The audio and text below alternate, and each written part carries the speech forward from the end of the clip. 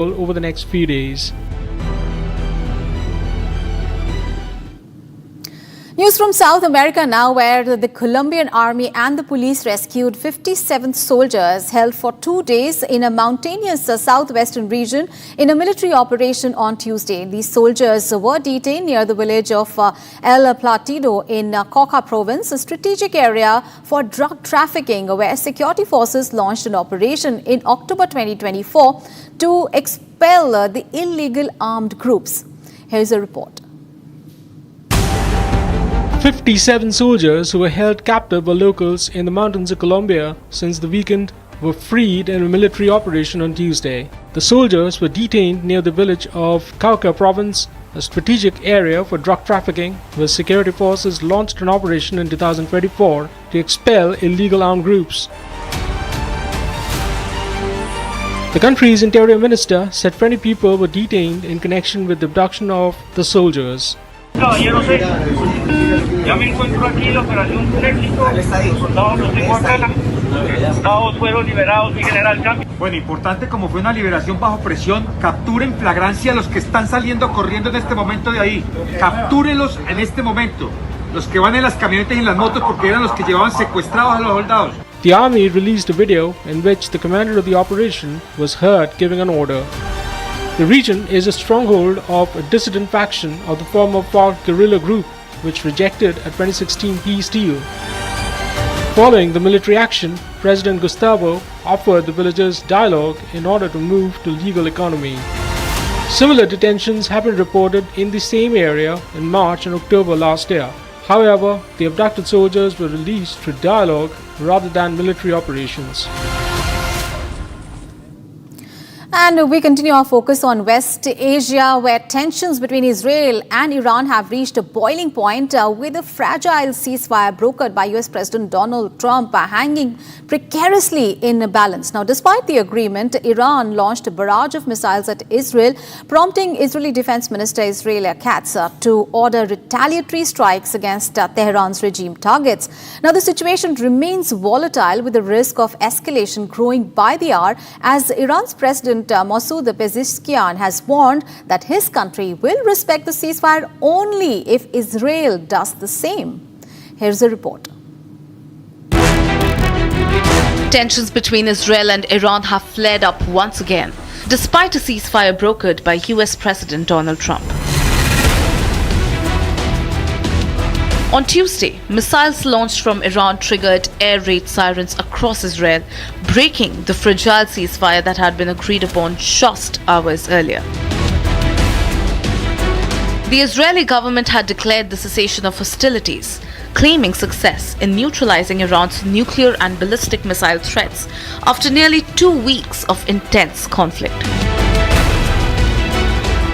But this new barrage of missiles from Iran has prompted Israel to strike back. Defense Minister Israel Katz has ordered what he called forceful retaliatory strikes against Tehran's regime targets. Katz made it clear that the Israeli Defense Forces will respond decisively, targeting Iran's hot Tehran. Israeli Prime Minister Benjamin Netanyahu, however, revealed that he held back from more severe action after consulting with US President Donald Trump. Meanwhile, in a stark warning, Iran's President Masoud Pezeshkian stated that if Israel does not violate the ceasefire, Iran won't either. Meanwhile, speaking aboard Air Force One, Trump said the goal is to avoid further chaos. Changing tunes, he said that the regime change would only lead to greater instability. If there was, there was. But no, I don't want it. I'd like to see everything calm down as quickly as possible. Regime change takes chaos. And ideally, we don't want to see so much chaos. So we'll see how it does. You know, the Iranians are very good traders, very good business people. And they got a lot of oil. They should be fine. They should be able to rebuild and do a good job. They're never going to have nuclear, but other than that, they should do a great job. The situation remains volatile and the risk of escalation grows with every passing hour. Will the fragile ceasefire hold, or is the region on the brink of a more dangerous conflict? So tensions remain in West Asia, and on Tuesday morning, Iran launched a ballistic missile targeting Israel, and this missile struck residential areas, scattering debris and causing widespread destruction. Here's the full story. Debris scattered everywhere. One ballistic missile causing widespread destruction. People were seen leaving their homes as security forces inspected whether their house could withstand a missile. Take a look at this report filed by Nick, our reporter from Israel. Now the security forces are entering the house and we should leave because it's not safe to be here, and they need to check if this house can collapse like any other houses here all around, because it's not safe. And now the residents of the house have a few minutes to take the most important stuff from their house before it probably will collapse. And you see, this is the reality in Israel. An area hit by an Iranian missile, mostly inhabited by students and elderly people, was also seen covered in debris. This place is one of the studential areas in Tel Aviv, and you can see how huge is destruction here all around. All this building is completely destroyed here behind me, and this was the target of Iran. This is just regular people living here, a lot of students, and also there is a lot of elderly population in this area. And see how destroyed all of this place, and this is just from one rocket. Unbelievable destruction from just one rocket. Iran's barrage of attacks left no one unscathed, leaving a mound of debris and wreckage. As you can see, Iran again is targeting civilians, buildings of civilians, houses of civilians, and this is the destruction of a whole area, studential residential area in Tel Aviv, completely destroyed just from one missile. You can see how huge is the damage just from one rocket. As the fragile ceasefire collapses, tensions between Iran and Israel show no signs of abating. With each strike, the region edges closer to a widespread conflict, and the human cost of war keeps rising. Well, with his premature ceasefire announcement between Israel and Iran showing a strain and struggling to hold after fresh missile exchanges, US President Donald Trump arrived at Amsterdam for the NATO summit at The Hague.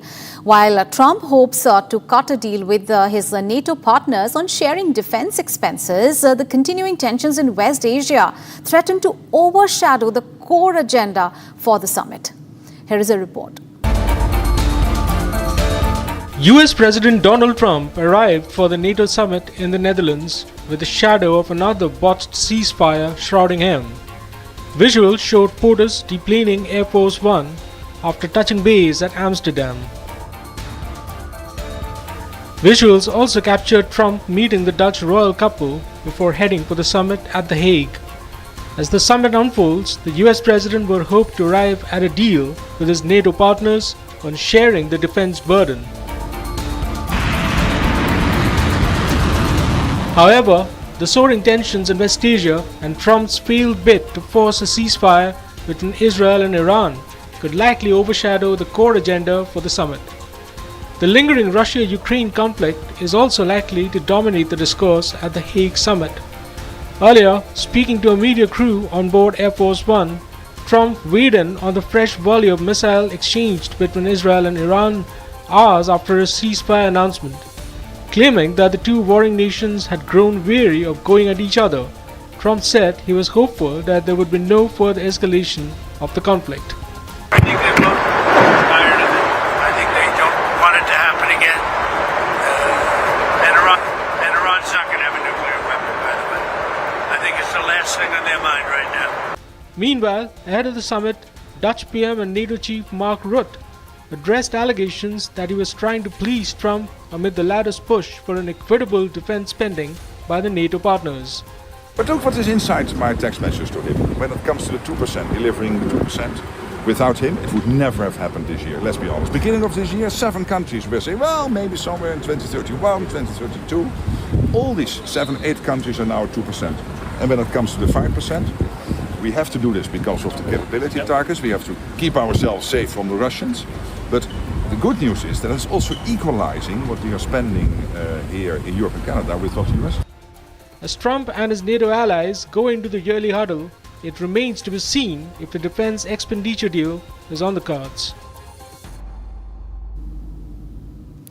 Well, as Trump's latest claim of a truce went up in smoke, the US's State Department jumped to the president's defense over his announcement of a ceasefire between Israel and Iran. Now, claiming that any ceasefire deal was fraught with fragility at the start, the State Department spokesperson said that what was more important was that both nations agreed to hold fire and enable restoration of peace. Take a look. US President Donald Trump's massive announcement of a ceasefire in West Asia failed to reflect on the ground as Israel and Iran went at each other with a fresh volley of missiles. Even as Trump's latest bid to emerge as a deal maker turned peacemaker failed to cut much ice, the White House jumped to his defense. The US State Department said any ceasefire deal is fraught with fragility at the start. At a press briefing in Washington, D.C., State Department spokesperson Tammy Bruce said what was more important was to acknowledge that both Israel and Iran agreed to hold fire. Any ceasefire dynamic, it's fragile. And in the meantime, of course, things did come together, and there has been quiet in that region. He did make clear his feelings about that, but as I mentioned in the opening, that he said, just a couple of hours ago, both Israel and Iran wanted to stop the war equally. It was my great honor to destroy all nuclear facilities and capability and then stop the war. So obviously, the president has believed from the beginning that diplomacy can stop wars, that it is the thing that we should rely on. He leaned into that, and it's continuing to work. This is a dynamic now that is in play. And is, I think, steady, as he has, I believe, also recognized based on his comment. Hours after Trump announced a total and complete ceasefire after a 12-day war, Israel rained fire on Iran, while Tehran responded with its own missile burst on the Jewish homeland. Venting out his frustration as his bid to negotiate a truce fell apart, Trump berated Israel and Iran, saying they didn't know what they were doing. You know what? We basically have 2 countries that have been fighting so long and so hard that they don't know what they're doing. Do you understand that? Meanwhile, the Democrats breathed fire at the Trump administration, accusing it of dragging its feet in briefing the Congress on the ceasefire. It is completely unacceptable that Congress has not been briefed on this in a timely fashion. We need evidence, we need details, and we need to know them now. There are a number of outstanding questions, including whether this attack achieved the administration's stated goals. Launching an attack without congressional authorization is wrong. Launching a potentially unsuccessful attack without congressional authorization would be an administration-defining failure. As Trump flounders with another ceasefire bid, the larger question is, can Israel and Iran still salvage a truce? And back home, amid the probe into India's deadliest air disaster, the AI-171 crash and burn in Ahmedabad, now the DGCA has carried out a comprehensive check of prominent airports in the country, including Delhi and Mumbai. And these checks involved an assessment of ground handling as well as maintenance operations at the airports. Here is a look.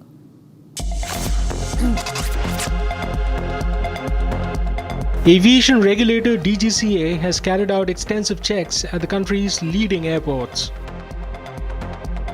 The checks come close on the heels of the country's deadliest air crash in Ahmedabad. The Air India 171 Dreamliner jet bound for London's Gatwick Airport crashed into a medical hostel after losing altitude, leaving 241 passengers and crew dead. The crash put the spotlight back on the glaring loopholes in the country's aircraft maintenance and flight services.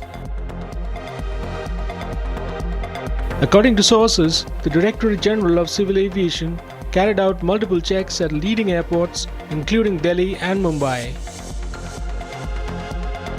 The checks threw up multiple lapses in airlines, airports, and aircraft maintenance works.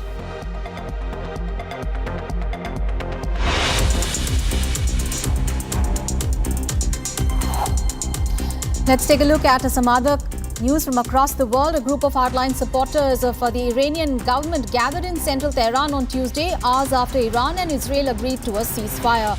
US President Donald Trump announced the two nations had agreed to a complete and a total ceasefire soon after Iran launched a limited missile attack on Monday on a US military base in Qatar, retaliating for the American bombing of its nuclear sites.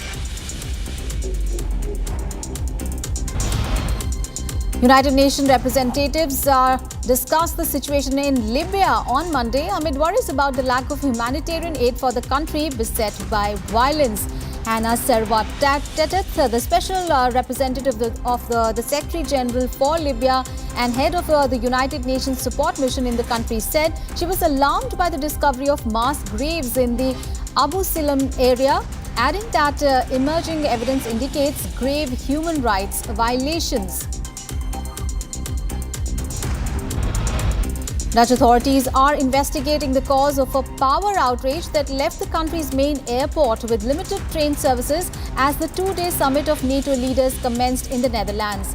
Caretaker Justice Minister David Van Wiel told the NATO Public Forum that investigators were considering the possibility that fire in some 30 rail cables may have been set intentionally. Funerals were held on Tuesday for the victims of a suicide bomb attack on a church in Syria at the weekend that killed at least 25 people. The attack on Sunday at the Mar Elias Greek Orthodox Church during a divine liturgy in Dwelia near Damascus was the first of its kind in Syria in years, and comes as Damascus, under its de facto Islamist rule, is trying to win the support of minorities. An extensive triple-digit heat, broken temperature records and oppressive humidity piled up to a steaming mess at the heat dome, crushing the eastern half of the nation sizzled to what should be its worst Tuesday. More than 150 million people woke up to the heat warnings, and forecasters at the National Weather Service expected dozens of people to tie or set new daily high temperature records. Meanwhile, Massachusetts too also sizzled and smoldered under extreme temperatures.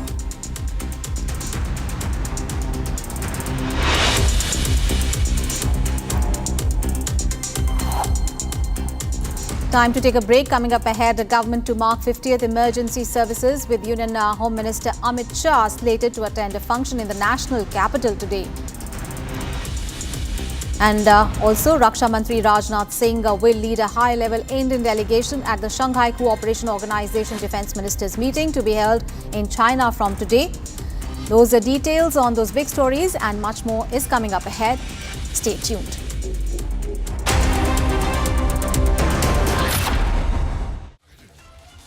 दादी के हाथों का जादू और खुशबू से महकता घर, माँ की मुस्कुराहट और खाने की सुगंध। MDH गरम मसाला, क्योंकि हर रिश्ता है स्वाद से जुड़ा।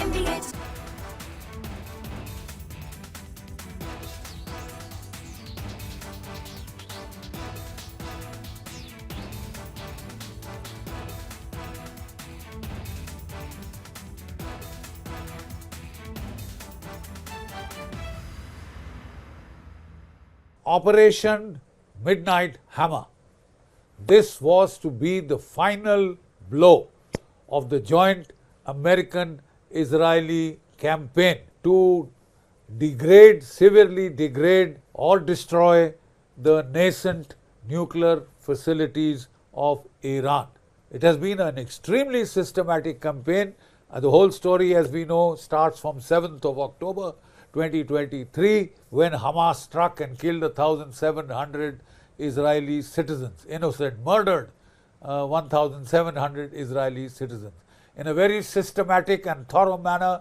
You know, Israel first destroyed the Hamas, then it turned on and destroyed the Hezbollah, and then with the help of the United States, it severely degraded the Houthis. These are the three arms of the Iranian octopus. Having taken out the three arms, Israel now set its target on the head, that is, the head of the octopus, or Iran per se. The simple fact is, from 1992 onwards, you know, Prime Minister Netanyahu has been warning the world about Iran's lurch towards the nuclear capability, and it is just a week away, a couple of weeks away. That is what has been said.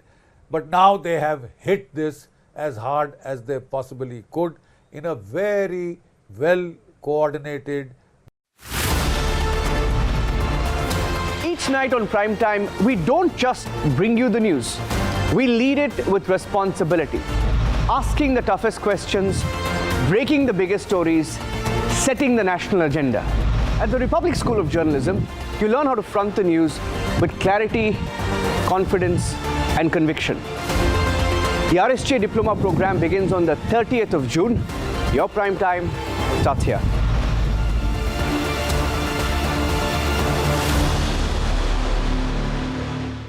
इसको घर पे लगाओगे तो शादी का तो पता नहीं, पर घर पक्का नहीं टूटेगा। रुंगटा नहीं तो घर स्ट्रॉन्ग नहीं। रुंगटा स्टील TMT बार एकदम सॉलिड। पहाड़ों में एक हाइकिंग शिप भी बन सकती है।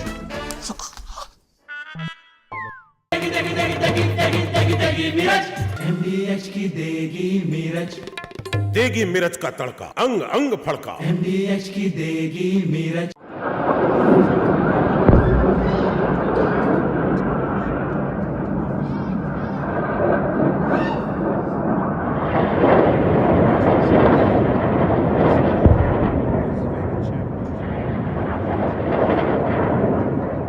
Excellencies, 2 days ago, in this very chamber, I made a direct appeal: give peace a chance. That call was not heeded. Instead, the bombing of Iranian nuclear facilities by the United States marks a perilous turn in a region that is already reeling. From the outset of the crisis, I have repeatedly condemned any military escalation in the Middle East. The people of the region cannot endure another cycle of destruction. And yet, we now risk descending into a rat hole of retaliation after retaliation. To avoid it, diplomacy must prevail. Civilians must be protected. Safe maritime navigation must be guaranteed. The Non-Proliferation Treaty is a cornerstone of international peace and security. Iran must fully respect it. And all member states must act in accordance with their obligations under the UN Charter and other rules of international law, including international humanitarian law.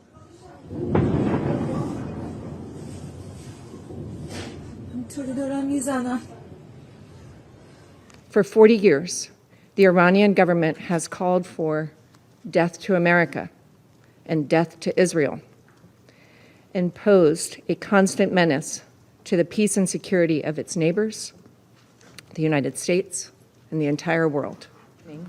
U.S. military strikes targeted nuclear facilities in Fordo, Natanz, and Isfahan, with the aim of dismantling Iran's nuclear enrichment capacity and stopping. We eat music, we breathe music. Music is our life. And music has also taught that my audience comes from diverse background, different religion, different. I feel I belong to every religion of the world. I feel I belong to every religion of India. So my life is music. So I'm very grateful to God Almighty. That's amazing.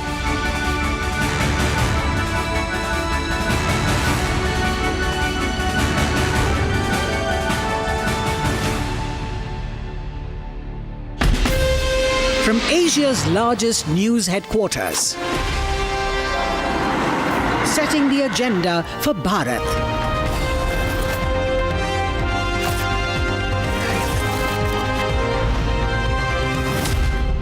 watching Republic.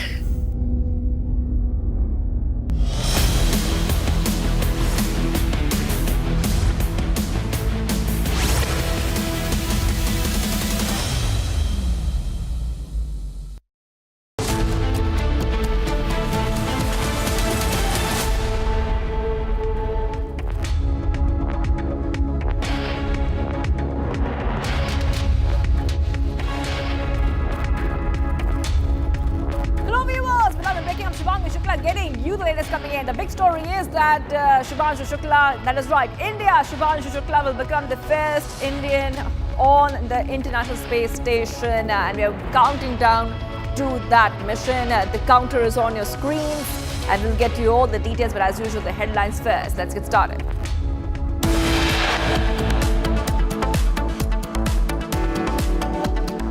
The Axiom-4 mission, a collaboration between NASA, Axiom Space and SpaceX, is set to launch today at 12:01 p.m. Indian Standard Time after many delays.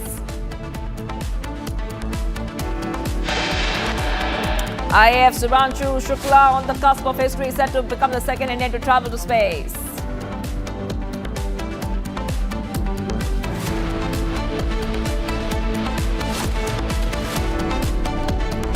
Early intel reports cast doubt on Trump's assertion. Report says U.S. strikes failed to destroy Iran's nuclear sites. Raksha Mantri Rajnath Singh will lead a high-level Indian delegation at the Shanghai Cooperation Organization Defense Ministers meeting to be held at Qingdao, China from today.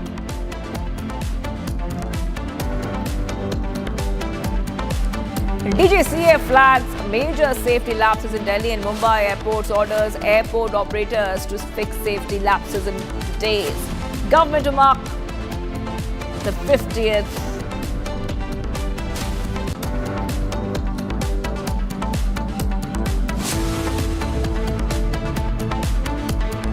And government to mark the 50th emergency anniversary with Union Home Minister Amit Shah slated to attend a function in the national capital today.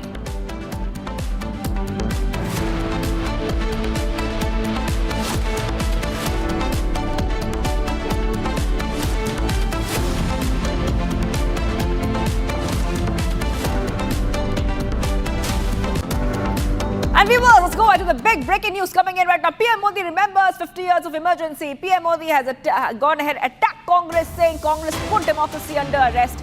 It was India's darkest chapter. He also said that various political leaders, I repeat, various political leaders, students and social workers were jailed. He says, and I quote, "Today marks 50 years since one of the darkest chapters in India's democratic history, the imposition of the emergency. The people of India mark this day as Samvidhan Hatya Divas. On this day, the values enshrined in the Indian constitution were set aside, fundamental rights were suspended, press freedom was extinguished, and several political leaders, social workers, students and ordinary citizens were jailed. It was as if the Congress government in power at the time placed democracy under arrest." That is right, viewers. Big update coming in here, Republic TV, where we see Prime Minister Modi has also gone ahead and made this very important statement coming in as we see that he has also asked for the compilation and the preservation of all legal battles and documents related to the emergency period. And this is coming in as we keep getting you back-to-back updates on Republic TV.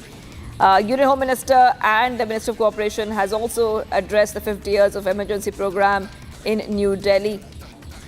And PM Modi decided to commemorate Samvidhan Hatya Divas so that the country remembers how India had to suffer terrible consequences when a government has become dictatorial, that it was not an emergency.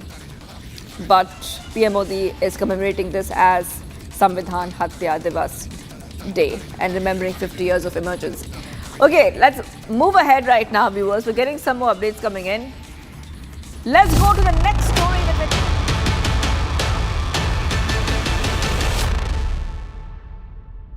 Viewers, let's move ahead right now because India is ready for a historic moment. We're counting down to that. The timer is on your screen. After 41 years, India is set to make a mark in space exploration again.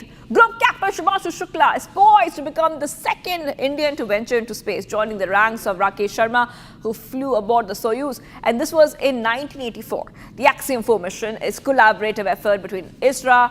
We see that NASA ISRO is scheduled to launch today at 12:01 p.m. Shukla will pilot the mission alongside astronauts from US, Poland and Hungary. The crew will dock at the International Space Station and also conduct the various scientific experiments over a 14-day period. The mission marks a significant milestone in India's space journey and highlights the country's growing capabilities in space exploration. That is right, viewers. And on your screen, you can see the experience that Shubhanshu Shukla has had. He is an IAF pilot, and he has over 2,000 plus hours of flight experience. And he is going to be India's new space hero. That is right. And on your screens, you can see the achievements of Shubhanshu Shukla. This is his. He's from Lucknow, and Shubhanshu Shukla is piloting the Axiom mission for a landmark moment for India, and he will become India's second astronaut in space, but the first one on the first Indian in the International Space Station. He'll be the second Indian to go to space, following Rakesh Sharma's Soviet-era flight in 1984. And Shukla will become the first Indian astronaut to board the International Space Station, marking a major step beyond for Indians. And when it comes to going beyond in space exploration, this is going to be very, very big moment coming in for India. And I have with us, we have a guest joining us live right now.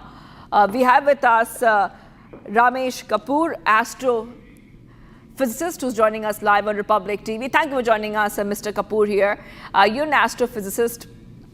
So yes, I am. You would perfectly be able to tell our viewers how this Axiom-4 mission is going to get launched and the kind of checks it will go through, because we've seen multiple delays. If you could explain to our viewers what to look out for before the mission lifts off, and then I'll come across and talk a little bit more about Shubhanshu Shukla. Sure. See, from the excitement in your voice, I can feel the how 140 crore Indians are right now feeling. I think the most excited person among all of us will be Shri Rakesh Sharma, then squadron leader, when he went for the first time in space on 3rd April and stayed there in the Salyut 7 space station for 7 days, 21 hours and 40 minutes.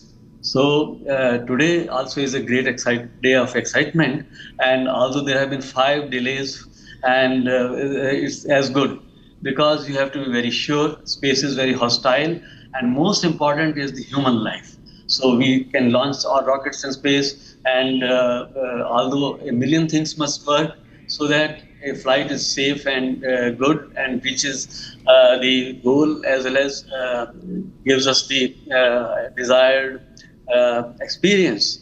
In this case, there are 4 human beings going to fly on this Falcon 9 rocket, and they will be in the Space Dragon orbital capsule. And in about 10 minutes after the launch, they will be into space. And then it takes about 28 hours to be finally docking with the International Space Station.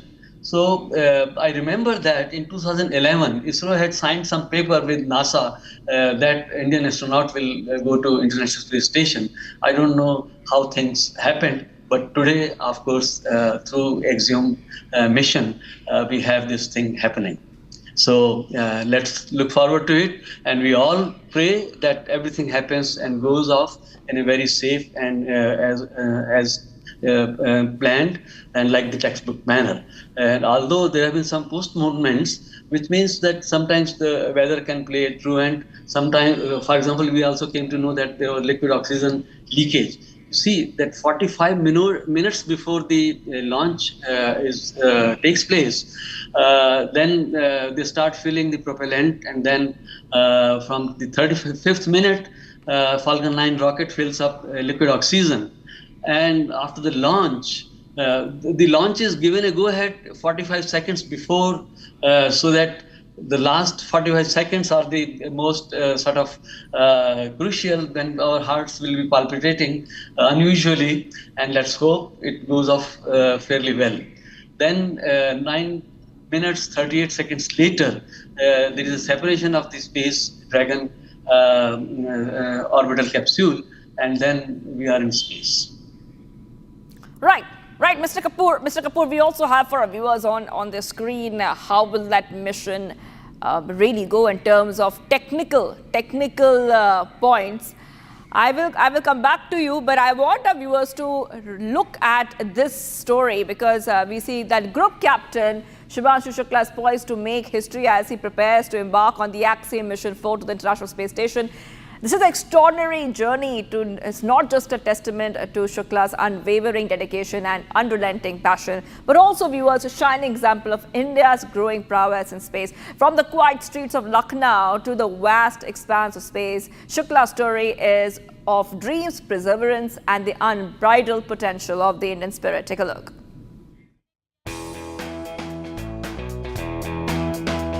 In a quiet corner of Lucknow, a reserved, introvert boy once looked up at the sky, not knowing it would one day become his home, even if just for a while. Born in October 1985, Shubhanshu Shukla's journey from the bylanes of Uttar Pradesh to the vast expanse of space is nothing short of extraordinary. Shukla's parents, beaming with pride, spoke to Republic.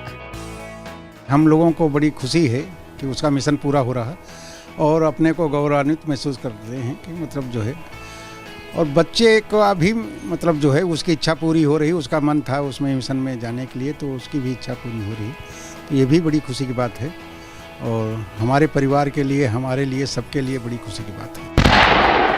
The spark ignited in 1999 during the Kargil War. Like many of his generation, the nation's call stirred something deep within. But for Shukla, it wasn't just inspiration. It was a decision that took shape when he independently cleared the UPSC NDA exam. And by 2005, he had earned a bachelor's degree in computer science from the National Defence Academy.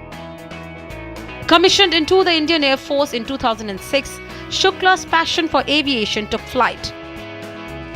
He became a fighter pilot, clocking over 2,000 hours on spacecraft like the Su-30, MKI and MiG-29, earning a reputation for sharp precision and calm command. In 2019, his destiny took a sharp turn upward, literally when he was selected by the Institute of Aerospace Medicine for India's human spaceflight program. Shukla completed his initial training by Russia's Yuri Gagarin Cosmonaut Training Center by 2021, laying the foundation for something greater than the cockpit. What began as a whisper of dream in early 2020 had become a national mission. In 2024, Prime Minister Narendra Modi named him among 4 astronaut designates for Gaganyaan, India's most ambitious human spaceflight effort yet. But before India's tryst with Gaganyaan came another leap, this time to the International Space Station. For the Axiom-4 mission, Shukla trained with astronauts from NASA, ESA and JAXA. From learning emergency protocols to mastering ISS science modules, his transformation from fighter pilot to scientist astronaut was complete. At home, he's a man of habit, a father, a fitness enthusiast, a voracious reader of non-fiction. But behind that quiet discipline lies a man of steel, someone who left the known comforts of an airspace career to embrace the uncharted world of spaceflight. From making split-second decisions in a cockpit to delicately handling microgravity experiments, his journey reflects immense adaptability and courage. Now, as Group Captain Shubhanshu Shukla prepares to lift off aboard Axiom-4 from NASA's Kennedy Space Center, the nation watches with pride. I am really excited to go into the microgravity and experience the spaceflight on my own. and the tempo for the mission has been building up each month, and I think we are at a stage wherein all the pieces are kind of coming together, and I'm extremely excited to see how this unfolds in the coming months. And going forward from here, it would mostly be repetition of the things that we have done, so we are really ready, and we are confident in our abilities to execute this mission successfully. What began as the dream of a shy boy from Lucknow has become a symbol of India's growing footprint in space. The first Indian astronaut, Wing Commander Rakesh Sharma, traveled to space in 1984. I was born in 1985. I endeavor to train well and execute this mission with utmost professionalism. I also hope to ignite the curiosity of an entire generation in my country through my mission and drive the innovation that will make many such projects possible for us in the future. With Gaganyaan on the horizon and his name already etched in the annals of space explorations, Shukla stands not just as an astronaut but as a symbol of silent strength, resolve and the limitless potential of an Indian dream. From Earth to the stars, Group Captain Shubhanshu Shukla carries with him not just the hopes of a mission but the pride of billion hearts. All right, let's go back to our guest who's joining us again, Mr. Kapoor, astrophysicist, joining us back. And that story that our viewers saw, that is Shubhanshu Shukla's journey so far and his achievements so far. But now that he will be soon on the International Space Station, my question to you is that how will Shubhanshu Shukla's historic feat help India's Gaganyaan mission and other human space flight missions which India is planning?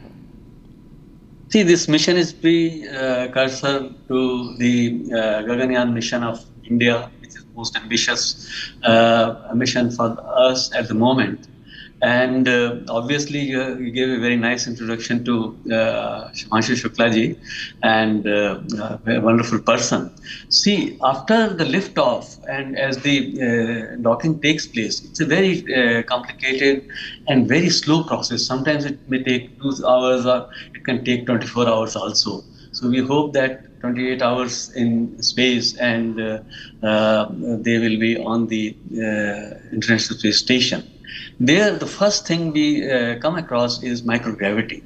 You see, theoretically, a spacecraft flies 400 kilometers over the surface of the Earth at 27,700 kilometers per hour. So you are following a certain trajectory. That is the state where you are at zero gravity. But you are not exactly at that point. You are a centimeter below it or a centimeter above it. So that's where microgravity plays. So human body, I do not know how to define the center of gravity, but then you are all the time floating into the space station. So obviously the kind of things you do, they are all very unusual. But our astronauts have undergone a very wonderful training. Our own 4 shortlisted astronauts, originally there were 60 applicants, then they were shortlisted to 12. From among them, 4 were shortlisted. They underwent a very excellent training in Russia and then obviously in Bangalore also. And there is an Institute of Aerospace Medicine and Human Space Flight Center ISRO has. So this precursor will be a wonderful thing for future missions of our Gaganyaan project. See, there is a emergency preparedness we must know. Then microgravity adaptation. Apart from that, the flight operations we have to understand. So they have trained in Russian system.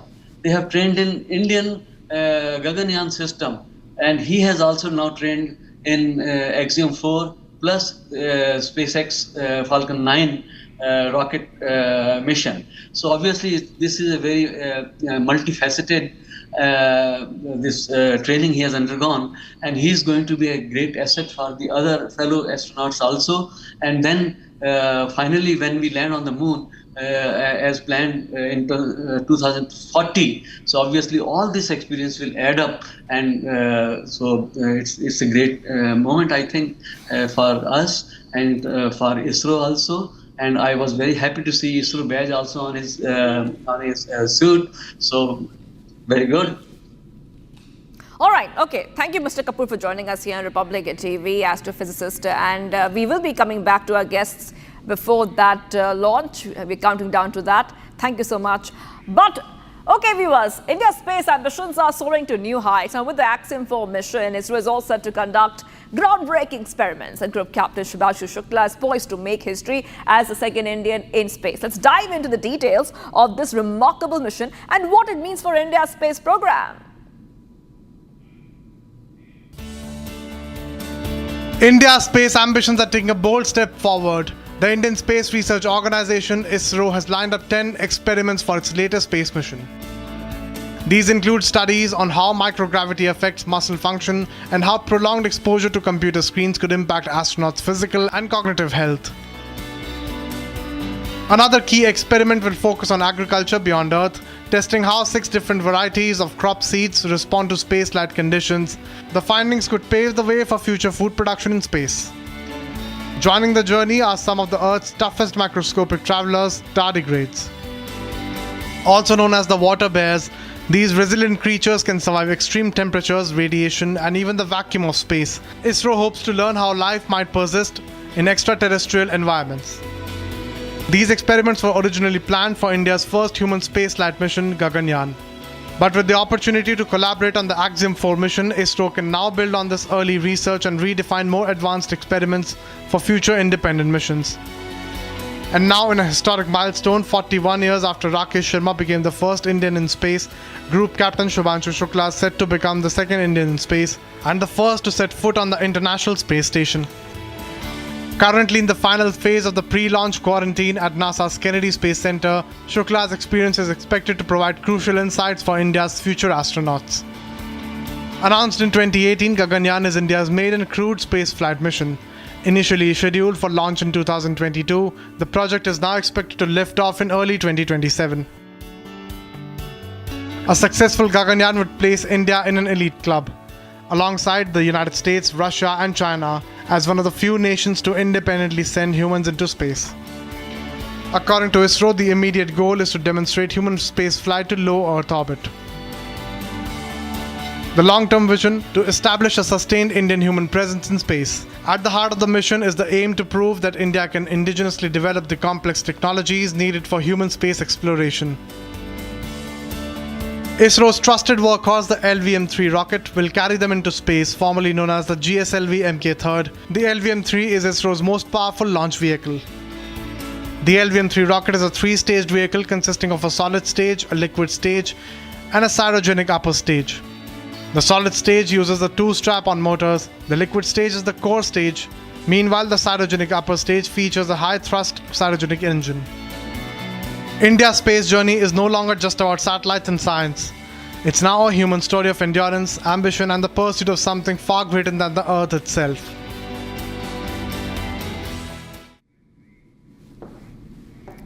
Amid the probe into the country's deadliest air disaster, viewers, the Air India 171 crash and burn in Ahmedabad the DGCA has now carried out a comprehensive check of prominent airports, including Delhi and Mumbai.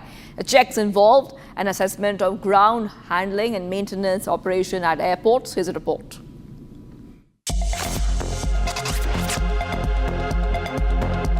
Aviation regulator DGCA has carried out extensive checks at the country's leading airports. The checks come close on the heels of the country's deadliest air crash in Ahmedabad.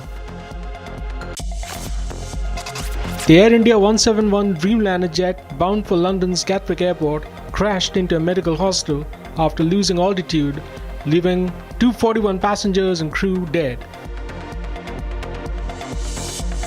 The crash put the spotlight back on the glaring loopholes in the country's aircraft maintenance and flight services. According to sources, the Directorate General of Civil Aviation carried out multiple checks at leading airports, including Delhi and Mumbai. The checks threw up multiple lapses in airlines, airports, and aircraft maintenance works.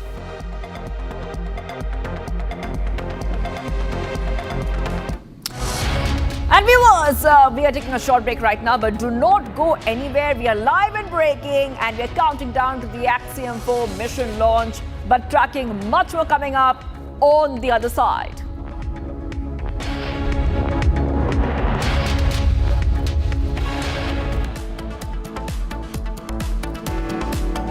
Raksha Mantri Rajnath Singh will lead a high-level Indian delegation of the Shanghai Cooperation Organization Defense Ministers meeting to be held at Qingdao, China from today.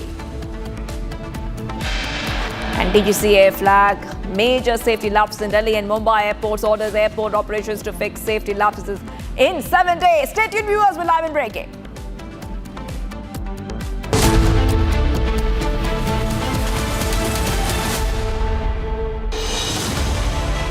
I've seen it, what it takes to report from the front lines. Accuracy, urgency, courage, responsibilities. At Republic School of Journalism, you'll be trained for that reality. It's not theory, it's live learning inside a working newsroom from the day one. If you want to report the truth when it matters the most, RSJ is where you begin. Course begins on June 30th. Apply now. Powered by Century Ply Club Prime. Raho befikar. In the global employability rankings by Times Higher Education UK, only the following 6 institutions from India are ranked amongst the top 230 in the world for having the most employable graduates. IIT Delhi, IISc Bangalore, IIT Bombay, IIM Ahmedabad, IIT Kharagpur and Amity University. पैसा लगाना है तो century ply club prime पे लगाओ। डूबेगा नहीं, जलेगा भी नहीं, कोई खा नहीं जाएगा, धोखा नहीं देगा, ऊपर नीचे भी नहीं होगा, सेफ रहेगा, सिक्योर्ड मिनिमम 30 साल का रिटर्न देगा। अब इससे बेटर इन्वेस्टमेंट है तो बताओ। सेंचुरी प्लाई क्लब प्राइम, रहो बेफिक्र। अब छोलिया हो या लोबिया, सफेद चने या काले चने, सब कुछ मजेदार बने।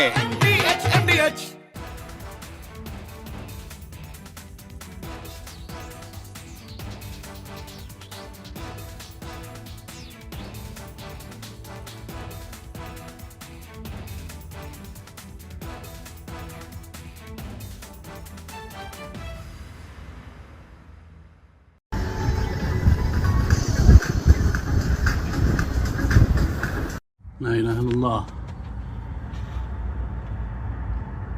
لا إله إلا الله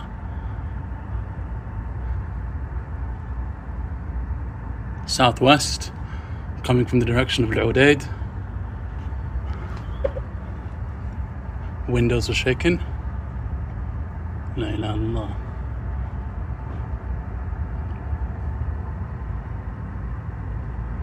لا إله إلا الله Probably Patriot.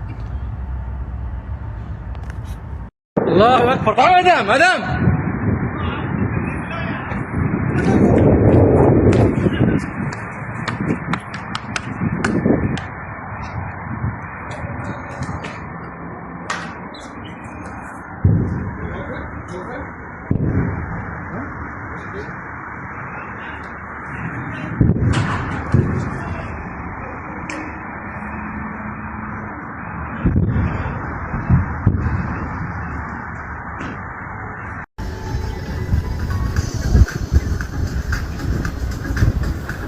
لا إله إلا الله لا إله إلا الله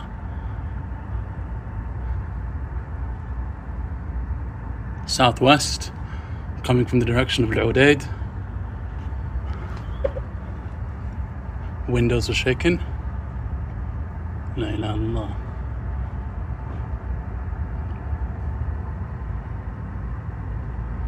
لا إله إلا الله Probably Patriot. Allahu Akbar. Madam.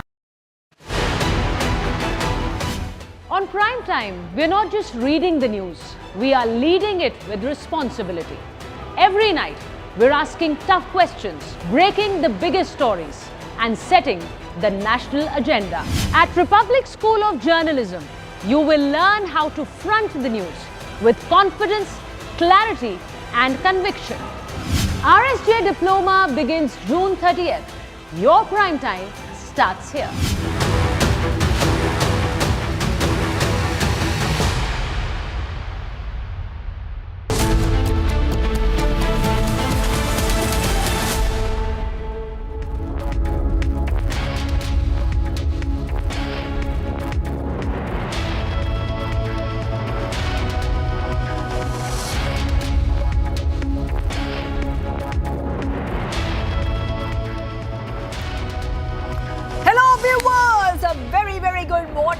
We are live and breaking. I'm Shubhanshu Shukla getting you the latest coming in, and we're counting down to the Axiom-4 mission launch. That is right. After multiple delays, the day has finally come for the launch.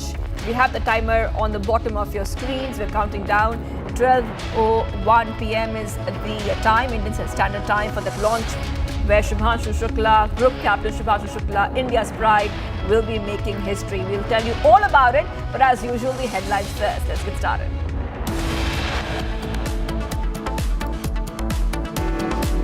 The Axiom-4 mission, a collaboration between NASA, Axiom Space and SpaceX, is all set to launch today at 12:01 p.m.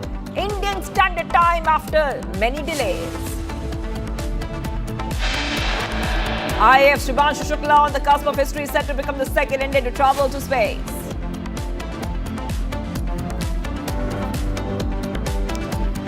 Early intel reports cast doubt on Trump's assertion. Report says US strikes failed to destroy Iran's nuclear sites.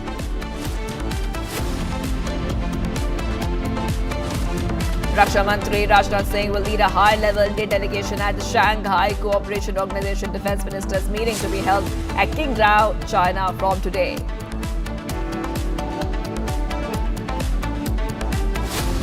DGCA flagged major safety lapses in Delhi and Mumbai airports, orders airport operators to fix safety lapses in 7 days.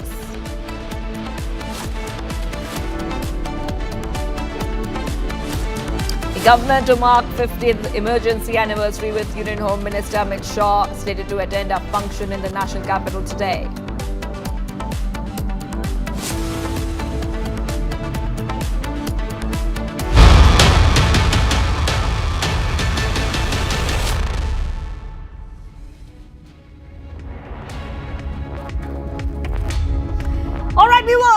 India is ready for a historic moment after 41 years. India is all set to make a mark in space exploration again. Group Captain Shubhanshu Shukla is poised to become the second Indian to venture into space, and joining the ranks of Rakesh Sharma, who flew aboard the Soyuz in 1984. The Axiom-4 mission, a collaborative effort between ISRO and NASA, is scheduled to launch today at 12:01 p.m. Shukla will pilot this mission alongside astronauts from the US, Poland, Hungary. The crew will dock at the International Space Station and conduct various scientific experiments over a 14-day period. And the mission marks a significant milestone in India's space journey and highlights the country's growing capabilities in space exploration. So on your screens, you can see, viewers, the Falcon 9 specification and all those points and highlights coming right in. Shubhanshu Shukla is going to go ahead and make history. That is right. And bring laurels to India. That is the expectation that the entire country has from Shubhanshu Shukla as he becomes the second Indian and the first Indian as well on the International Space Station. And this is coming in as we keep getting you top updates.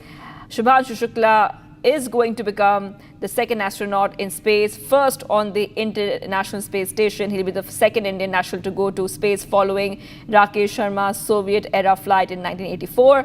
And then Shukla will become the first Indian astronaut to board the International Space Station, marking a major step beyond any previous Soviet or joint missions. It's a big boost for India's human spaceflight goals as well. The mission builds crucial experience for the Gaganyaan, India's own crewed orbital mission, which is slated soon. We'll see that Shukla's role as a pilot on Dragon capsule showcases India's capacity to integrate with global spaceflight operation. Okay, we have with us our guest who's joining us right now, Republic TV. We have with us Mr. Vinod Srivastav, former ISRO scientist, joining us live here. Thank you for joining us, Mr. Srivastav.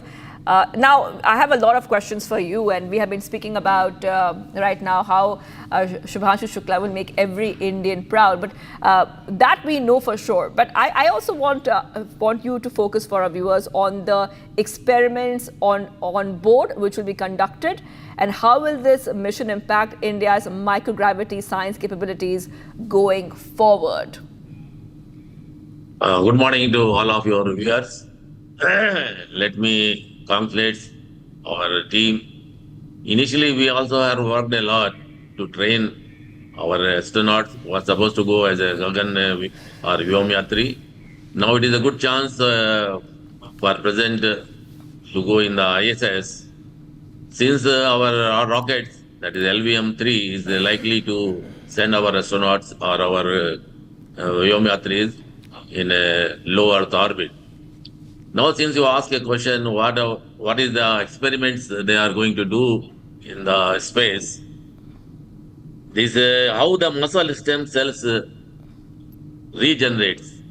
See, in the earth, in the ground, as we know, we get all the strength to our bone, where the muscles are the main strength, which gives the power to a man to lift. Say the power lifting, he can lift up to 200 to 250 kgs of the weight, as we see in the competitions.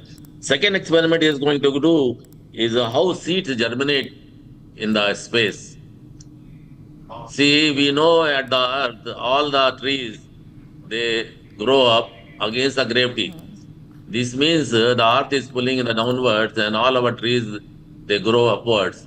What are the experiments were done in the earth, taking a very giant wheel, like a London Eye, and put the plant on the each cabin and start growing in a scale.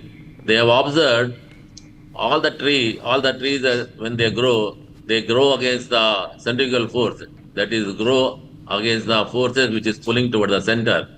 So now he is going to do an experiment to see in space how the seeds germinate and how they grow, and how the cultivate micro algae on the space food.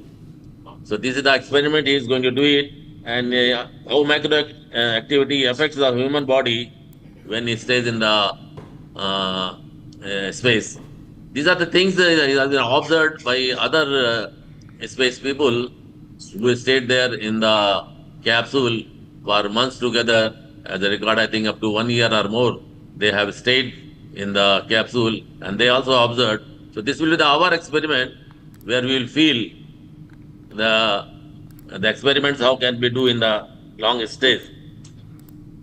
Now, as far as concerned, the sending this particular capsule to the International Space Station under the mission of Axiom-4, and we have seen this mission was postponed a number of times. This is the 7th time the same is planned to go, and whatever the going on as per the countdown, it appears to be everything is going as per the schedule.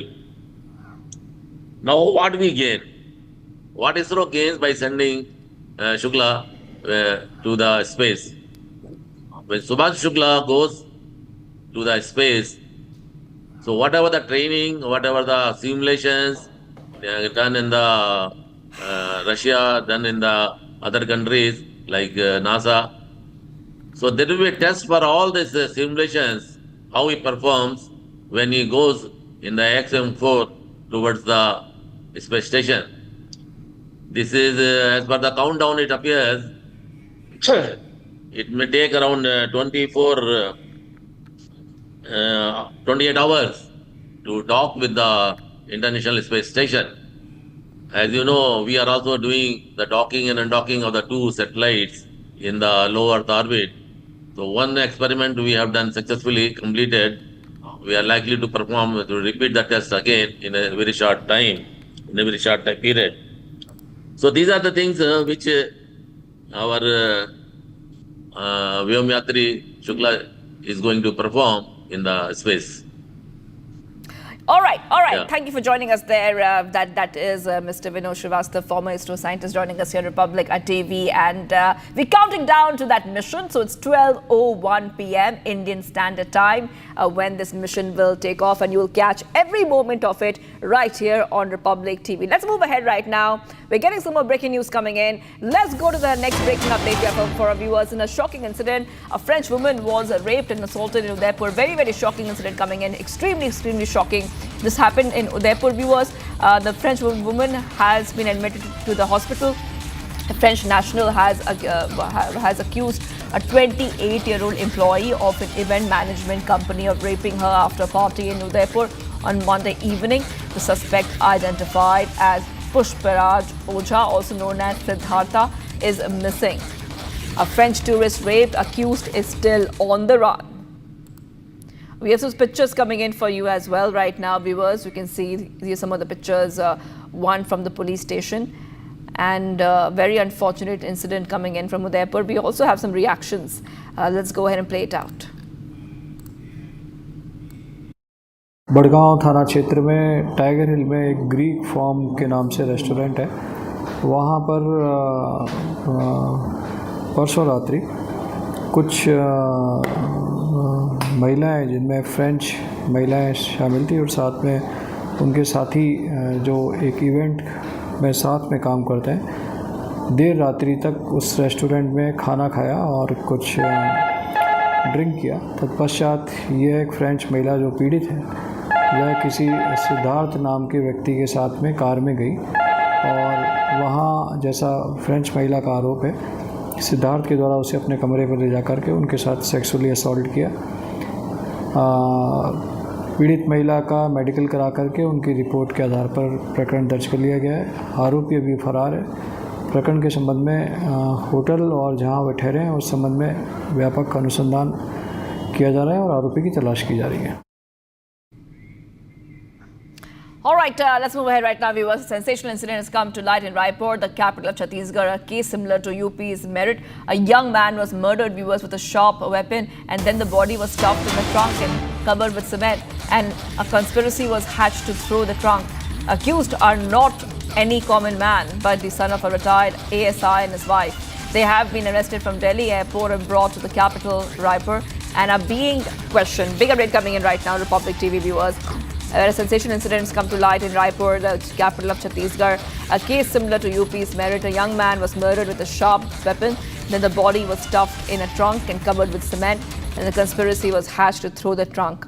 We have those pictures coming in for you right now, viewers. You can see two pictures there, how the body was hidden in a trunk. And on the right hand, you can see that the accused couple have now been arrested. Some of those pictures are showing where this case stands, and according to the latest, the accused is not any common person but the son of a retired ASI and his wife. They have been arrested from Delhi airport and brought to the capital Raipur, and right now are being questioned. So one more chilling incident coming in right now, viewers, on Republic TV. One more chilling incident showing that this crime has taken place. It's a case which is still being investigated, and from what we understand, a young man was murdered with a sharp weapon, and then the body was stuffed in a trunk, and then that body was covered with cement. Gruesome details coming out as the investigation in this case continues. Okay, let's go to Satya Vijay, who's joining us live right now, joining us live from Bhopal. Satya Vijay, describing to our viewers what has happened. It's definitely a very shocking case coming in, but the investigation will continue. I just want you to help our viewers understand where this case stands and what was the motivation behind this gruesome act.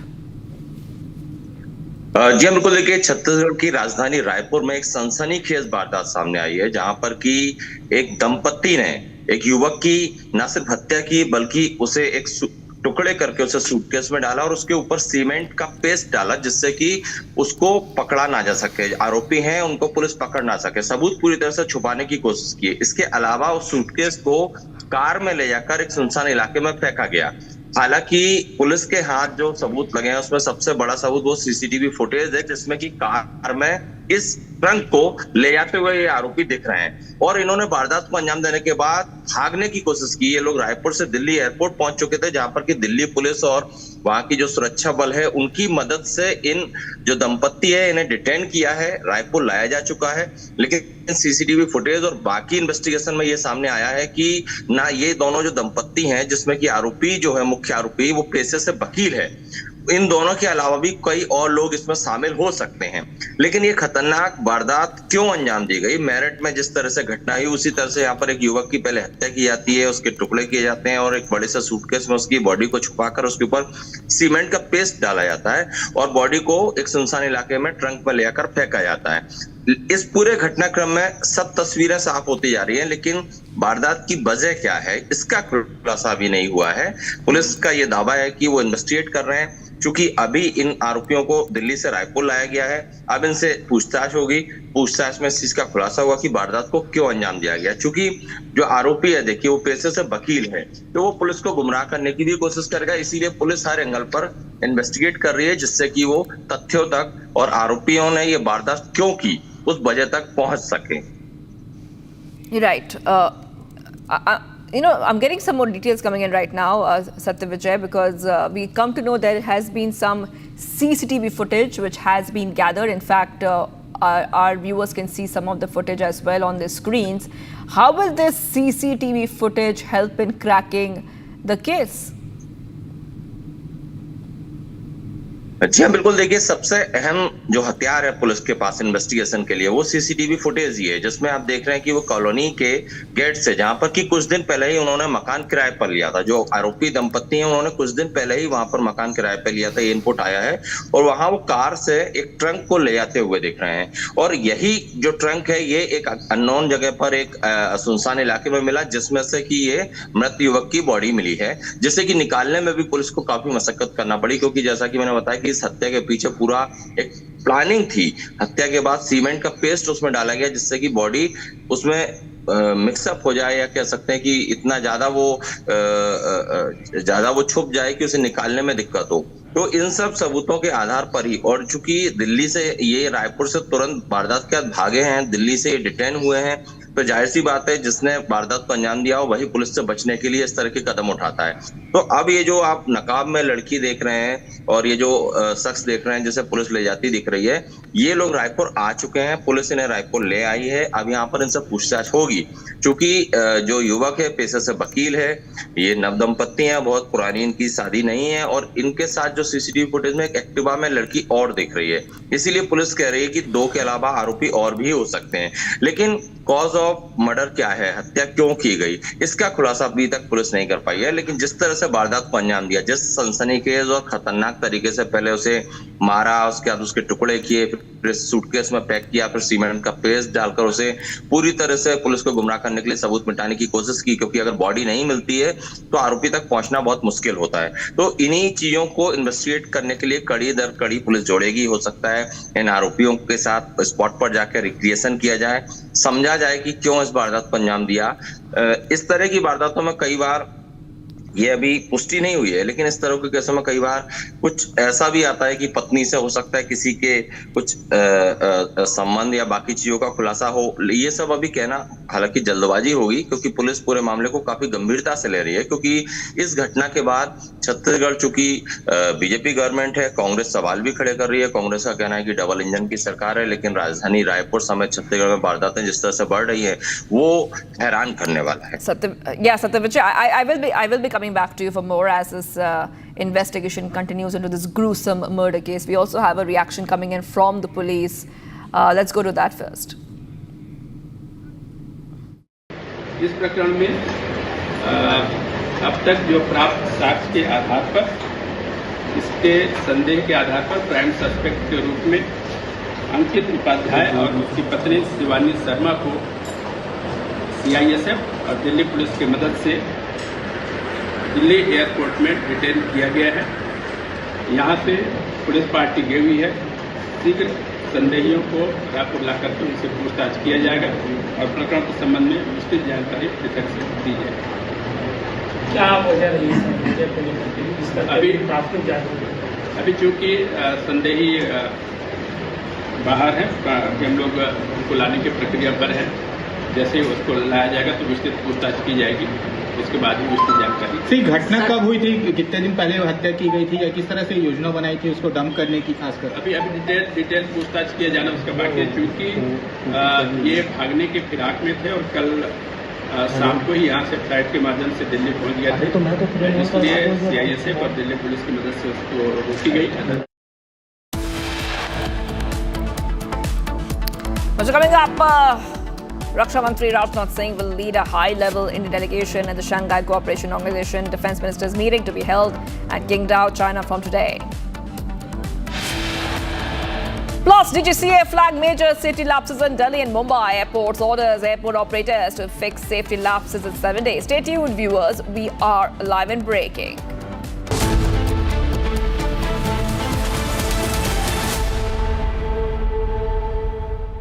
Powered by Century Ply Club Prime. रहो बेफिक्र। पैसा लगाना है तो century ply club prime पे लगाओ। डूबेगा नहीं, जलेगा भी नहीं, कोई खा नहीं जाएगा, धोखा नहीं देगा, ऊपर नीचे भी नहीं होगा, सेफ रहेगा, सिक्योर्ड में मिनिमम 30 साल का रिटर्न देगा। अब इससे बेटर इन्वेस्टमेंट है तो बताओ। सेंचुरी प्लाई क्लब प्राइम, रहो बेफिक्र। आधे बाउल दही में 4 चम्मच MDH चटनी पुदीना मसाला डाला, स्टर करो, पुदीना चटनी तैयार। MDH चटनी पुदीना मसाला। Operation Midnight Hammer. This was to be the final blow of the joint American-Israeli campaign to degrade, severely degrade or destroy the nascent nuclear facilities of Iran. It has been an extremely systematic campaign. The whole story, as we know, starts from 7th of October 2023, when Hamas struck and killed 1,700 Israeli citizens, innocent, murdered 1,700 Israeli citizens.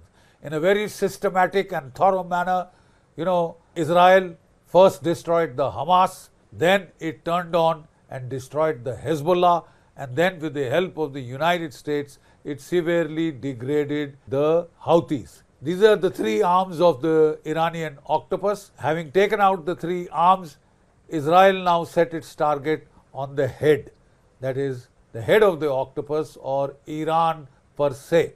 The simple fact is, from 1992 onwards, Prime Minister Netanyahu has been warning the world about Iran's lurch towards the nuclear capability, and it is just a week away, a couple of weeks away. That is what has been said. But now they have hit this as hard as they possibly could in a very well coordinated joint operations that has been very clear-headed in its inception and in its conduct, right? So let's go to the final phases of this operation. Donald Trump gave 60 days to Iran to negotiate. The talks were still on. 61st day, Israel started.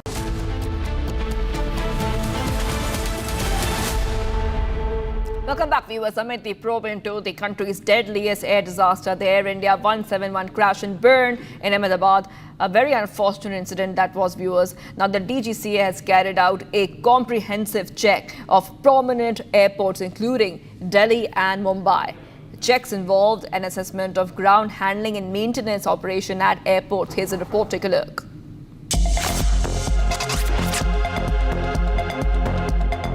Aviation regulator DGCA has carried out extensive checks at the country's leading airports. The checks come close on the heels of the country's deadliest air crash in Ahmedabad. The Air India 171 Dreamliner jet bound for London's Gatwick Airport crashed into a medical hostel after losing altitude, leaving 241 passengers and crew dead. The crash put the spotlight back on the glaring loopholes in the country's aircraft maintenance and flight services. According to sources, the Directorate General of Civil Aviation carried out multiple checks at leading airports, including Delhi and Mumbai. The checks threw up multiple lapses in airlines, airports, and aircraft maintenance works.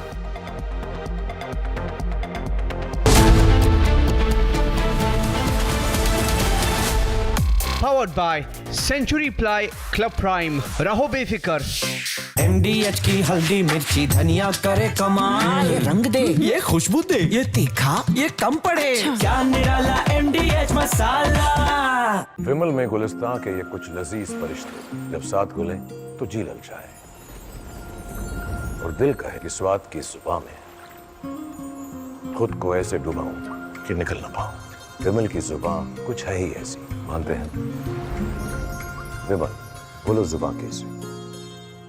ये है secret recipe MDH का जीरा sip जल जीरा मसाला। Sip sip जीरा sip MDH का जल जीरा सिप MDH का जल जीरा SIP.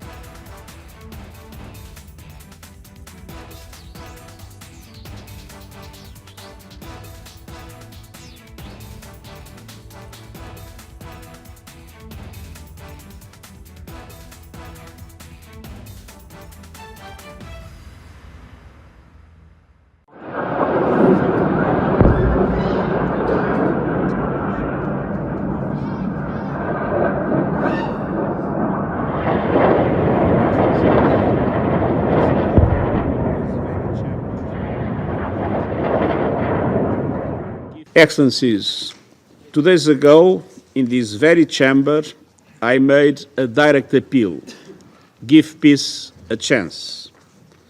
That call was not heeded. Instead, the bombing of Iranian nuclear facilities by the United States marks a perilous turn in a region that is already reeling. From the outset of the crisis, I have repeatedly condemned any military escalation in the Middle East. The people of the region cannot endure another cycle of destruction. And yet, we now risk descending into a rat hole of retaliation after retaliation.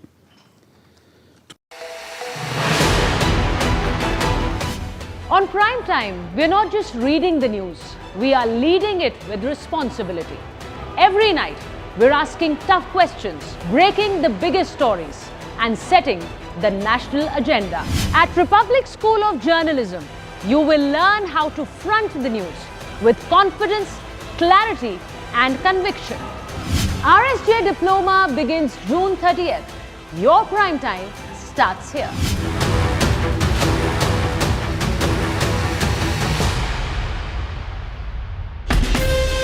From Asia's largest news headquarters, setting the agenda for Bharat.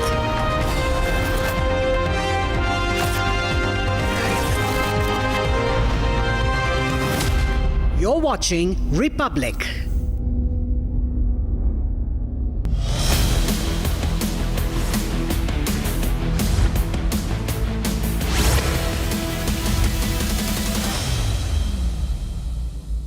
Powered by Century Ply Club Prime. Raho befikar. पैसा लगाना है तो century ply club prime पे लगाओ। डूबेगा नहीं, जलेगा भी नहीं, कोई खा नहीं जाएगा, धोखा नहीं देगा, ऊपर नीचे भी नहीं होगा, सेफ रहेगा, सिक्योर्ड में मिनिमम 30 साल का रिटर्न देगा। अब इससे बेटर इन्वेस्टमेंट है तो बताओ। सेंचुरी प्लाई क्लब प्राइम, रहो बेफिक्र। दादी के हाथों का जादू और खुशबू से महकता घर, माँ की मुस्कुराहट और खाने की सुगंध। MDH गरम मसाला, क्योंकि हर रिश्ता है स्वाद से जुड़ा।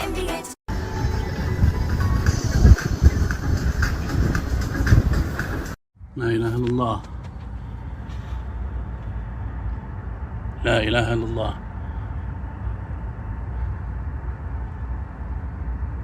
Southwest, coming from the direction of Al-Udaid.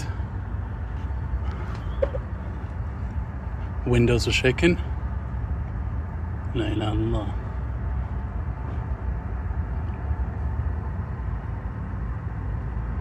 La ilaha illallah. Probably Patriot. Allahu Akbar. Madam.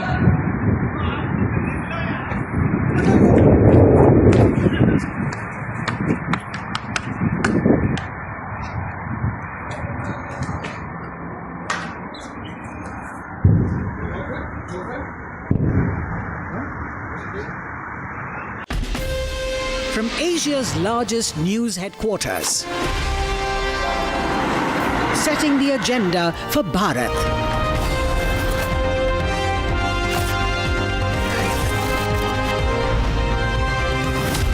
You're watching Republic.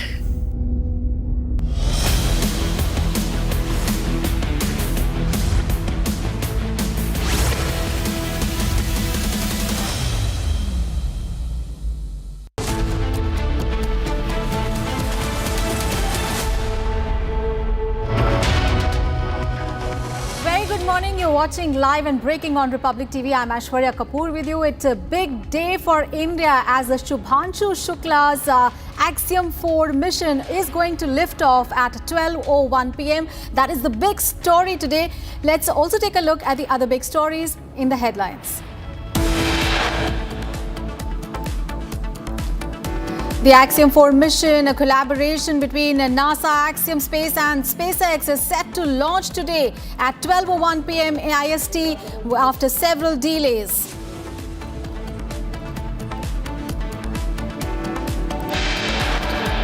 Indian Air Force's Shubhanshu Shukla, on the cusp of history, set to become the second Indian to travel to space.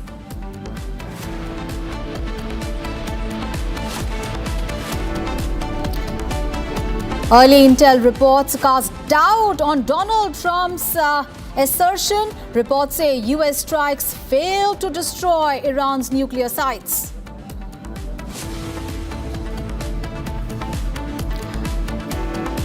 Raksha Mantri Rajnath Singh will lead a high-level Indian delegation at the Shanghai Cooperation Organization Defense Ministers meeting to be held in China from today.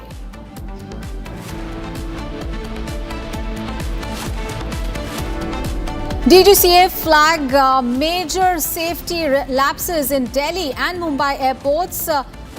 Orders airport operations to fix safety lapses in 7 days.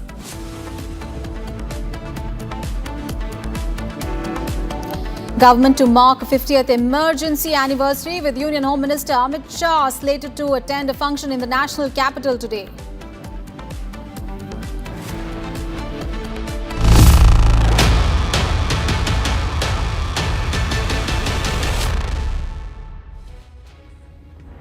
India is ready for a historic moment. After 41 years, India is set to mark its mark in space exploration again. Group Captain Shubhanshu Shukla is poised to become the second Indian to venture into the space, joining the ranks of Rakesh Sharma, who flew aboard the Soyuz T-11 in 1984. The Axiom-4 mission, a collaborative effort between ISRO and NASA, is scheduled to launch today at 12:01 p.m. Shukla will pilot the mission alongside astronauts from the United States, Poland and Hungary.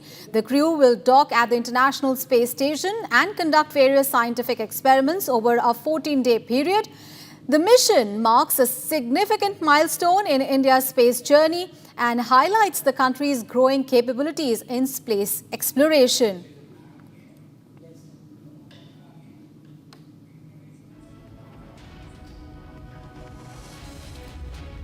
All right, let's get more insights on that story. We are joined in by Mr. Venkateshwar Sharma, former ISRO Deputy Director. Thank you so much, sir, and welcome to Republic TV. So it's a big day for India today as far as the field of space exploration is concerned. After 41 years, Shubhanshu Shukla will be the second Indian to go to the space. How do you look at the mission? The launch is going to take place at 12:01 p.m.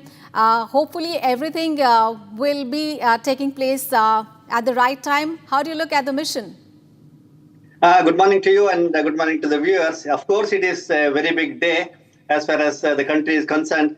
As you rightly pointed out, after 4 decades of going to space, now Shubhanshu Shukla is going to space. And of course, whatever this country does and whatever ISRO does, there will be always a purpose. After 4 decades is something which we need to answer.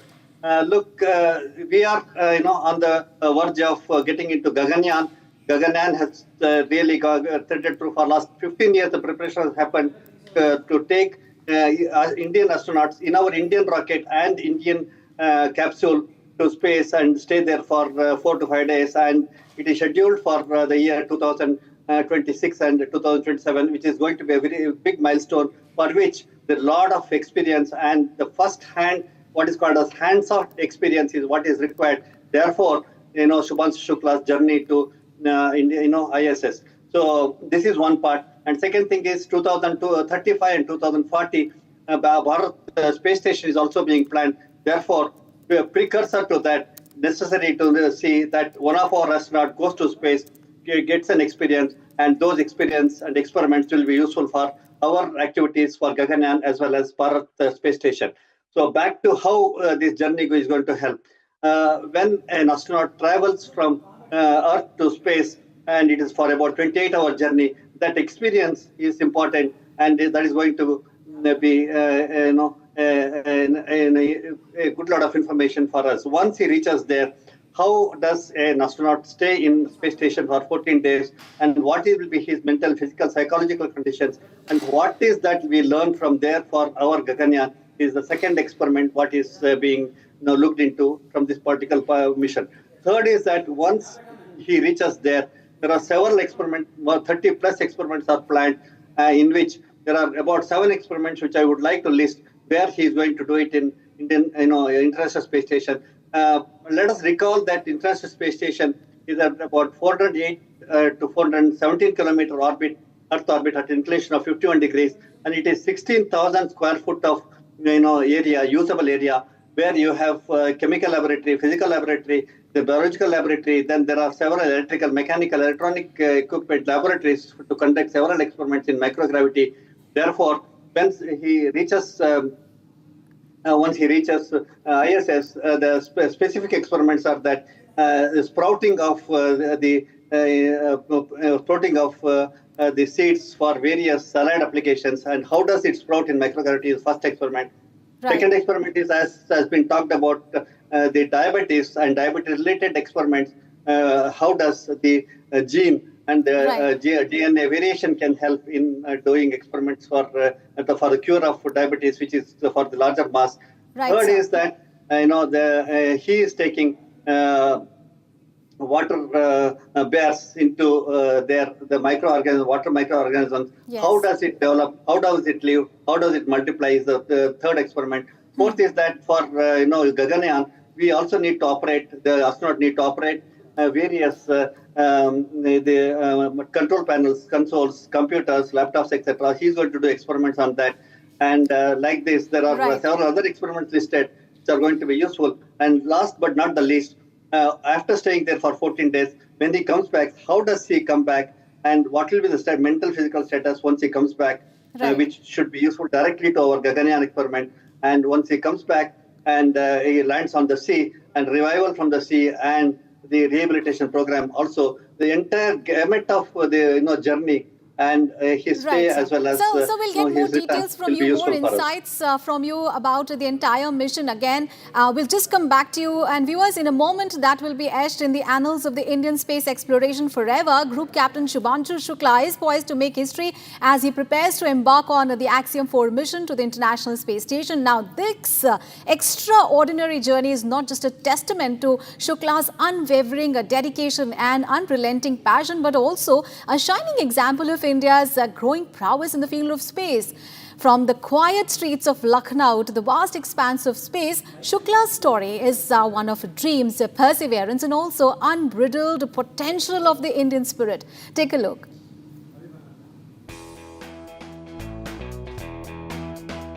In a quiet corner of Lucknow, a reserved, introvert boy once looked up at the sky, not knowing it would one day become his home, even if just for a while.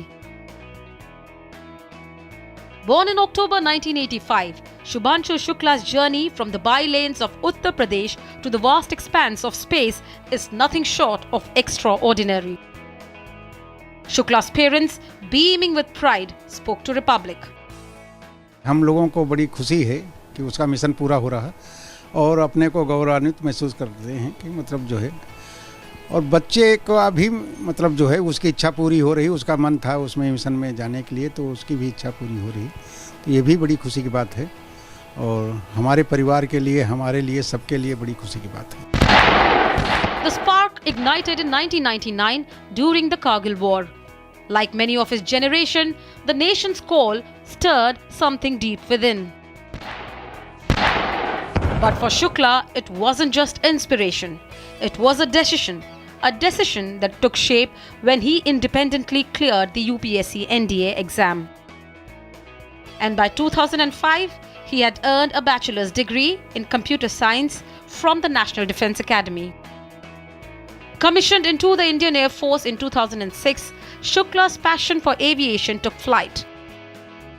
He became a fighter pilot, clocking over 2,000 hours on spacecraft like the Su-30, MKI and MiG-29, earning a reputation for sharp precision and calm command. In 2019, his destiny took a sharp turn upward, literally, when he was selected by the Institute of Aerospace Medicine for India's human spaceflight program. Shukla completed his initial training by Russia's Yuri Gagarin Cosmonaut Training Center by 2021, laying the foundation for something greater than the cockpit. What began as a whisper of dream in early 2020 had become a national mission.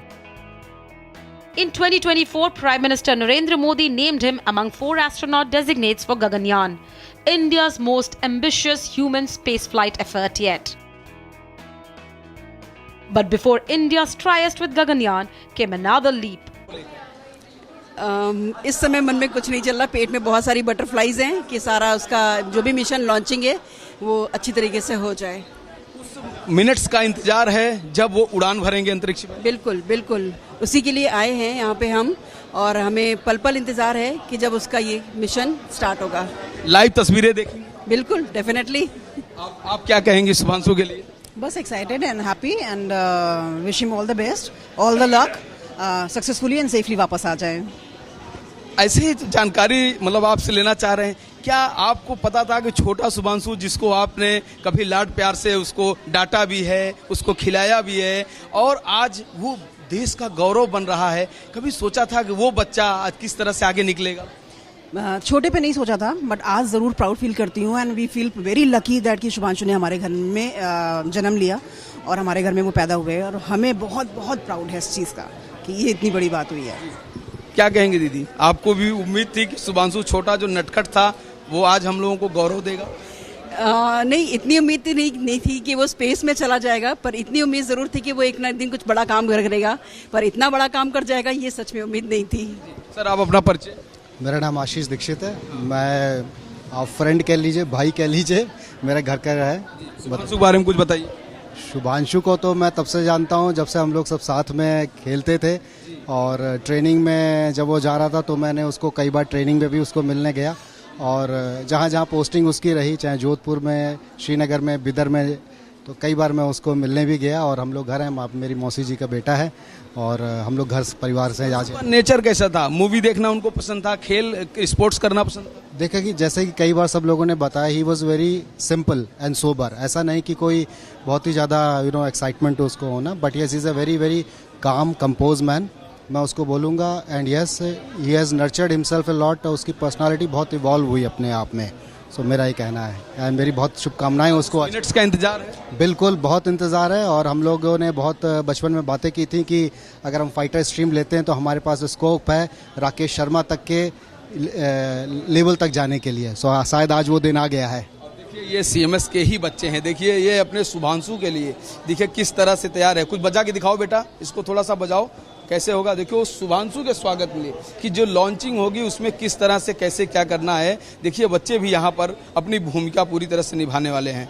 तो आप देख सकते हैं, ये live तस्वीरें हैं, Republic Bharat आपको दिखा रहा है कि कानपुर रोड पे जो सीएमएस स्कूल है वहाँ पर किस तरह का माहौल है।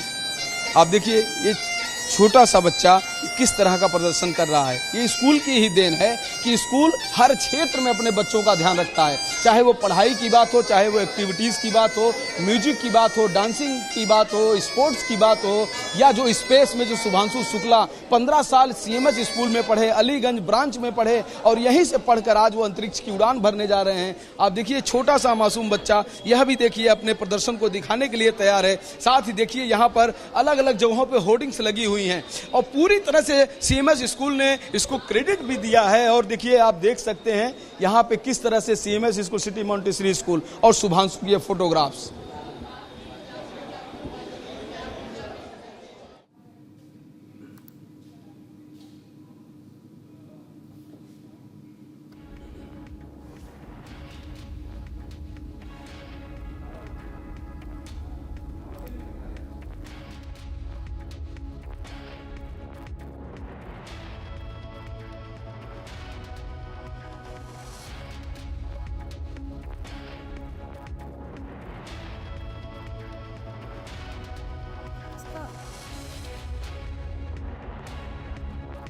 नहीं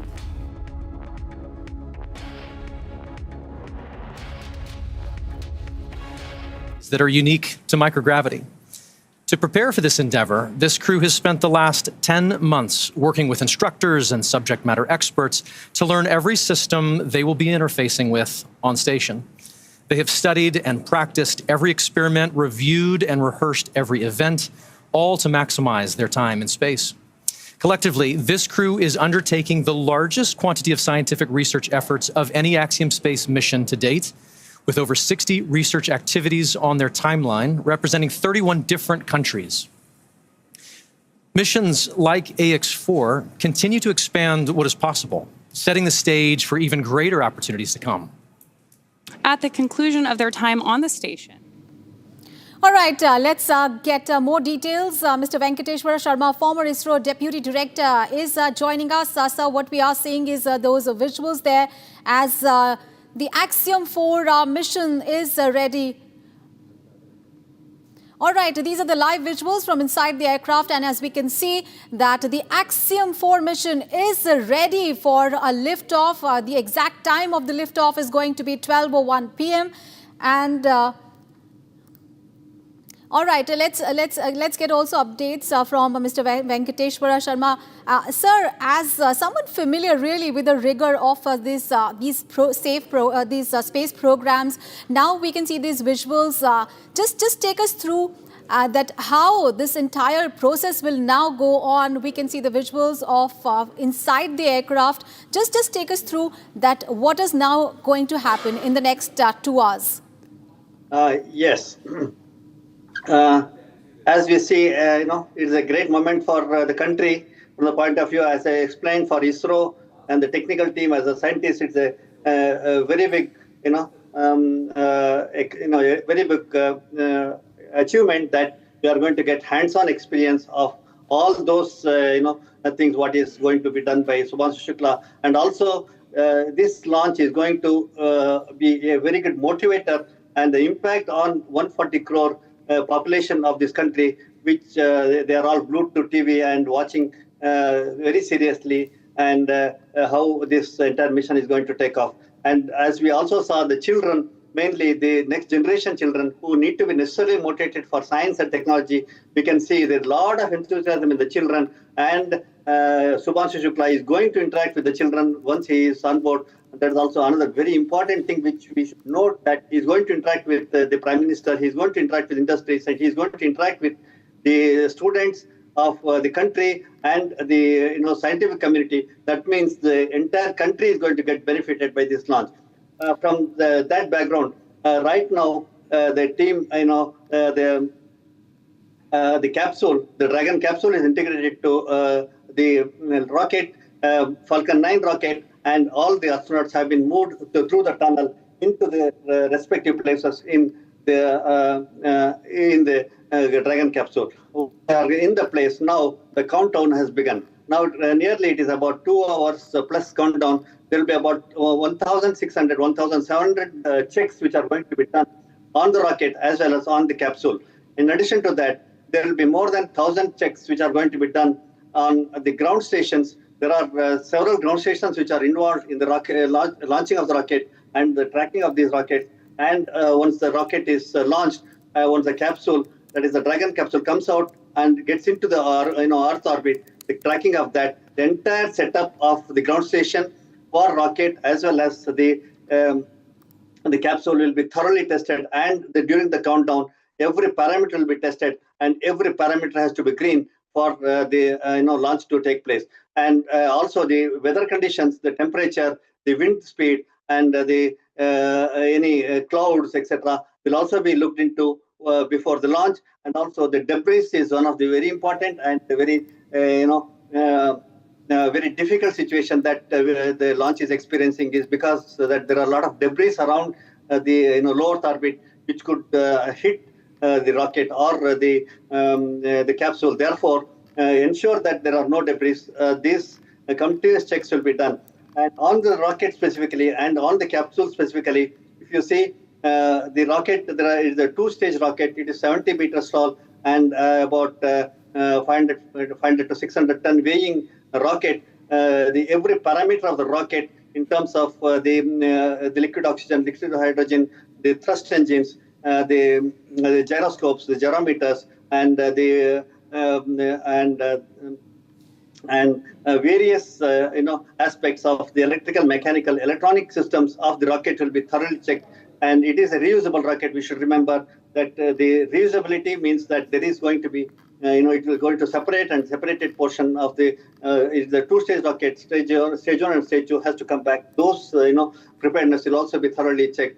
Once the first stage is burnt out, the second stage burning starts, and it picks up the speed of about 40,000 kilometers per hour before it enters into the space orbit, and the launch would take place about 14 to 15 minutes after the liftoff. And once the liftoff happens, then the process of getting into the orbit for the next 28 hours, the capsule, the Dragon capsule, will be the orbit, and it takes about 90 minutes per hour per orbit, and it takes about 16 to 17 orbits into the orbit before it docks into the ISS. And during this time, next 2.5 hours, very thorough checks are also done on the astronauts.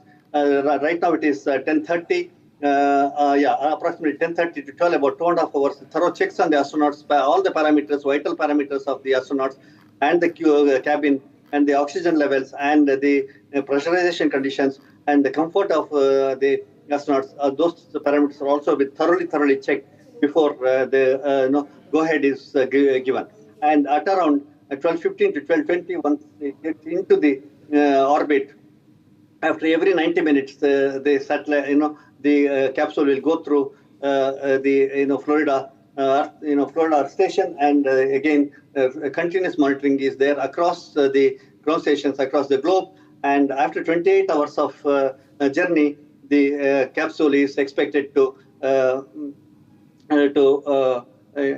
dock onto the ISS. This 28 hours of journey is extremely crucial. Please understand that the rocket takes off at about 40,000 kilometers per hour, and it travels a distance of about 403 kilometers. But it will be in the Earth orbit for next 28 hours, and the speed will be reduced from 48,000 kilometers per hour to about a kilometer per hour, so that at the docking speed, the speed of the Dragon capsule has to be near zero when it docks. Otherwise, there will be collision. To avoid collision, the speed has to be reduced. The velocity will be reduced. The direction of the port, the docking port to ISS, has to match. Therefore, there are several parameters which has to match before the capsule, Dragon capsule, capsule mates with the ISS. Once it mates, then the port will be open. And stories from space. I was deeply impressed by him.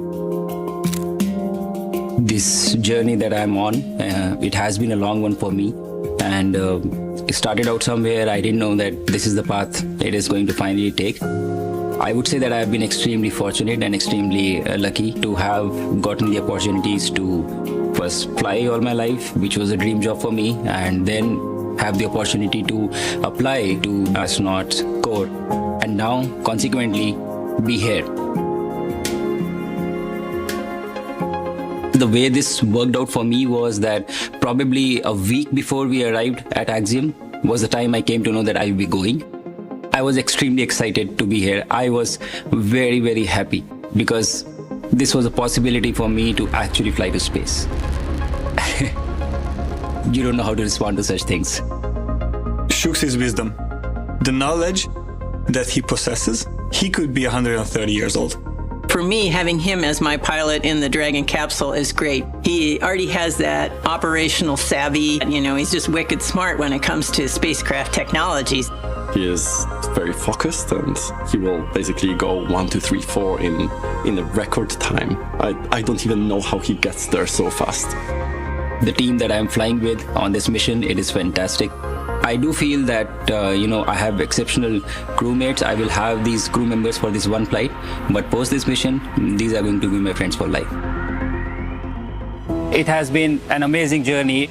These are moments that really tell you that you are getting to be a part of something that is much larger than yourself. I can only say how extremely fortunate I am to be a part of this. It is my sincere endeavor through my mission to inspire an entire generation back home in the country. I want to use this opportunity to ignite curiosity among kids. Even if this story, my story, is able to change one life, it would be a huge success for me. I am Group Captain Shubhanshu Shukla, and I am the mission pilot for Axiom-4 mission.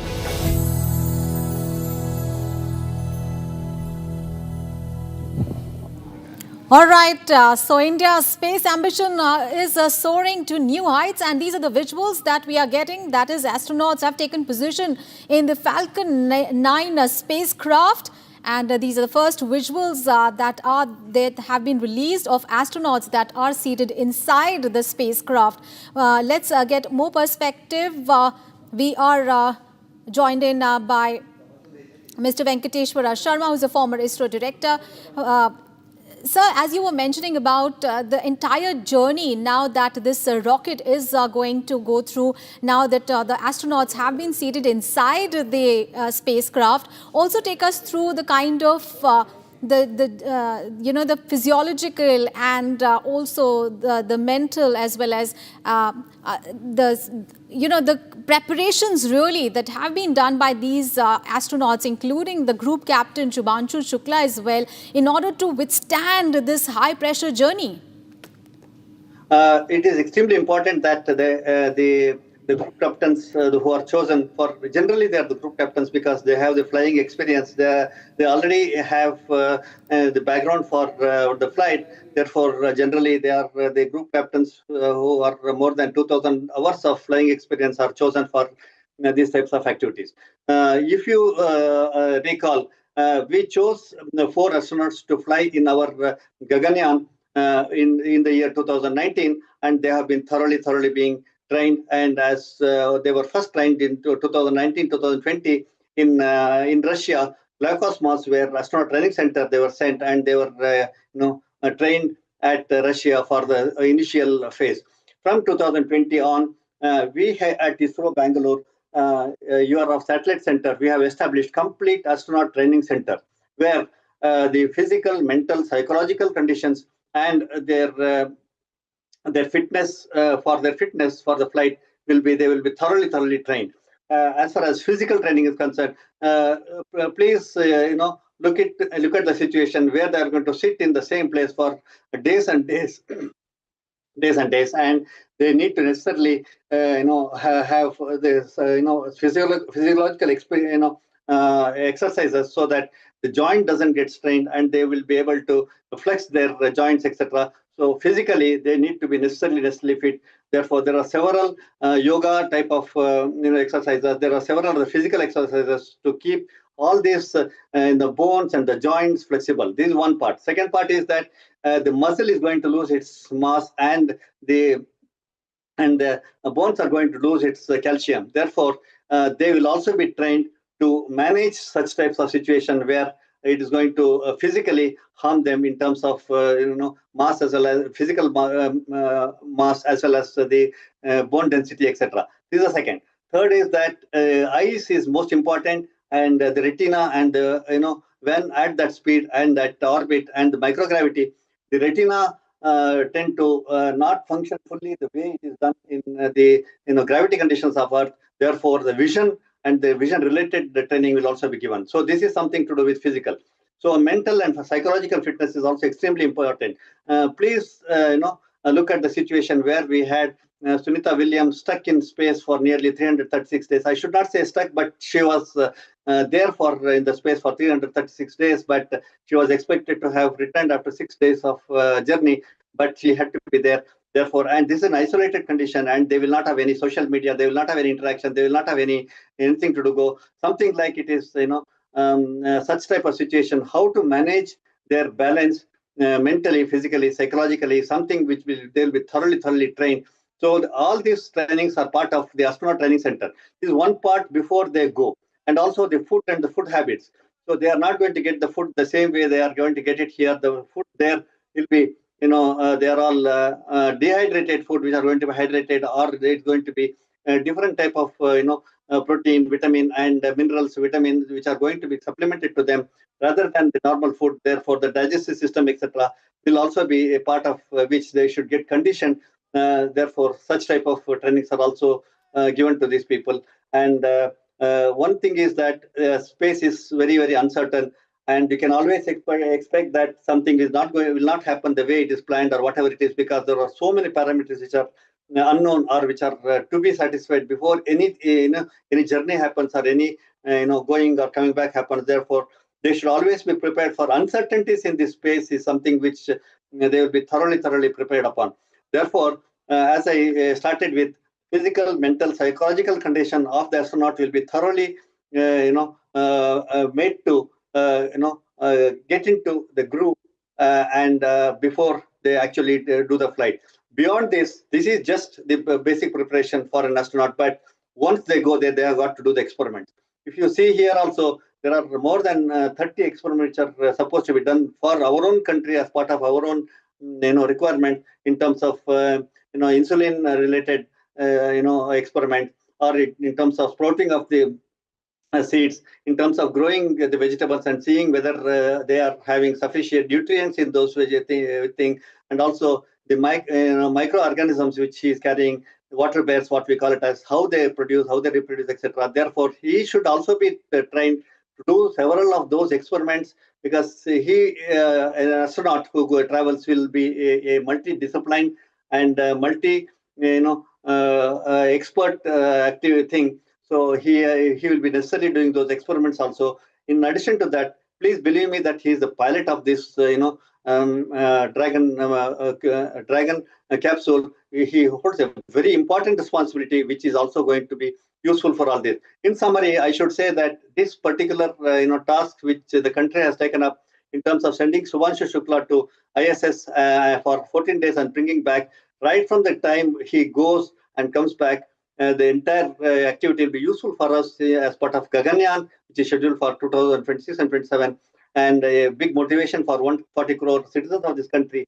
And also, if you see the BSS, the Bharat Space Station, which is planned 2035 and 2040, for that also, all these are the precursors and the backgrounds and the necessity, what we call it as necessary requirements, what we call it as necessary requirements, which have come to this thing. And I think the country in large, and ISRO in particular, is doing a right thing in taking up this task of sending an astronaut, namely Shubhanshu Shukla, through Axiom-4 and NASA, as well as SpaceX combo. That's again the first time such a type of activity is being taken, interdisciplinary,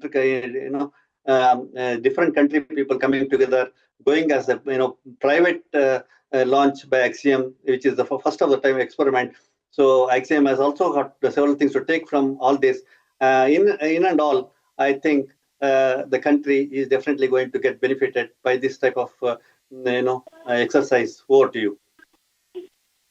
Yeah, thank you for that, Mr. Venkateshwara Sharma. And we also have G. Raju, the former project director ISRO, joining us. So if you're watching these pictures right now on your screens, it's T-90, about 90 minutes from now. Axiom Mission 4, carrying ISRO astronaut Shubhanshu Shukla and 3 other crew members, finally set for his journey to the International Space Station. In a short while from now, with SpaceX reporting about 90% favorable weather conditions for launch, we've had several delays featuring ISRO astronaut Shubhanshu Shukla scheduled to launch in a short while from now. And the mission utilizing a SpaceX Dragon spacecraft, a Falcon 9 rocket, will lift off from NASA's Kennedy Space Center.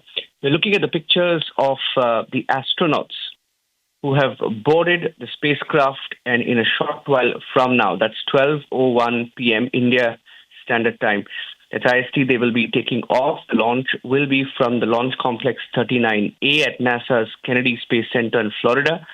The crew will also utilize a new SpaceX Dragon spacecraft, which is launched via the company's Falcon 9 rocket for their journey to the space station.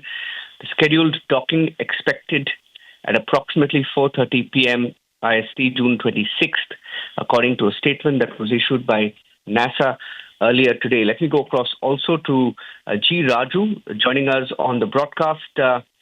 You have the last few minutes left, roughly about 90 minutes before the blast off. Mr. Raju, what are the final checks that will now be ongoing as we speak before it blasts off? So I would like to make a few comments. All of us in the country, as well as the whole world, should be looking forward to this day, very important but challenging day. And as already we have heard from the other panel member, it is particularly for ISRO, for the future Gaganyaan-related tasks. It's another step forward. And what are all the experiments that we are going to do in this is about 60 experiments total overall participated by 31 countries. And India particularly is working on about 7 experiments.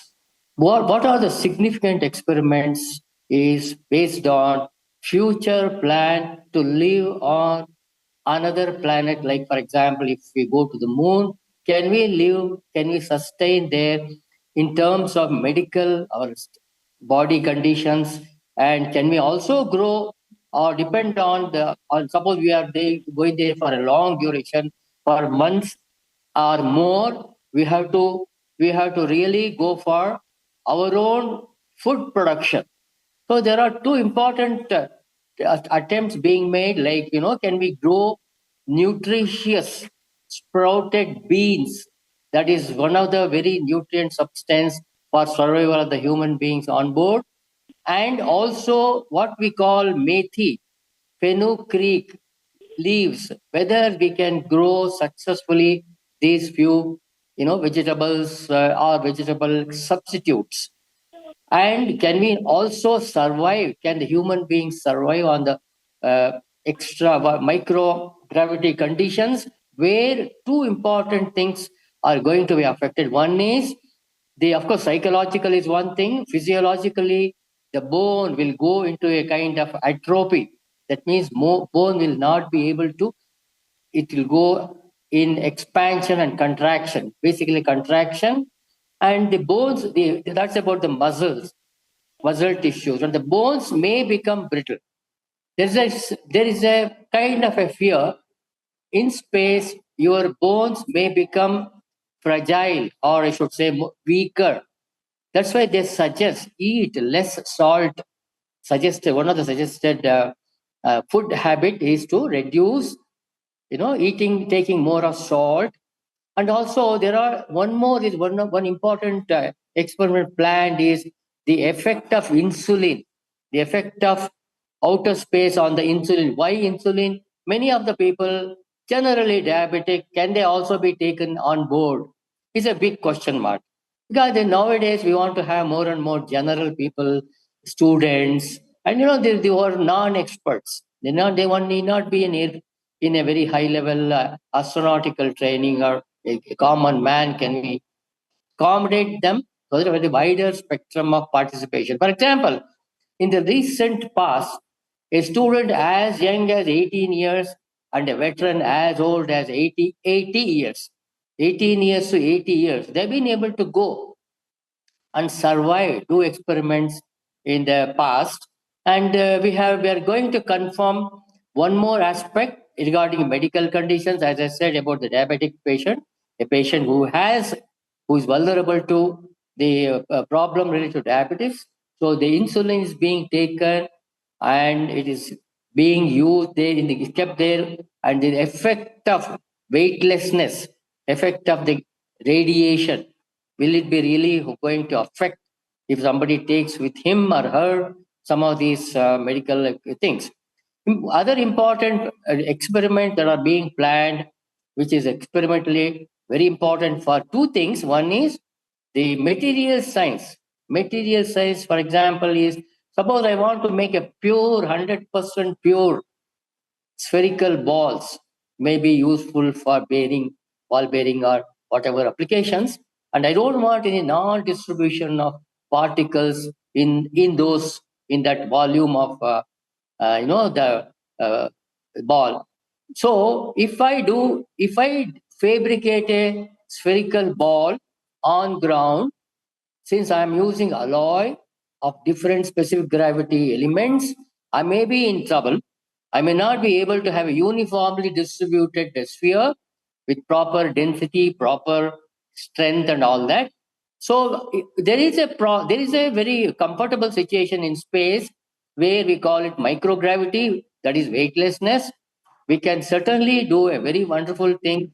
And there was some plan to have, even in ISRO, our plans, one of the earlier plans in 2010 and 11 time frame, to see whether we can take a furnace for material research, material fabrication of whatever we want. Just now I told about the purity of the alloy. The second thing is medical related. Can I make a very perfect, very pure medicine where I cannot, tolerate the contamination on the earth?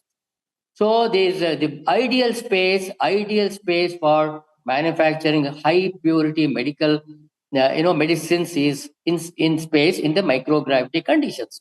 One is not only microgravity, very pure, very, very high class. When I say class, highest class means number of dust particles in a given volume should be minimum. So those conditions cannot be achieved very easily on ground. So one is medical, fabrication of medicines, and also the other one is material research.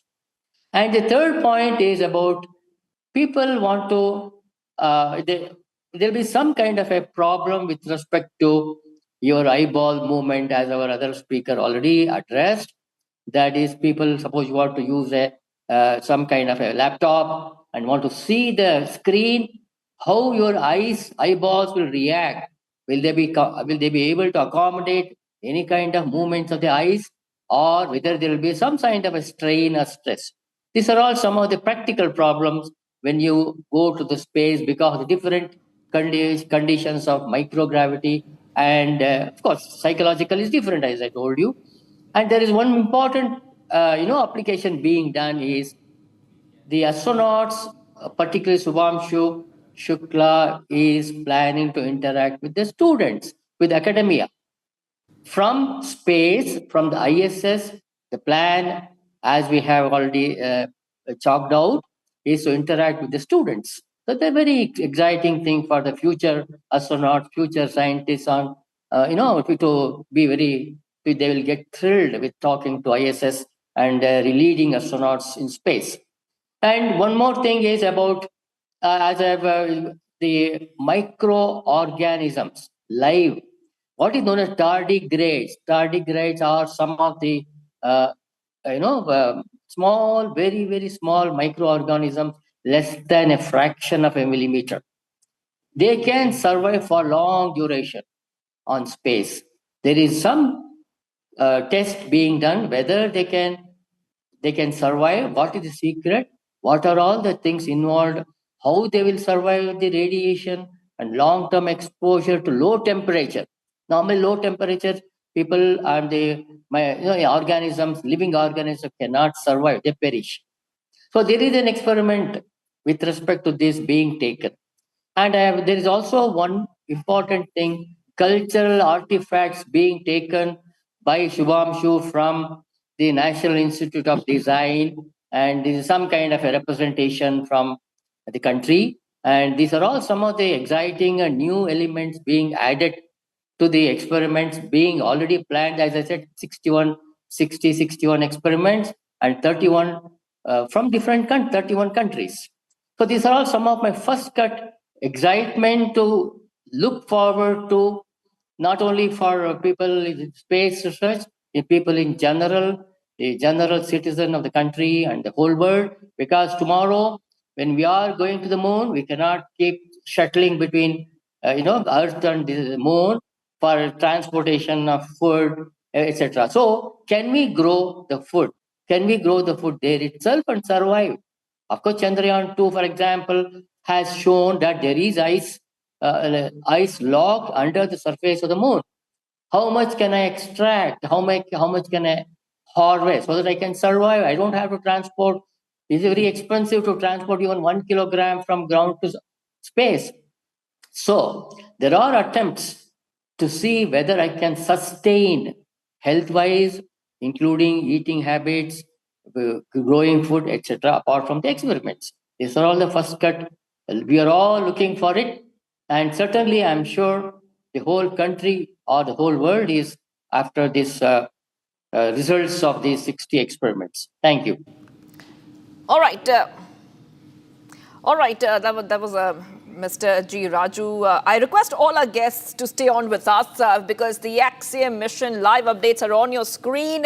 India, Shubhanshu Shukla and others have boarded the SpaceX Dragon, and Axiom-4 is ready for takeoff very shortly. Taking a short break, viewers, here. And we are counting down 1 hour, 14 minutes left for the liftoff. Stay tuned as we get you the minute-by-minute updates here on Republic TV.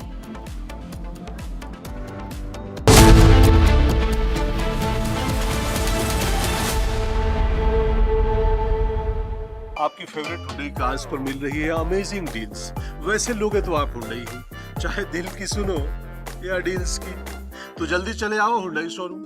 आधे bowl दही में 4 चम्मच MDH चटनी पुदीना मसाला डाला, stir करो, पुदीना चटनी तैयार। MDH चटनी पुदीना मसाला। MDH।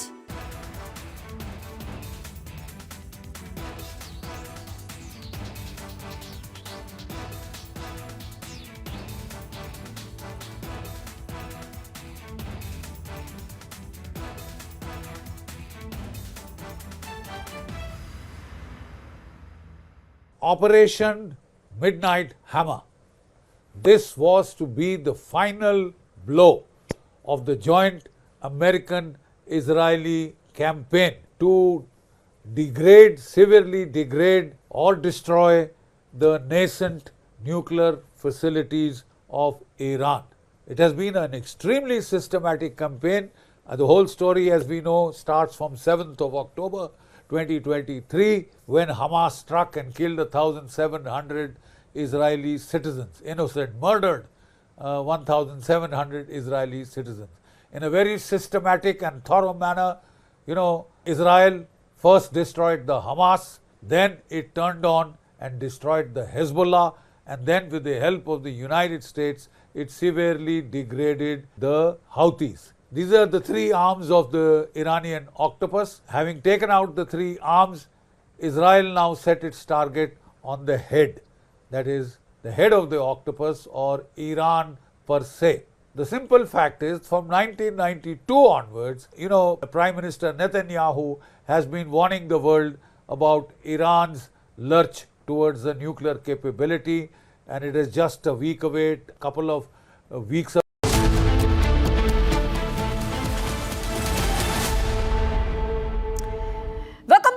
In a moment that will be etched in the annals of Indian space exploration forever.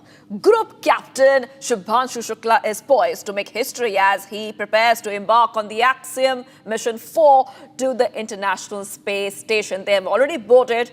And remember, this is an extraordinary journey. It's not just a testament to Shukla's unwavering dedication and unrelenting passion, but also a shining example of India's growing prowess in space. So from the quiet streets of Lucknow to the vast expanse of space, Shukla's story is one of dreams, perseverance, and the unbridled potential of the Indian spirit. Take a look.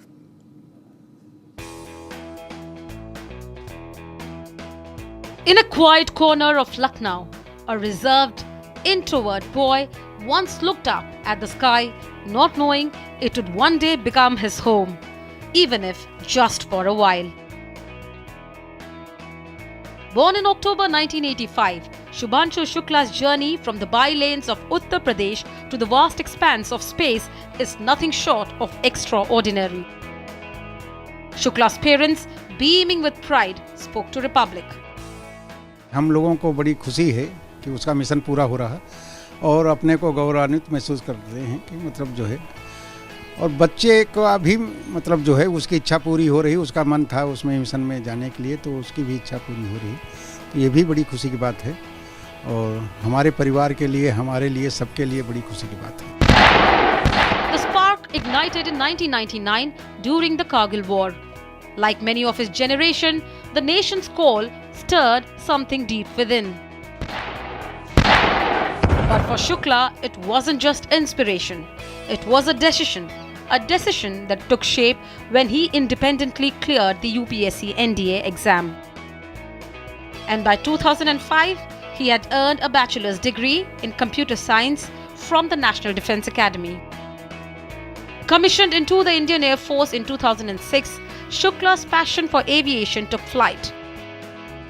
He became a fighter pilot, clocking over 2,000 hours on spacecraft like the Su-30, MKI and MiG-29, earning a reputation for sharp precision and calm command. In 2019, his destiny took a sharp turn upward. Literally, when he was selected by the Institute of Aerospace Medicine for India's human spaceflight program. Shukla completed his initial training by Russia's Yuri Gagarin Cosmonaut Training Center by 2021, laying the foundation for something greater than the cockpit. What began as a whisper of dream in early 2020 had become a national mission. In 2024, Prime Minister Narendra Modi named him among 4 astronaut designates for Gaganyaan, India's most ambitious human spaceflight effort yet. But before India's tryst with Gaganyaan came another leap, this time to the International Space Station. For the Axiom-4 mission, Shukla trained with astronauts from NASA, ESA and JAXA. From learning emergency protocols to mastering ISS science modules, his transformation from fighter pilot to scientist astronaut was complete. At home, he's a man of habit, a father, a fitness enthusiast, a voracious reader of non-fiction. But behind that quiet discipline lies a man of steel, someone who left the known comforts of an airspace career to embrace the uncharted world of spaceflight. From making split-second decisions in a cockpit to delicately handling microgravity experiments, his journey reflects immense adaptability and courage. Now, as Group Captain Shubhanshu Shukla prepares to lift off aboard Axiom Mission 4 from NASA's Kennedy Space Center, the nation watches with pride. I am really excited to go into the microgravity and experience the spaceflight on my own. And the tempo for the mission has been building up each month, and I think we are at a stage wherein all the pieces are kind of coming together, and I'm extremely excited to see how this unfolds in the coming months. And going forward from here, it would mostly be repetition of the things that we have done. So we are really ready, and we are confident in our abilities to execute this mission successfully. What began as the dream of a shy boy from Lucknow has become a symbol of India's growing footprint in space. The first Indian astronaut, Wing Commander Rakesh Sharma, traveled to space in 1984. I was born in 1985. I endeavor to train well and execute this mission with utmost professionalism. I also hope to ignite the curiosity of an entire generation in my country through my mission and drive the innovation that will make many such projects possible for us in the future. With Gaganyaan on the horizon and his name already etched in the annals of space explorations, Shukla stands not just as an astronaut but as a symbol of silent strength, resolve and the limitless potential of an Indian dream. From Earth to the stars, Group Captain Shubhanshu Shukla carries with him not just the hopes of a mission but the pride of billion hearts. And viewers, the countdown begins. India, Shubhanshu Shukla and others board the SpaceX Dragon Axiom-4 to take off very shortly. Stay tuned. We are live and breaking.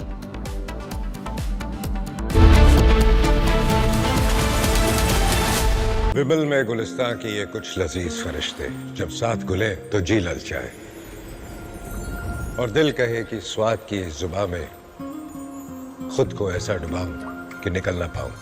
विमल की जुबान कुछ है ही ऐसी, मानते हैं ना? विमल, बोलो जुबां Kesari. MDH की हल्दी मिर्ची धनिया करे कमाल, ये रंग दे, ये खुशबू दे, ये तीखा, ये कम पड़े, क्या निराला MDH masala.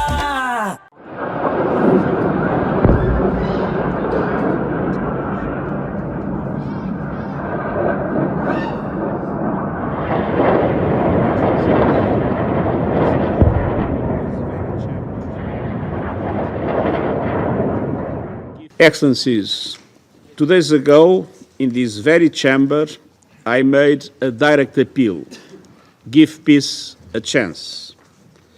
That call was not heeded. Instead, the bombing of Iranian nuclear facilities by the United States marks a perilous turn in a region that is already reeling. From the outset of the crisis, I have repeatedly condemned any military escalation in the Middle East. The people of the region cannot endure another cycle of destruction. And yet, we now risk descending into a rat hole of retaliation after retaliation. To avoid it, diplomacy must prevail. Civilians must be protected. Safe maritime navigation must be guaranteed. The Non-Proliferation Treaty is a cornerstone of international peace and security. Iran must fully respect it. And all member states must act in accordance with their obligations under the UN Charter and other rules of international law, including international humanitarian law.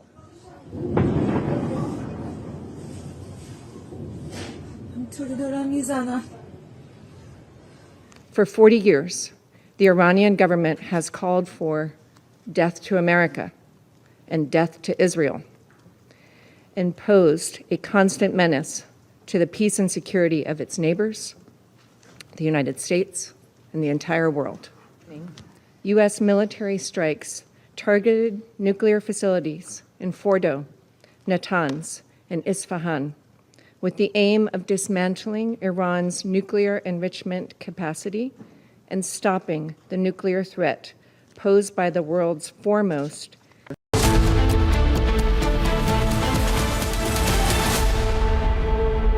इसको घर पे लगाओगे तो शादी का तो पता नहीं, पर घर पक्का नहीं टूटेगा।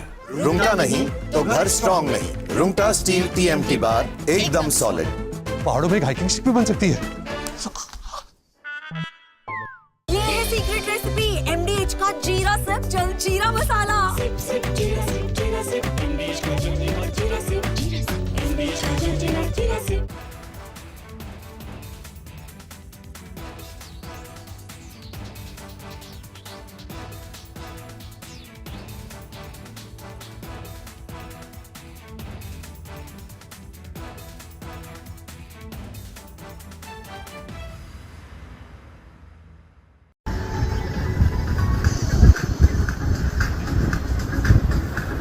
لا إله إلا الله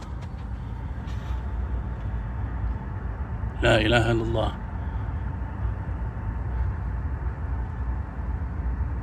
southwest coming from the direction of Al-Udaid. Windows are shaking. لا إله إلا الله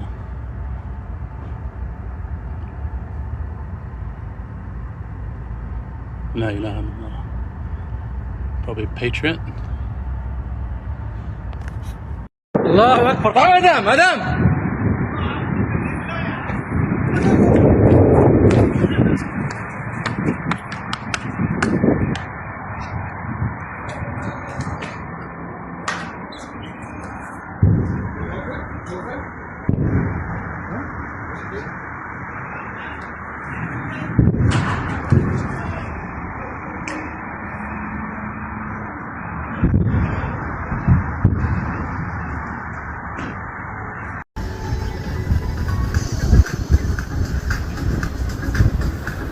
لا إله إلا الله لا إله إلا الله.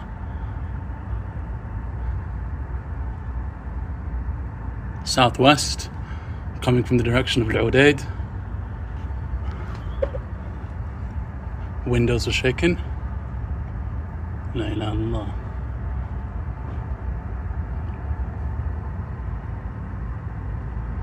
La ilaha illallah.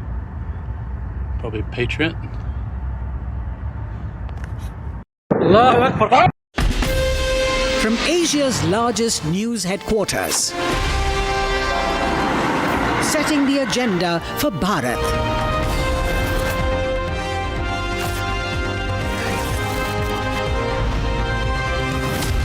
You're watching Republic.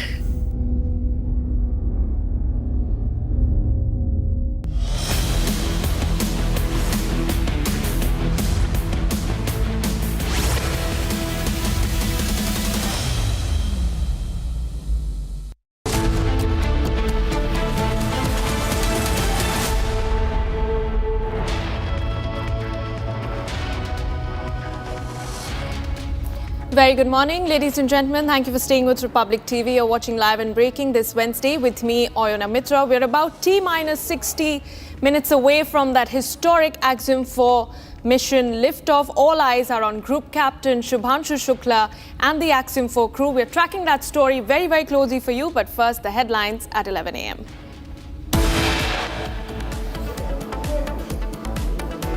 Axiom-4 mission, a collaboration between NASA, Axiom Space and SpaceX, is set to launch today at 12:01 p.m. IST after several delays.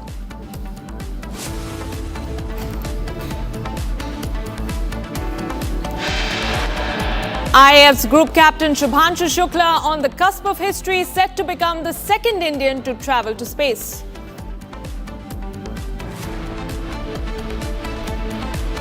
Early intel reports cast doubt on Trump's assertion. Reports say US strikes failed to destroy Iran's nuclear sites.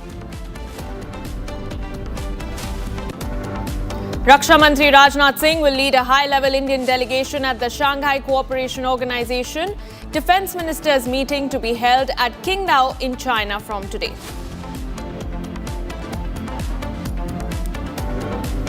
An aviation watchdog, DGCA, flags major safety lapses in the Delhi and Mumbai airports, orders airport operators to fix safety lapses within a week. And Prime Minister Modi reflects on the 50 years since the emergency, says it is the darkest era during which the Congress placed democracy under arrest.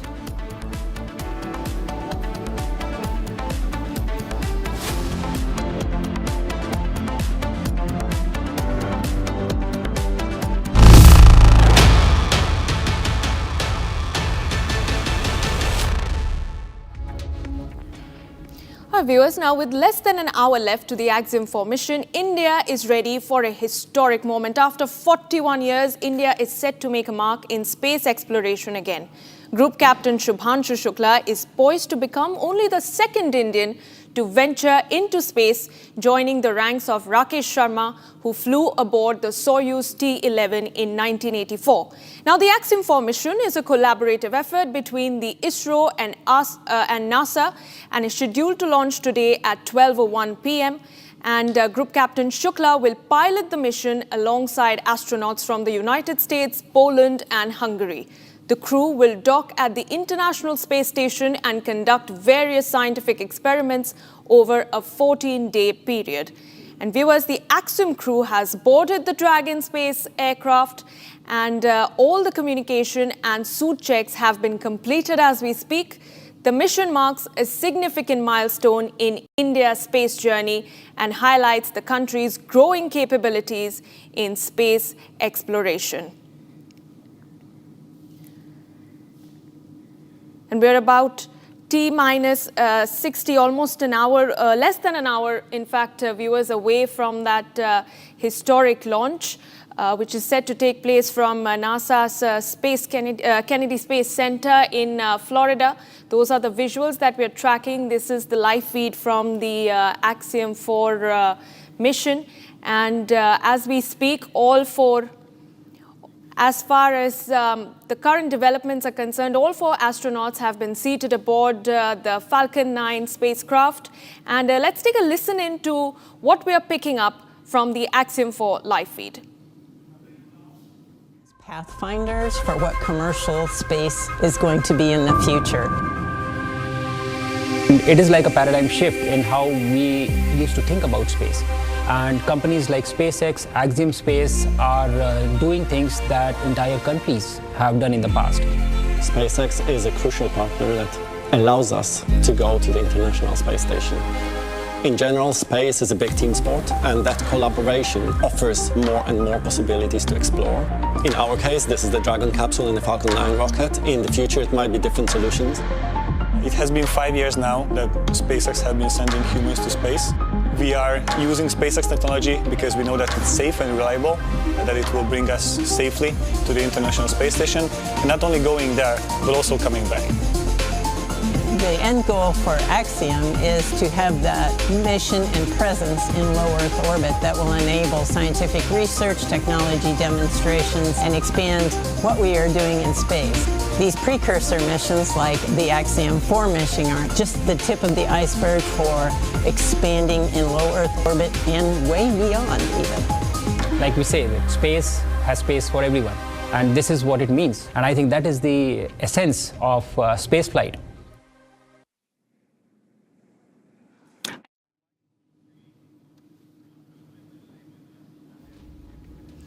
All right, Raghavendra, my colleague, is live with us from Lucknow. He's in fact at Group Captain Shubhanshu Shukla's school. Raghavendra, we're about less than an hour away from the historic liftoff. What is the energy there on the ground?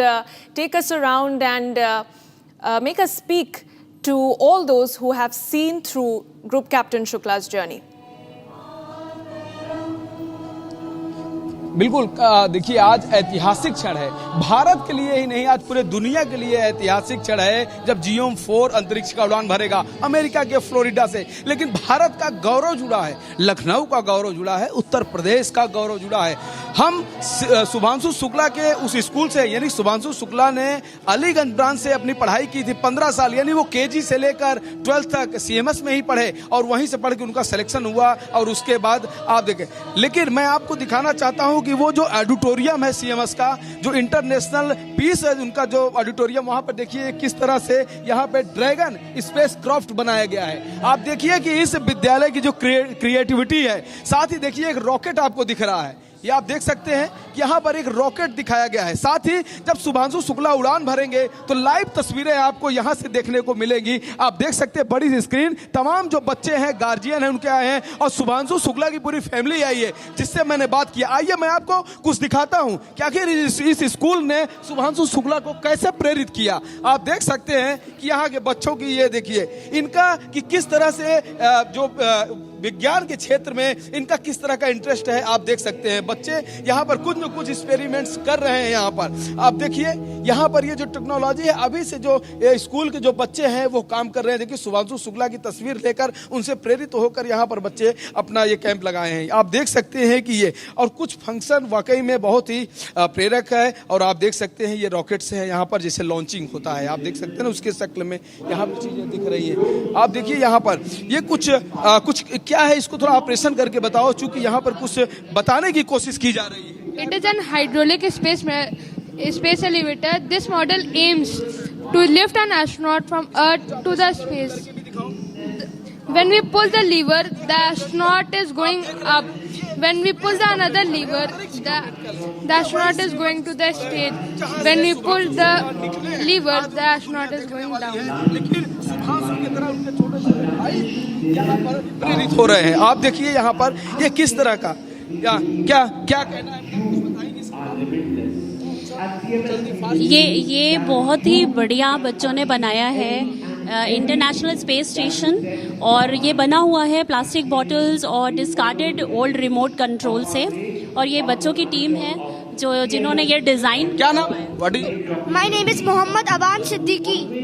छोटे छोटे बच्चों की ये देखिए, ये आपको दिख रहा है किस तरह से हम यहाँ बात करते हैं। देखिए यहाँ पर जो अंतरिक्ष का जो स्पेस स्टेशन है वो बनाया गया है। यहाँ पर आप देख सकते हैं कि किस तरह का यहाँ पर जो प्रदर्शन किया गया है, लग रहा है कि मानो कि स्पेस में आप पहुँच गए हैं, भारत का झंडा। इसके बारे में मैडम बताएं, क्या नाम है आप? सर मेरा नाम सत्या है और मैं अलीगंज किया गया है, बताएं। सर मैंने इंटरनेशनल स्पेस स्टेशन यहाँ पे दिखाया है, और क्योंकि चंद्रयान का भी हमारा पार्ट है शुभांशु शुक्ला जी, तो हमने चंद्रयान भी यहाँ पे दिखाने की कोशिश की है। यहाँ पे हमने एस्ट्रोनॉट का एक स्पेस वॉक भी दिखाया है, और अर्थ में हमारे शुभांशु शुक्ला को भी दिखाया गया। शुभांशु शुक्ला आज अंतरिक्ष की उड़ान भरने जा रहे हैं, आपको कैसा लग रहा है, क्या कहेंगे उनके बारे में? सर हम लोग बहुत एक्साइटेड हैं, क्योंकि वो हमारे ही स्कूल से पढ़े हुए हैं, तो एक अलग किस्म का एक एक्साइटमेंट और बहुत उत्साह है हमारे अंदर, और हम उनको ऑल द बेस्ट और सारी शुभकामनाएं उनको देना चाहेंगे। लाइव तस्वीरें देखना चाह रही हूँ? बिल्कुल सर, बिल्कुल। उसका इंतजार होगा? बिल्कुल सर, बहुत इंतजार है, और जल्दी से। आपकी खुशी से पता चल रहा है कि आप कितना उस मिनट्स को एंजॉय करना चाहती हैं। देखिए यहाँ पर जो तमाम बच्चे हैं, देखिए सीएमएस के जो बच्चे हैं, ये अपने पेरेंट्स के साथ यहाँ पर आए हुए हैं उस पल को देखने, उस गौरव क्षण को देखने जो शुभांशु शुक्ला जब फ्लोरिडा से जब अंतरिक्ष की उड़ान भरेंगे, उससे लाखों बच्चे प्रेरित होंगे, करोड़ों बच्चे प्रेरित होंगे। और आप देखिए इतना बड़ा ये जो ऑडिटोरियम है, यहाँ पर पूरी तरह से यहाँ के जो मैनेजर्स हैं, यहाँ के जो डायरेक्टर्स हैं, यहाँ के जो टीचर्स हैं, प्रिंसिपल हैं, सबकी भूमिका से यह कार्यक्रम चल रहा है। और मैं आपको और भी कुछ माहौल दिखाना चाहता हूँ कि यहाँ पर देखिए, अभी मैं आपको एक ऐसे लैब में ले चलना चाह रहा हूँ कि जहाँ पर यह लग रहा है कि मानो कि DRDO ने, इसरो ने शायद एक ब्रांच ही यहाँ पर स्थापित कर दी हो, इस तरह का माहौल है। आप देखिए कि मैं आपको दिखाना चाहता हूँ, जब कोई भी स्पेस यान जब दूसरे ग्रह पर पृथ्वी से बाहर उतरता है तो शायद कुछ इस तरह से दिखता है। आप देख रहे हैं किस तरह का माहौल यहाँ बनाया गया है। ये वही सीएमएस है जिसने शुभांशु शुक्ला को आज शुभांशु शुक्ला बनाया है। आप देख सकते हैं कि जब आप इस यान में बैठते हैं तो आप भारत यानी धरती के बाहर की दुनिया को आप देखते हैं। साथ ही मैं आपको दिखाना चाहता हूं, चूंकि समय बहुत कम है, और आप देख सकते हैं कि मैं आपको कुछ और तस्वीरें यहां से दिखाना चाहता हूं। आप देखिए, आप देखिए ये ऐसा लग रहा है कि जैसे मानो कि DRDO या यूँ कहें इसरो की कोई ब्रांच यहाँ पर स्थापित हुई है, ऐसा लग रहा है। आप देखिए यहाँ पर तमाम मॉनिटर्स हैं, जहाँ पर कंप्यूटर इस समय इंटरनेट के माध्यम से एक्टिव हैं। ये एक्टिव हैं पूरी तरह से उस लाइव तस्वीरों को देखने के लिए, उस लाइव फीड्स को देखने के लिए, जो भारत ही नहीं पूरी दुनिया को गौरव देने वाला है। अभी देखिए पूरी दुनिया जो है वो युद्ध में कहीं न कहीं व्यस्त थी, लेकिन आज देश को या यूँ कहें कि बच्चों को खुशी देने का माहौल आने वाला है, जब 12:01 पर शुभांशु शुक्ला या 3 अन्य जो अंतरिक्ष यात्री हैं वो फ्लोरिडा से, अमेरिका से वो अंतरिक्ष की उड़ान भरने वाले हैं। उसका लाइव प्रसारण यहां से देखा जाएगा। आप देख सकते हैं कि ये वो सीएमएस स्कूल की ब्रांच, ये ऑडिटोरियम है जिसको तुरंत तैयार किया गया है। तो ऐसे बच्चे हर क्षेत्र में सीएमएस की स्कूल, किसी स्कूल के बच्चे, चाहे वो इंटरटेनमेंट की दुनिया हो, स्पोर्ट्स की दुनिया हो, सिविल का भी यहीं का बच्चा ऑल इंडिया IS टाइप किया था यहाँ पर पिछले सेशन में। तो उस ब्रांच के जो बच्चे हैं वाकई मेहनत करते हैं। शुभांशु शुक्ला को आज पूरी दुनिया देखने वाली है। यहाँ का जो पूरा माहौल है वाकई में लग रहा है कि जैसे कि एक ब्रह्मांड बनाया गया है, एक अंतरिक्ष बनाया गया है जहाँ सब कुछ हो, इस तरह का माहौल तैयार किया गया है। Yes. All right, Raghavendra, of course, the pulse is very high and all eyes are on that historic liftoff. Thank you for giving us those details. We'll keep coming back to you as you track the energy and what's been happening at Group Captain Shubhanshu Shukla's school. Now, viewers, in a moment that will be etched in the annals of Indian space exploration forever, Group Captain Shubhanshu Shukla is poised to make history as he prepares to embark on the Axiom-4 to the International Space Station. This extraordinary journey is not just a testament to Shukla's unwavering dedication and unrelenting passion, but also a shining example of India's growing space prowess.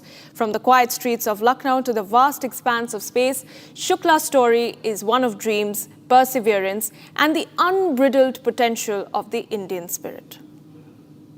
From the Indian Space Research Organization, AX-4 pilot Shubhanshu Shukla. Namaste. I am Group Captain Shubhanshu Shukla. A fighter pilot for 15 years, he was selected as one of 4 Indian astronauts in 2020. Captain Shukla, are you ready for the ride? Will you do some yoga in space like your idol Rakesh Sharma did in 1984? The first Indian astronaut, Wing Commander Rakesh Sharma, traveled to space in 1984. I grew up reading about him in textbooks and listening to his stories from space. I was deeply, deeply impressed by him. This journey that I'm on, it has been a long one for me.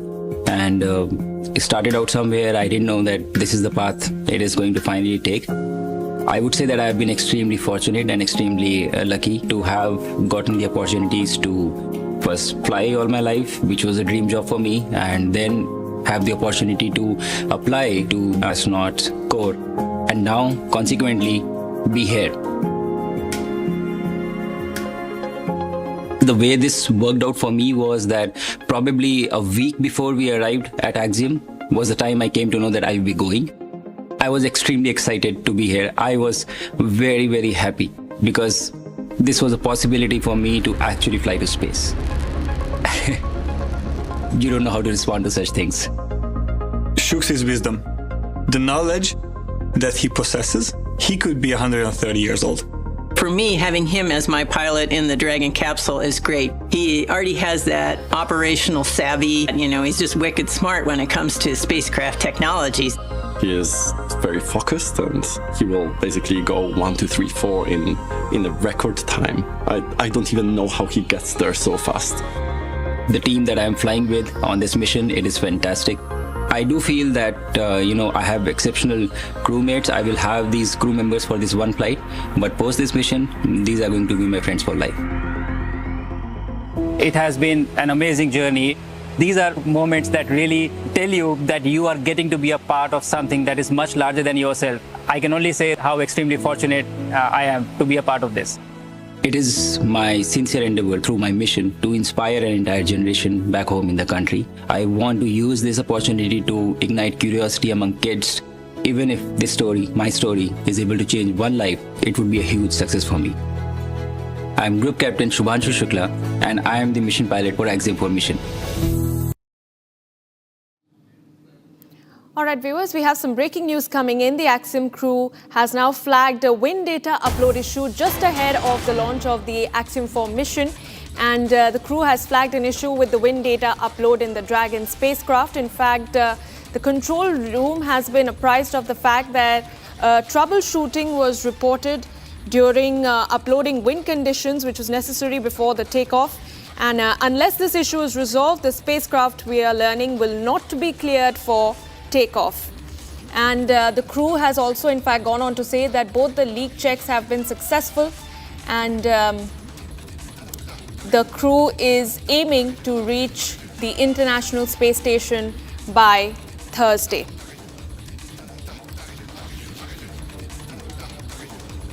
All right, I'm being joined by Dr. Sheshagiri Rao Velinki. He's the former Associate Director of ISRO. Sir, thank you so much for joining me this morning.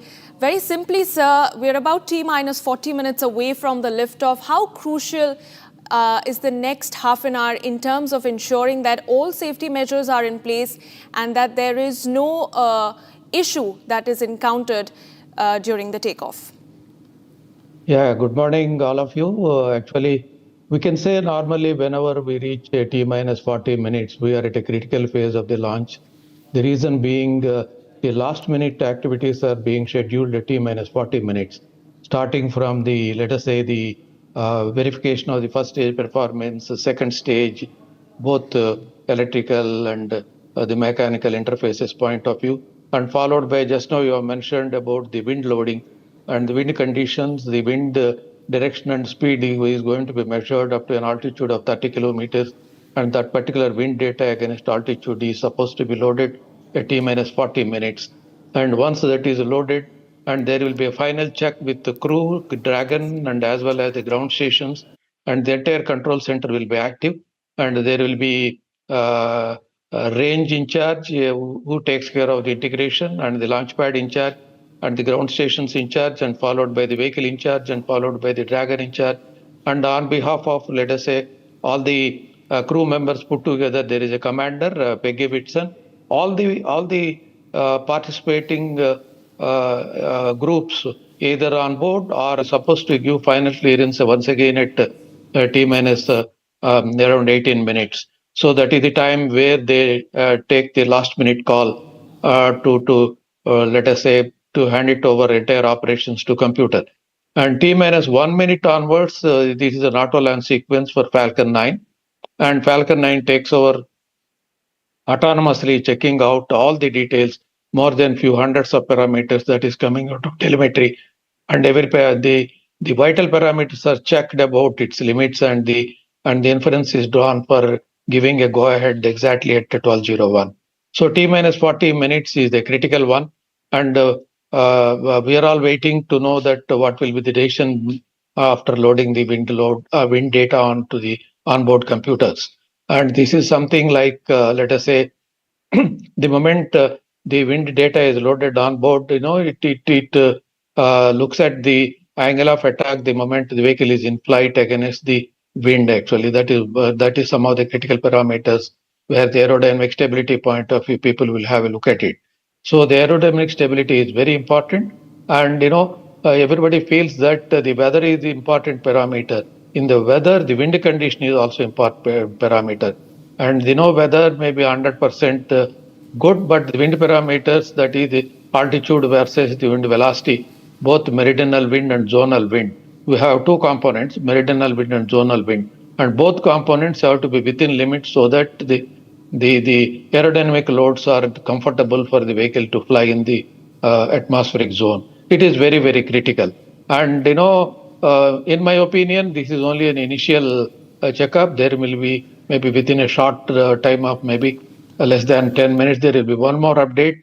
The second update and the first update together, they will match, and once again they will assess the loads to take a call on the compatibility of the wind loads for a flight. Yes.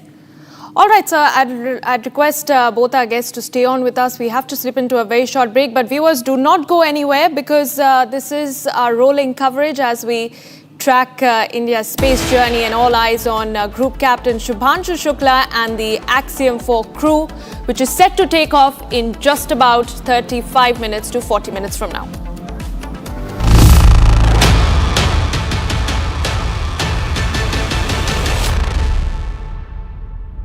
विमल में गुलिस्तां के ये कुछ लजीज फरिश्ते जब साथ घुलें तो जी ललचाए और दिल कहे कि स्वाद की जुबान में खुद को ऐसे डुबाऊं कि निकल ना पाऊं।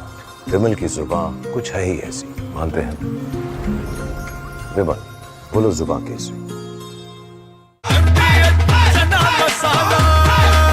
अब छोलिया हो या लोबिया, सफेद चने या काले चने, सब कुछ मजेदार बने। Operation Midnight Hammer. This was to be the final blow of the joint American-Israeli campaign to severely degrade or destroy the nascent nuclear facilities of Iran. It has been an extremely systematic campaign. The whole story, as we know, starts from 7th of October 2023, when Hamas struck and killed 1,700 Israeli citizens, murdered 1,700 Israeli citizens. In a very systematic and thorough manner, Israel first destroyed the Hamas, then it turned on and destroyed the Hezbollah, and then with the help of the United States, it severely degraded the Houthis. These are the three arms of the Iranian octopus. Having taken out the three arms, Israel now set its target on the head, that is, the head of the octopus, or Iran per se. The simple fact is, from 1992 onwards, Prime Minister Netanyahu has been warning the world about Iran's lurch towards the nuclear capability, and it is just a week away, a couple of weeks away. That is what has been said. But now they have hit this as hard as they possibly could in a very well coordinated joint operations that has been very clear-headed in its inception and in its conduct, right? So let's go to the final phases of this operation. Donald Trump gave 60 days to Iran to negotiate.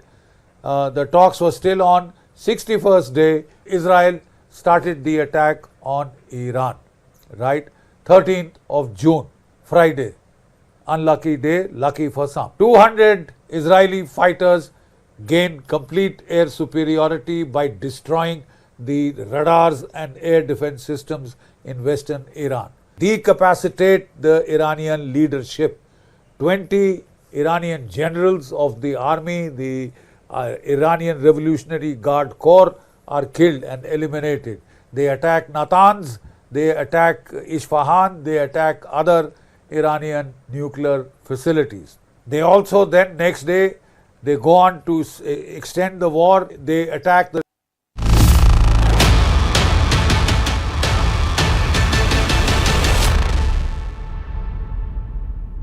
Space Center in Houston, Texas, where teams are working around the clock to monitor the Expedition 73 crew and systems aboard the orbiting laboratory. Today, this team is ensuring that the station is ready to receive Dragon and the Axiom-4 crew. Private astronaut missions are an important component of NASA's strategy for enabling a strong and competitive economy in low Earth orbit. Unique to Axiom-4, NASA is collaborating with the Indian Space Research Organization, or ISRO, on 5 joint science investigations and 2 on-orbit STEM demonstrations, which help showcase the strength of international collaboration and the shared commitment to expanding access to space. As the International Space Station nears the end of its operational life, NASA plans to transition to a new model featuring commercial space stations to maintain its leadership in microgravity research and ensure a sustainable access to low Earth orbit for the benefit of humanity. So let's stay on with us as we continue our rolling coverage on the historic Axiom-4 liftoff, slipping into a very short break, but on the other side, it's T-minus 35 minutes away from the liftoff.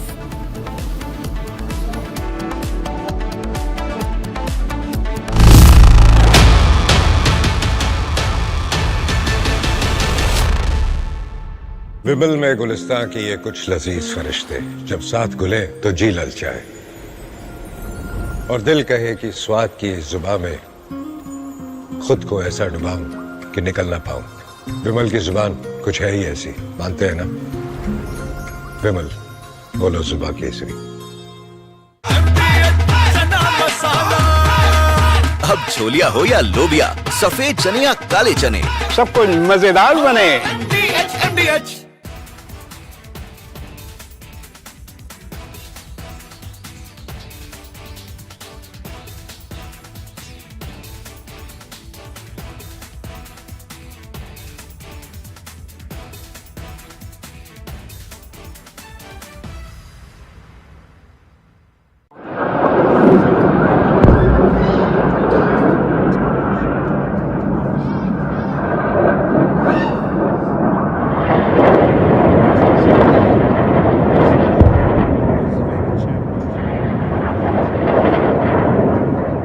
Excellencies, 2 days ago, in this very chamber, I made a direct appeal: give peace a chance. That call was not heeded. Instead, the bombing of Iranian nuclear facilities by the United States marks a perilous turn in a region that is already reeling. From the outset of the crisis, I have repeatedly condemned any military escalation in the Middle East. The people of the region cannot endure another cycle of destruction. And yet, we now risk descending into a rat hole of retaliation after retaliation. To avoid it, diplomacy must prevail. Civilians must be protected. Safe maritime navigation must be guaranteed. The Non-Proliferation Treaty is a cornerstone of international peace and security. Iran must fully respect it. And all member states must act in accordance with their obligations under the UN Charter and other rules of international law, including international humanitarian law.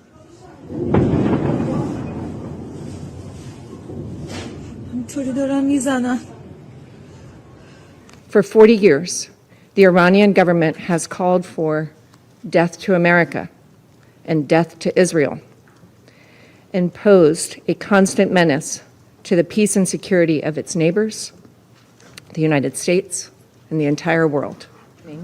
U.S. military strikes targeted nuclear facilities in Fordo, Natanz, in Isfahan, with the aim of dismantling Iran's nuclear enrichment capacity and stopping the nuclear threat posed by the world's foremost state sponsor of terror.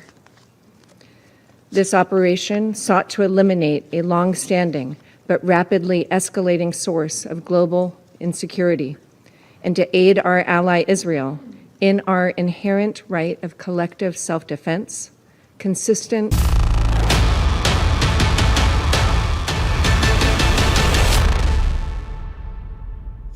And then once our crew ingressed Dragon, we completed suit leak checks and comm checks before rotating the seats into the reclined position for launch.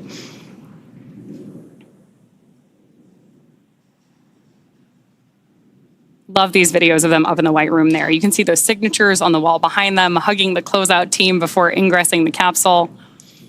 Then from there, that is the same team that closes the hatch and seals everything in the preparation for launch.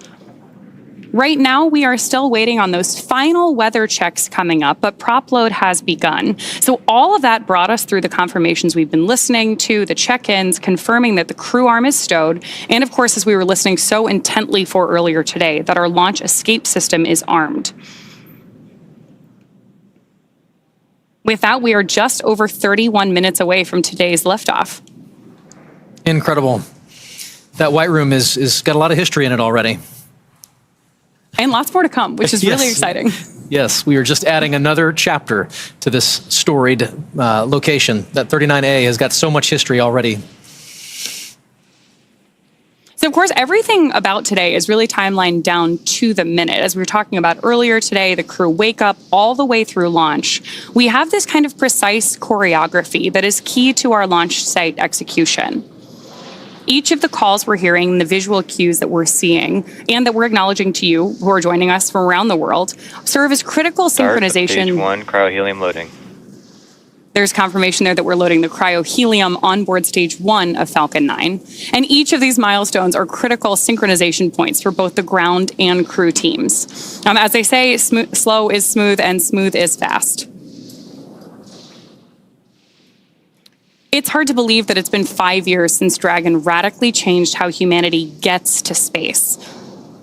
After the space shuttle program ended in 2011, NASA astronauts primarily used the Russian Soyuz spacecraft for travel to the International Space Station. Until 2020, Dragon was the Russian Soyuz spacecraft was the only human-capable launch vehicle available. Meanwhile, SpaceX's Dragon was being developed, and then in 2010, it became the first commercial spacecraft to be recovered from orbit. In fact, just for fun, because it's cool to know, the Dragon that flew on that first commercial mission is actually the one hanging behind us here in front of Mission Control in Hawthorne. Since then, Dragon has supported 17 human spaceflight missions and flown 66 crew members representing 17 countries. Overall, Dragon has flown 52 missions, carrying over 1,000 experiments and over 300,000 pounds of cargo to space. And each of those missions represents a host of firsts that have helped shape this generation of spaceflight. To fully appreciate the progress being made together with SpaceX and NASA, it's worth noting that Axiom Space's 3 missions to date have helped provide greater access for nations and researchers, setting new precedents for private astronaut efforts aboard the International Space Station. And AX-4 adds to that growing flight heritage. After a successful liftoff and orbital insertion, the AX-4 crew are set to rendezvous and dock with the International Space Station tomorrow. They'll spend approximately 14 days aboard the orbiting laboratory, bringing the occupancy count up to 11. And over the last 10 months, this crew has been working with instructors to learn every system they will be working with on station. They have studied and practiced every experiment, reviewed and rehearsed every event, all to maximize that time in space. Collectively, this crew is undertaking the largest quantity of research efforts of any Axiom space mission to date, with over 60 research activities on their timeline, representing 31 different countries. Missions like these continue to expand what is possible and set the stage for even greater opportunities to come. Then, at the conclusion of their time on station, the crew will participate in a closing farewell ceremony and begin their preparations for the journey back to Earth. As we've mentioned a couple of times, that'll be about 14 days from today.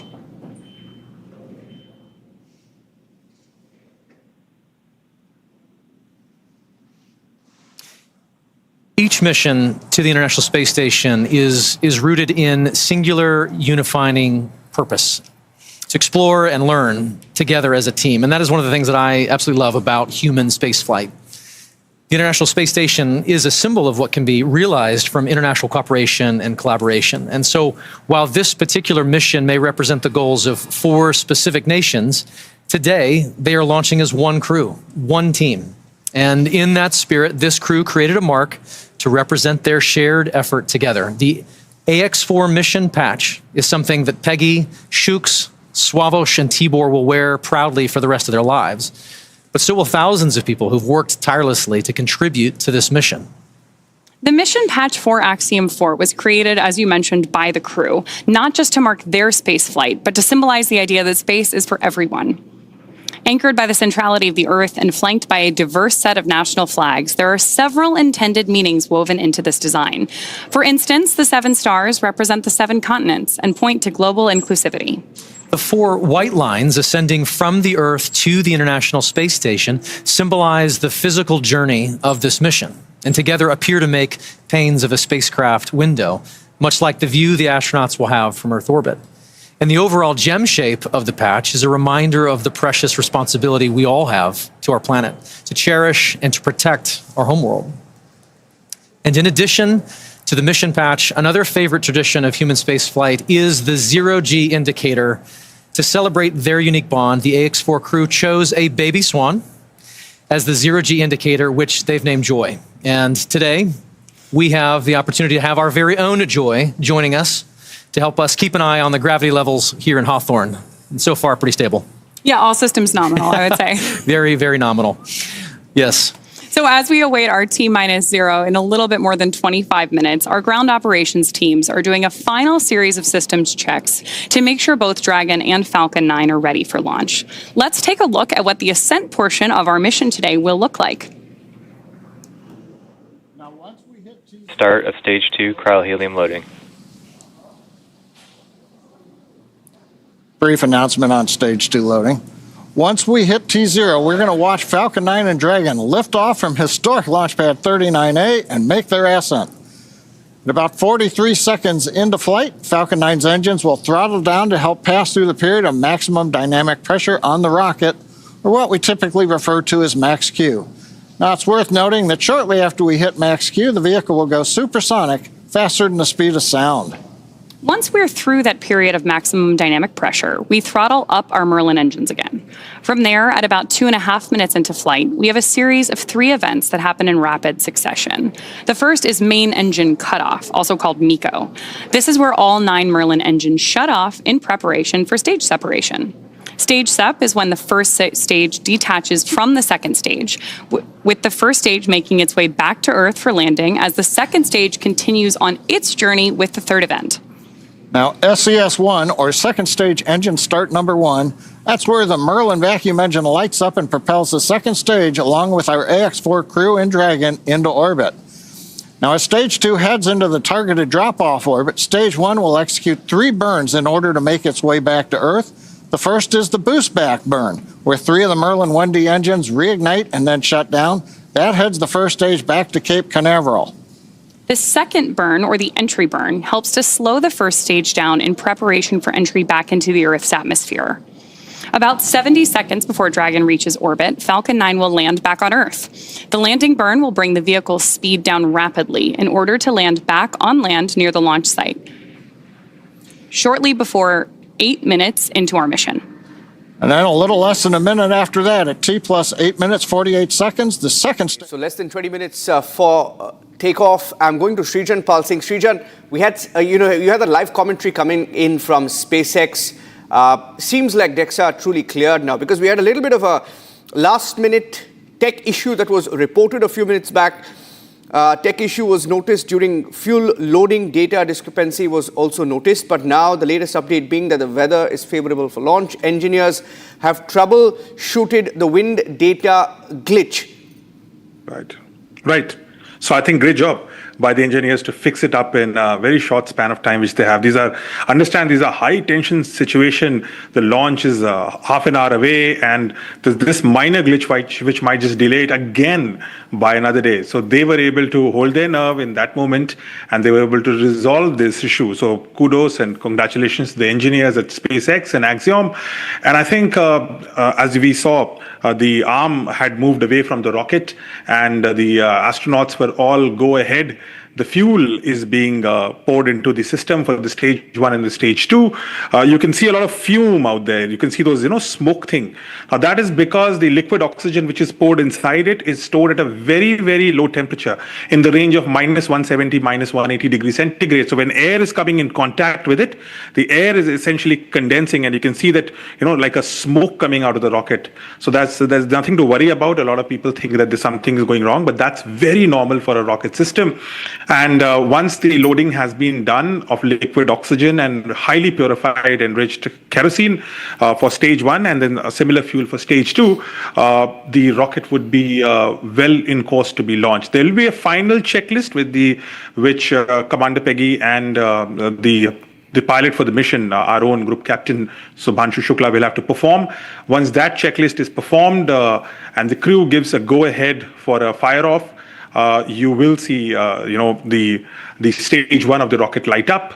The stage 1, as the commentary was saying, and as the usual practice has been, at a height of about 60 to 80 kilometers, it will separate, which they were calling MECO, which is main engine cutoff, which means that the stage 1 booster system will come down, it will land separately, while the stage 2 will take over and eventually take the astronauts and the Dragon module into the orbit. And then they will do the orbital elevation, which will happen till tomorrow, and that is when the docking will happen. So anyone who's watching this right now, don't just watch till the launch of it. Also, they will show you the coming back of the booster stage. So it will land back, and that's another beautiful sight. And thankfully, this is night there, so you will see very clear visuals.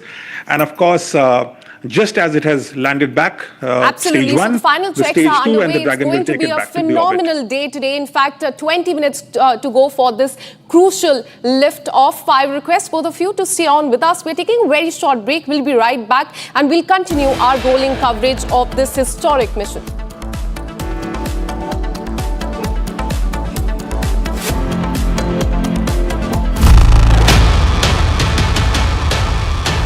आधे bowl दही में 4 चम्मच MDH चटनी पुदीना मसाला डाला, stir करो, पुदीना चटनी तैयार। MDH चटनी पुदीना मसाला।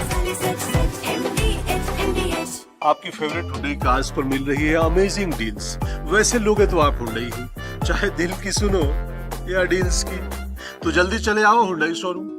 दादी के हाथों का जादू और खुशबू से महकता घर, माँ की मुस्कुराहट और खाने की सुगंध। MDH गरम मसाला, क्योंकि हर रिश्ता है स्वाद से जुड़ा।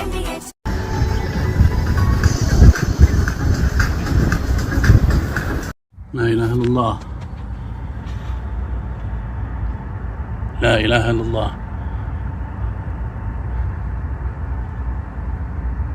Southwest, coming from the direction of Al-Udaid. Windows are shaking. La ilaha illallah.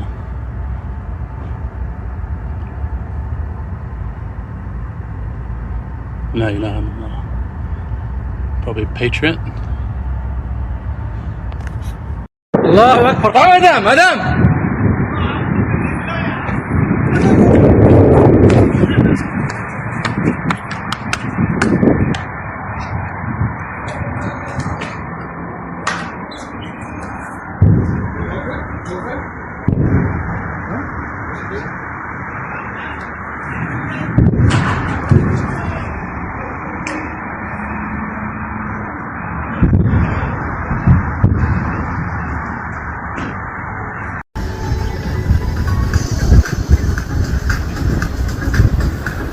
لا إله إلا الله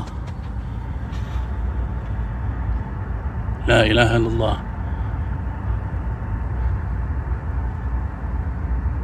Southwest, coming from the direction of Al-Udaid. Windows are shaking. La ilaha illallah.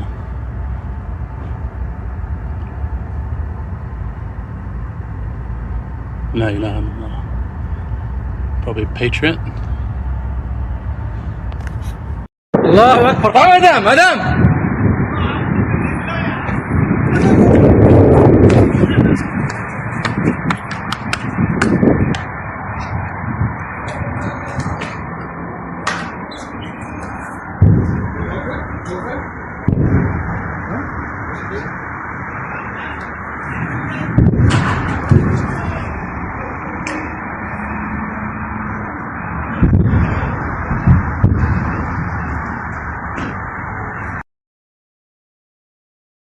MDH की हल्दी मिर्ची धनिया करे कमाल, ये रंग दे, ये खुशबू दे, ये तीखा, ये कम पड़े, क्या निराला MDH मसाला।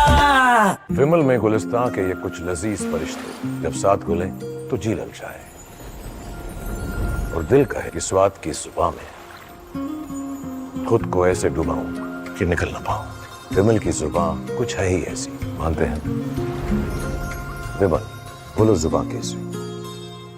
ये है सीक्रेट रेसिपी MDH का जीरा सिप जल जीरा मसाला। सिप सिप जीरा सिप जीरा सिप MDH का जल जीरा सिप MDH का जल जीरा SIP.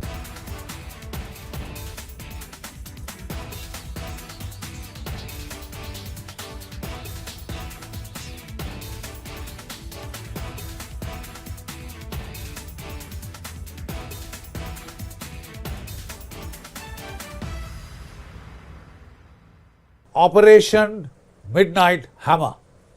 This was to be the final.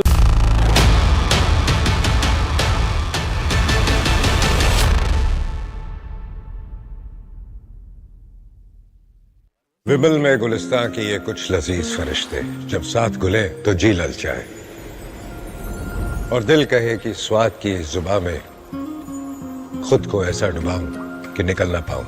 विमल की जुबान कुछ है ही ऐसी, मानते हैं ना?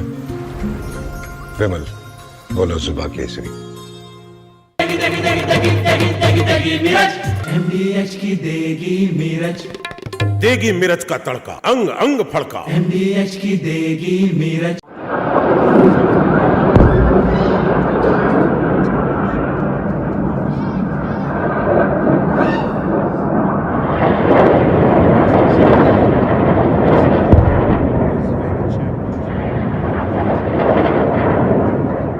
Excellencies, 2 days ago, in this very chamber, I made a direct appeal: give peace a chance. That call was not heeded. Instead, the bombing of Iranian nuclear facilities by the United States marks a perilous turn in a region that is already reeling. From the outset of the crisis, I have repeatedly condemned any military escalation in the Middle East. The people of the region cannot endure another cycle of destruction. And yet, we now risk descending into a rat hole of retaliation after retaliation. To avoid it, diplomacy must prevail. Civilians must be protected. Safe maritime navigation must be guaranteed. The Non-Proliferation Treaty is a cornerstone of international peace and security. Iran must fully respect it. And all member states must act in accordance with their obligations under the UN Charter and other rules of international law, including international humanitarian law.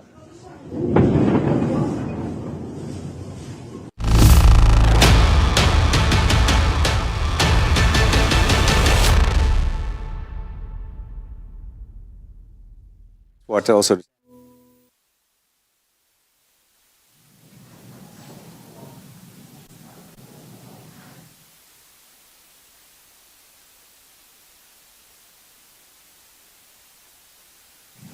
Sonia, thank you so much.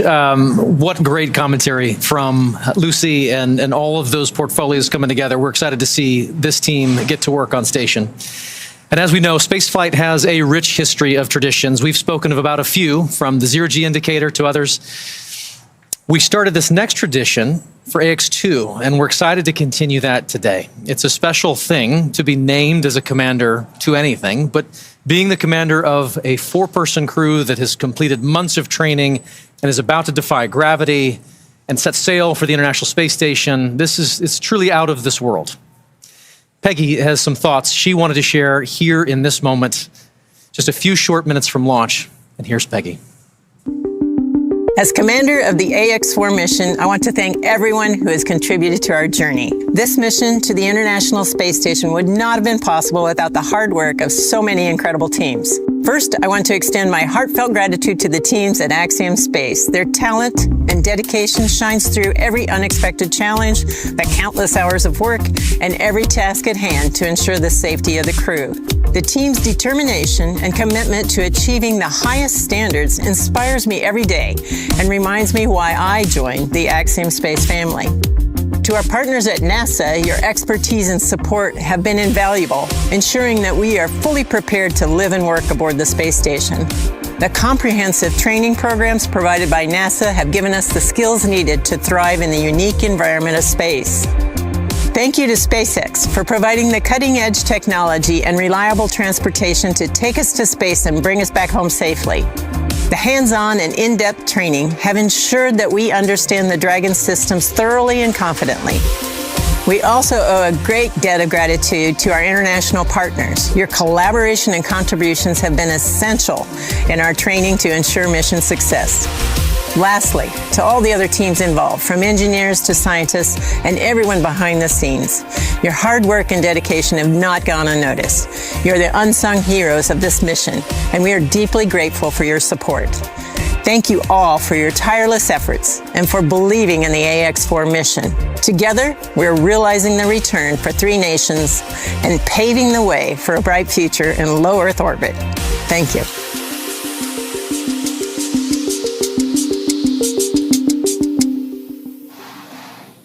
Awesome words from our commander there. And of course, with that, we are just under T-minus 11 minutes until our liftoff at 2:31 a.m. Eastern today from Launch Complex 39A at Kennedy Space Center. Just in case you are just joining us, right now on your screen, you have a live view of Falcon 9 with our AX-4 crew safely tucked in the Dragon space capsule atop the vehicle. At this point, we are coming up on terminal count. Our crew access arm has been moved out of the way and our launch escape system is armed. And we are standing by for that final process by which we step into our terminal count, get ready, Dragon and Falcon for liftoff. Dragon SpaceX, confirm crew displays are configured for launch. The displays are configured for launch, and the Axiom-4 crew would like to thank the incredible teams that have made this moment possible. To the Axiom Space team, you've poured your hearts into this mission. Your passion and dedication have lifted us higher. We wear this patch with pride because of you. To NASA, thank you for the decades of knowledge, the training, and the trust. You've shaped generations of explorers, and we're honored to carry that legacy forward. To SpaceX, thank you for giving us the wings to fly and the confidence for a safe return home. And to our international partners, thank you for standing with us across borders, united by shared purpose. And to every person behind the scenes, engineers, trainers, families, and friends, you are the quiet force behind this mission. We carry the hopes of many with us. As we realize the return, we will bring those hopes home to you. Thank you. Peggy Shukes, Suave Tibor, from all of us that are staying here on the ground, we look forward to your mission. All the hard work from our teams culminates here, so good luck, enjoy the ride, and science the heck out of all your experiments.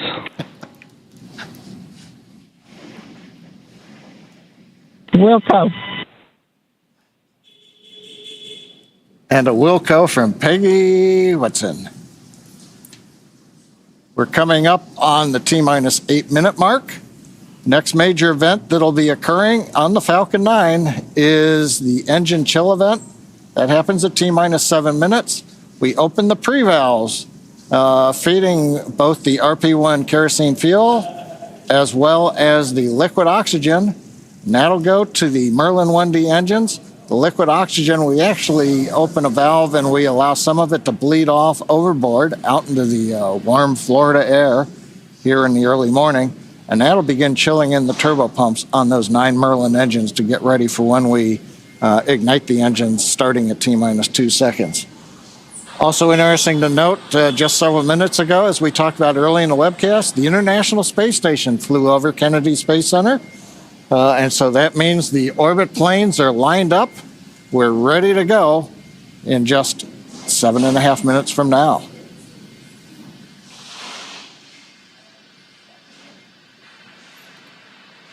Now, while we're getting ready to open the pre-valves, which is one of those what we might call significant events in the life of the Falcon 9 as we count down, we'll also be chilling in the upper stage engine.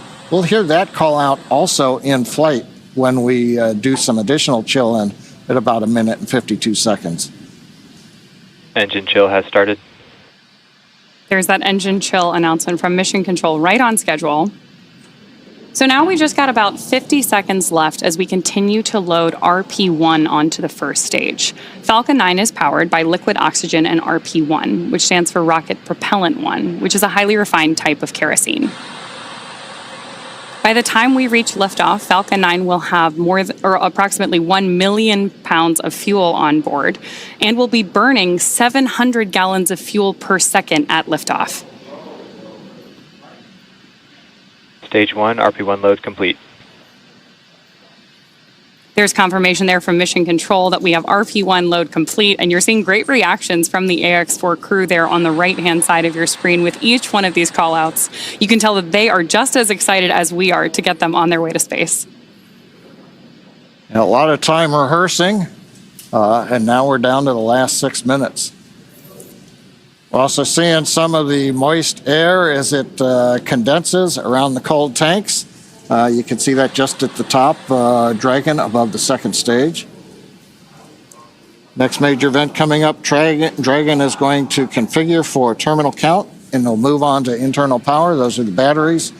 We do have solar arrays, and you can see them right now as some of the mist clears. You can see the black portions of Dragon.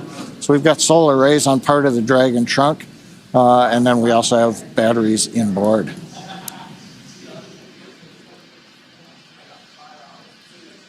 Now we have completed loading fuel on both the first and second stage. We're still loading liquid oxygen onto both stages. That'll wrap up at the T-minus 3 minute mark and the T-minus 2 minute mark. But right now we're waiting to hear the final updates to the crew. Falcon 9 propellant tanks are pressurizing for strong back retract. That's good news for Mission Control. Dragon is in configure for terminal count. There we heard that we are pressurizing Falcon 9 for strong back retraction. The strong back is the tall structure standing right to the left of the rocket right now. And we pressurize Falcon 9 so that we can begin to retract that support structure away from the vehicle ahead of liftoff. Great view there of Dragon sitting Strong back retract has started on top of Falcon 9. And we'll look for those clamp arms around the base of Dragon just beneath those solar panels John was just talking about to begin opening up so the strong back can pull away. The strong back is used both to move Falcon 9 out to the launch pad ahead of liftoff and to provide all of the fuel and comm umbilicals that we're using in the lead up to launch. There are those clamp arms opening up. And then we'll see the strong back pull just about 2 degrees away from Falcon 9 in the final lead up to launch. Then at liftoff, it'll move to a full 45 degrees away from the rocket. Great live shots there of the capsule on board the rocket here. Yeah, Ronnie, it takes about 20 seconds for the hydraulics to open up those clamp arms that held on to the second stage. Then about 30 seconds, it's hard to see, but that strong back will move just a couple degrees away. And with that, we are just about 30 seconds away from the expected call out that LOX load has been completed on board our first stage.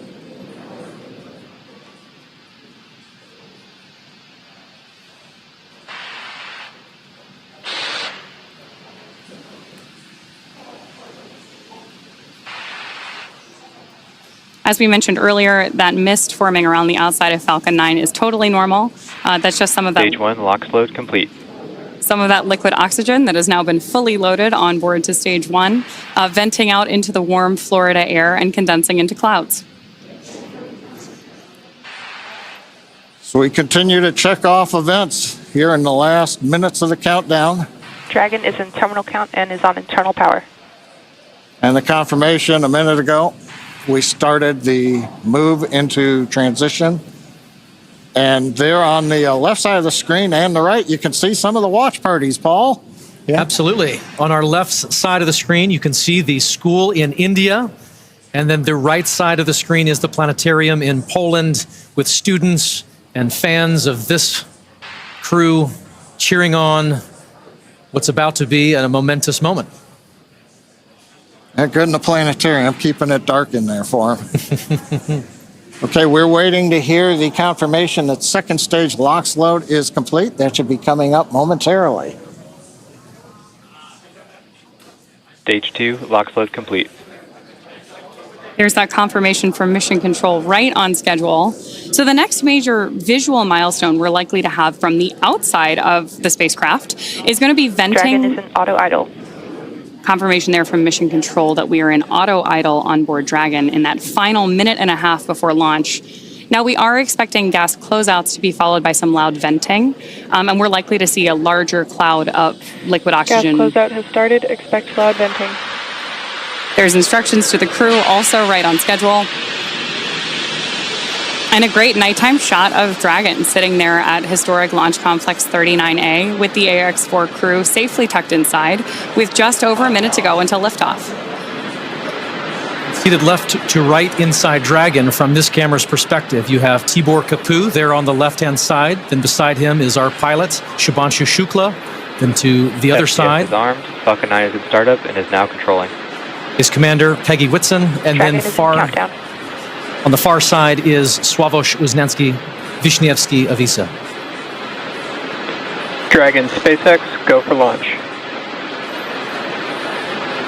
AX-4 is go for launch. That is great news for Mission Control and from our crew on board Dragon. With that, we are just at T-minus 30 seconds to lift off of AX-4. Let's go AX-4. 15 seconds. T-minus 10, 9, 8, 7, 6, 5, 4, 3, 2, 1. Ignition and liftoff.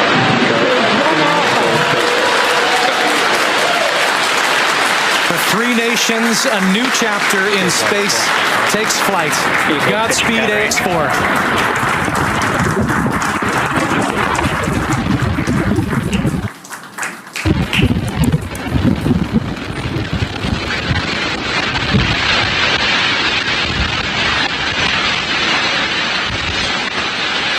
T-plus 30 seconds into flight with the Axiom-4 crew on board Dragon, headed to the International Space Station. Waiting to hear call-outs from the Falcon 9 engineering team. Power and telemetry nominal. Stage 1 throttle down. We're throttling down the 9 Merlin engines. We're into the throttle bucket, preparing for max Q. Max Q.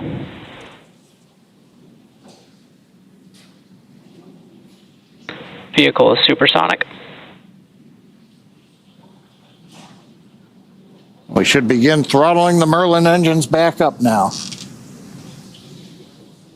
Stage 1 throttle up.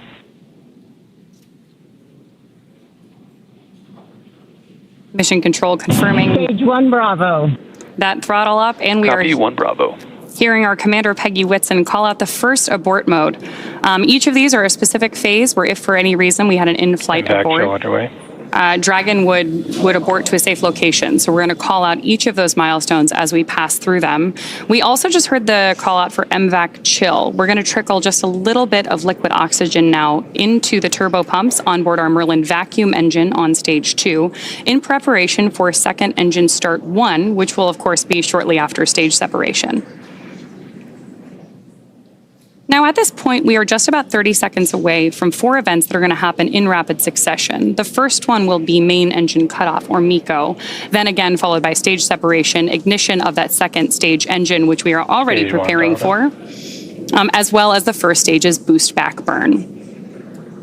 With that confirmation from Mission Control that we are throttling the first stage engines down, we are expecting MECO at T plus 2 minutes and 26 seconds. MECO.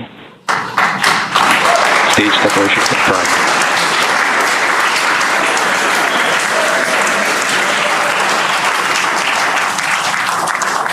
Stage 1 boost back startup, back ignition. There we had confirmation of all 4 of those events. जी जी जी बिल्कुल बिल्कुल आप देख सकते हैं ये manager ma'am है आज सीमस में जो कुछ भी हो रहा है सब इनकी वजह से आपने देखा होगा किस तरह यहाँ अंतरिक्ष का माहौल है पूरा ब्रह्मांड का माहौल तैयार है देखिए क्या कहेंगे क्या फील कर रहे हैं बहुत बहुत बहुत खुशी है गर्व है और बस अब उस पल का इंतजार रहेगा जब वो वापस हमारे बीच आएंगे वापसी का इंतजार रहेगा बिल्कुल हर पल अंतरिक्ष यात्री शुभांशु शुक्ला ये ऐसे दूसरे व्यक्ति हैं जिन्होंने भारत का गौरव पूरे दुनिया में आज कायम किया जी और हम सबको उस पे गर्व है आप बिलीव नहीं करेंगे आप यहाँ पे जो भीड़ और उत्साह देख पा रहे होंगे हम सबका प्यार शुभांशु के साथ है आप सबका प्यार शुभांशु के साथ है बिल्कुल शुभांशु शुक्ला ने आज भारत का नाम रोशन किया है साथ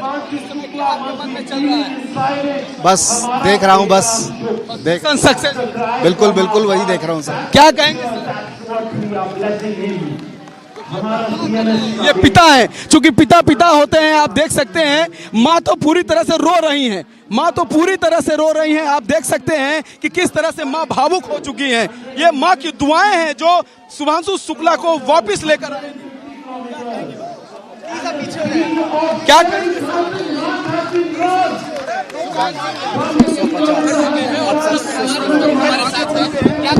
आगे चलते हैं आओ निकल चलो आओ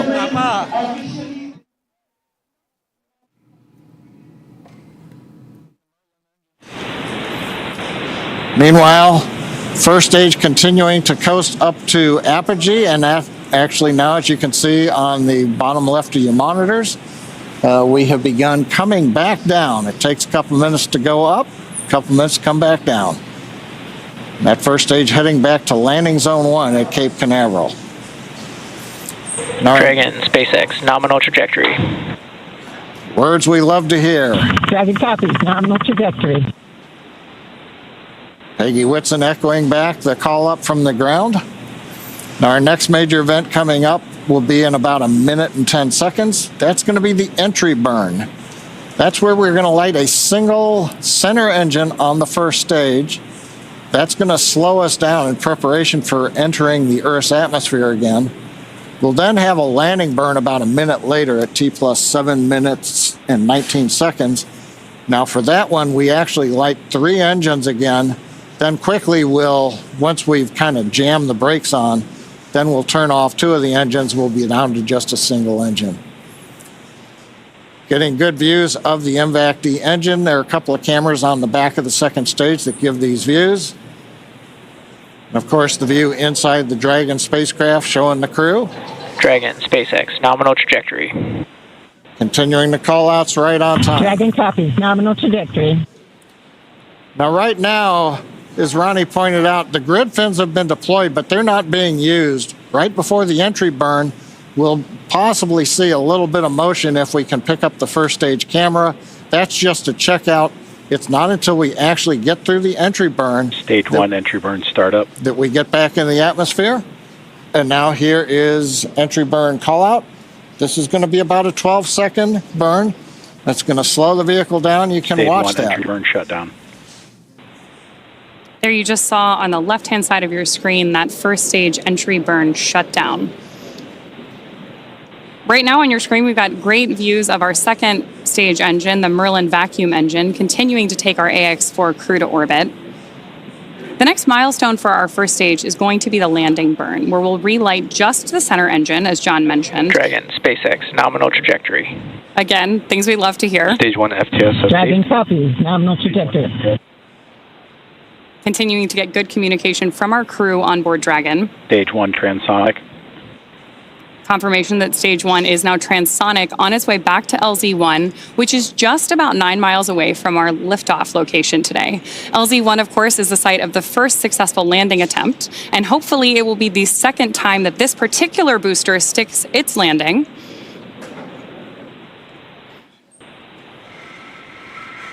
Seeing those actuating of the grid fins that John mentioned. Stage 1 landing leg deploy. Stage 2 FTSS safed. Stage 1 landing confirmed. That was a picture-perfect landing. That was great. Absolutely stunning.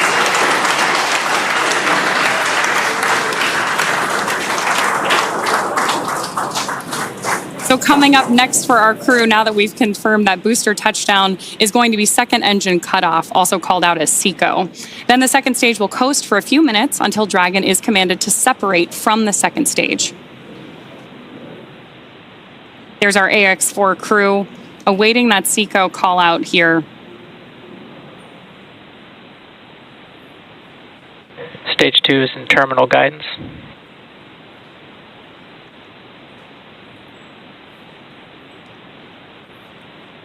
Good continued burn from our second stage engine there. Now at this point, our crew is experiencing about 3 Gs in the lead up to SECO 1, which of course will be their first taste of microgravity. SpaceX Dragon, Shannon. There's confirmation Copy, Shannon. of the Shannon abort mode.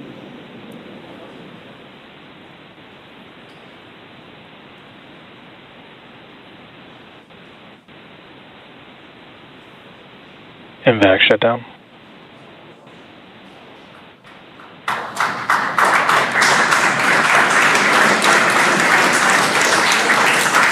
SpaceX Dragon, we have a nominal orbit insertion. Nominal orbital insertion, SpaceX, and we had an incredible ride uphill, and now we like set our course for the International Space Station aboard the newest member of the Dragon fleet, our spacecraft named Grace. Grace is more than a name. It reflects the elegance with which we move through space against the backdrop of Earth. It speaks to the refinement of our mission, the harmony of science and spirit, and the unmerited favor we carry with humility. Grace reminds us that spaceflight is not just a feat of engineering, but an act of goodwill. Benefit of every human, everywhere. Over to you, Ship. Launch escape system disarmed. 10 minutes into flight. Water ride. नमस्कार मेरे प्यारे देशवासियों, water ride 40 साल बाद हम वापस अंतरिक्ष में पहुंच गए हैं और कमाल की राइड थी। इस समय हम 7.5 किलोमीटर प्रति सेकंड की रफ्तार से पृथ्वी के चारों तरफ घूम रहे हैं और मेरे कंधे पे मेरे साथ मेरा तिरंगा है जो मुझे बता रहा है कि नहीं हूँ, मैं आप सबके साथ हूँ। ये मेरी इंटरनेशनल स्पेस स्टेशन तक की जर्नी की शुरुआत नहीं है, ये भारत के ह्यूमन स्पेस प्रोग्राम की शुरुआत है और मैं चाहता हूं कि आप सभी देशवासी इस यात्रा का हिस्सा बने। आपका भी सीना गर्व से चौड़ा होना चाहिए, आप भी उतना ही एक्साइटमेंट दिखाइए। आइए हम सब मिलकर भारत के इस ह्यूमन स्पेस प्रोग्राम की जर्नी की शुरुआत करें। धन्यवाद। जय हिंद, जय Bharat.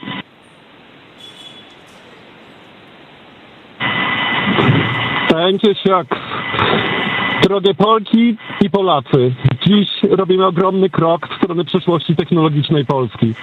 Polski opartej na nauce, wiedzy i wizji. Niech ta misja będzie początkiem epoki, w której nasza odwaga i nieustępliwość kształtują nowoczesną Polskę. Dla nas i dla przyszłych pokoleń. Kosmos zawsze jednoczył ludzi. Zabieram dziś z ziemi cząstkę każdego z was. Waszej siły, waszej nadziei, waszego zaufania. W kosmosie nie jestem sam. Reprezentuję nas wszystkich. Z całego serca dziękuję wam za zaufanie. Kosmos dla wszystkich. Space for everyone. And with that, over to you, Thibaut. Thank you, Sław. 15 millió magyar emelt ma idáig. Támogatásotok olyan, mint a szürke hang alatt nyugvó parázs. Belül csendben ízik, de ha fát dobnak rá, egyként lángol. Hálás és büszke vagyok, hogy a hazánkat képviseltem. Családomnak és barátaimnak köszönöm, hogy ti vagytok a legerősebb támaszaim. A ti hangotok hangosabb, mint a rakétánk, erőtök nagyobb, mint a gravitáció. A világűr mindenkié, a Föld pedig egyetlen. Mi a bolygónk 4 különböző pontjáról indultunk, de társakként, barátokként érkeztünk ide. A mi küldetésünk a tiétek is. Köszönöm mindenkinek szerte a világon, akik hozzájárultak ez a gyönyörű naphoz. Egynek minden nehéz, soknak semmi sem lehetetlen. Go X4!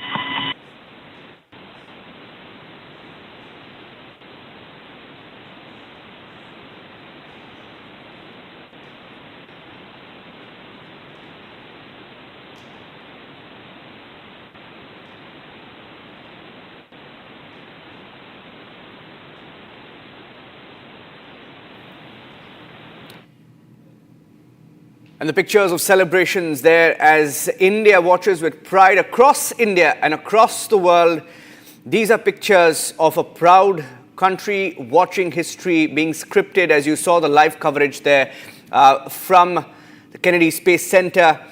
The countdown, as the countdown hit 0, history lifting off with Axiom-4 Wing Commander Shubhanshu Shukla, Group Captain, Test Pilot, Warrior, Astronaut, becoming the second Indian ever to travel to space 41 years after Rakesh Sharma. Let's cut across live as his family watches with pride in Lucknow.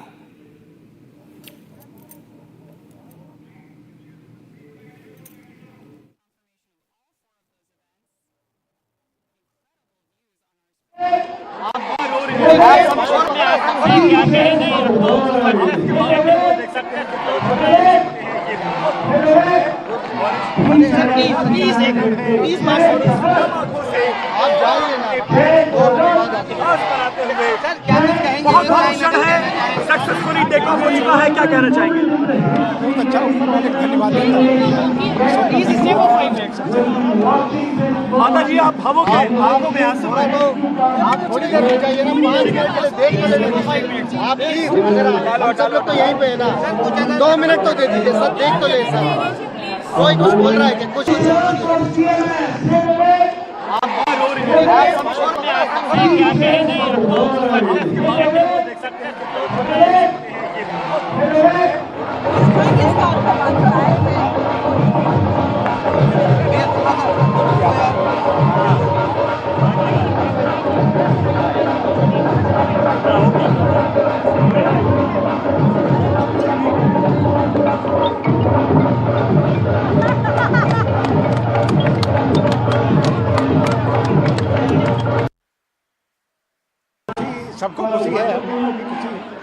पर यह है कि मतलब बच्चे को जो है खुशी के आंसू है, खुशी के आंसू, कोई दिक्कत नहीं, सब खुश है। बोलिए खुशी के आंसू है, कोई दिक्कत नहीं है। बहुत ज्यादा इमोशनल भी हो गए, बहुत ज्यादा इमोशनल हो गए थे, बच्चे को देख के तो लगता है थोड़ा सा, कोई दिक्कत नहीं।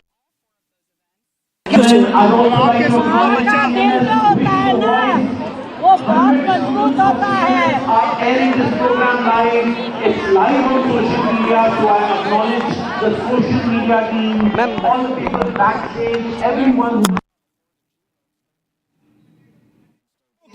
इन जो प्रिंसिपल्स मैम्स हैं इनके पैर थिरकने लगे, तालियां बजने लगी और कहीं न कहीं शुभकामनाएं देते हुए आंखें भी नम हो गई।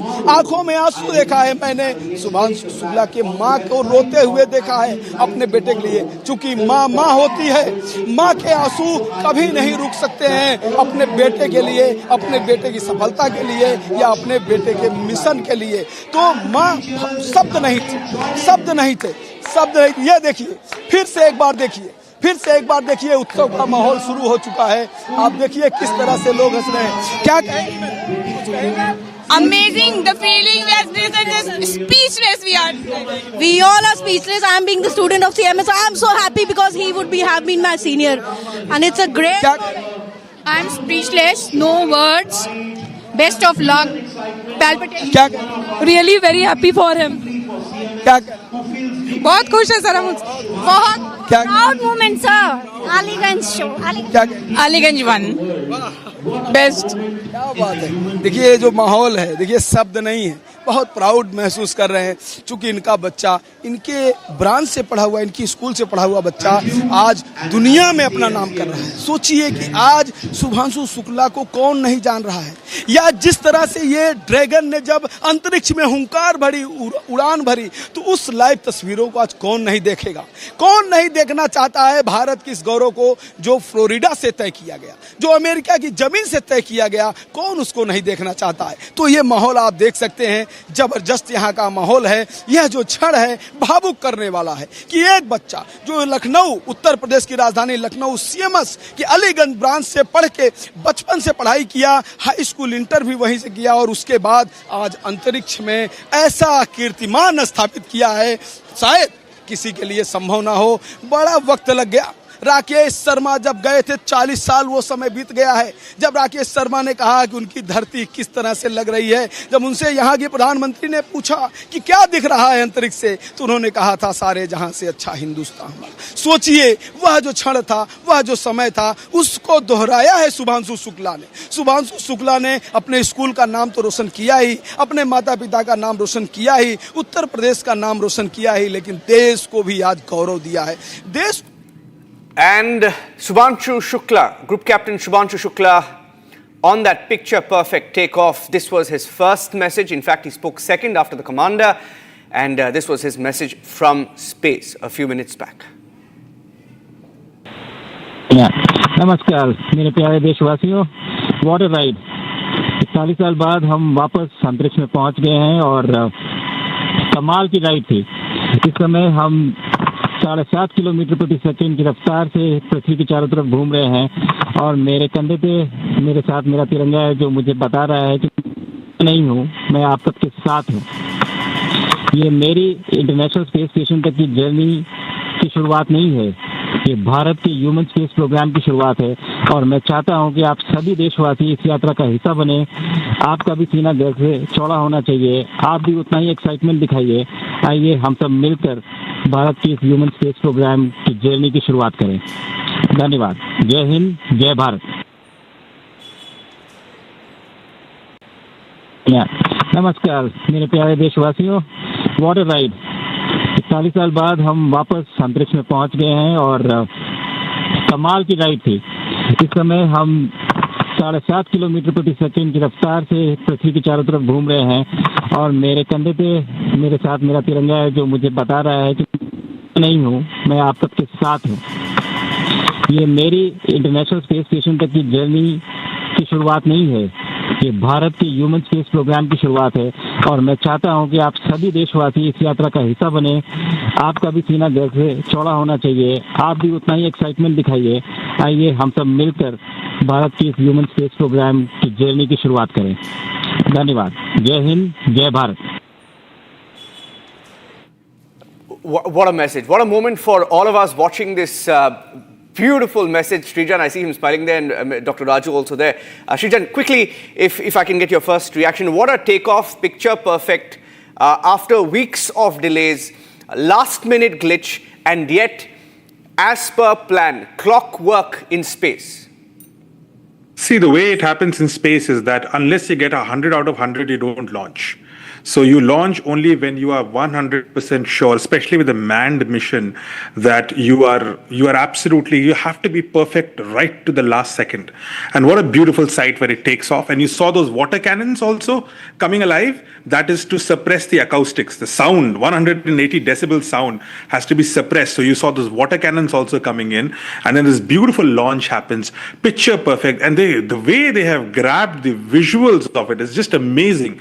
And it's amazing not just from the angle of what we are seeing, but what is going to stick to the minds of all those children who are right now seeing this beautiful launch and how it happens. It's a beautiful lesson in science itself. And as our group captain says, this is the beginning of something much, much bigger. So right now we are sending one astronaut with Axiom-4 mission. It's launched in US. By next year we'll have our own Gagan Yatris going into with indigenous technology. Our Gaganyaan mission will go. And then by 2035 we'll have our own space station. Srijan, sorry to interrupt you there briefly. Sorry to interrupt you there because we're getting the first government reaction to this takeoff. If I can just go across to that, I think we have a Minister of State. Yeah.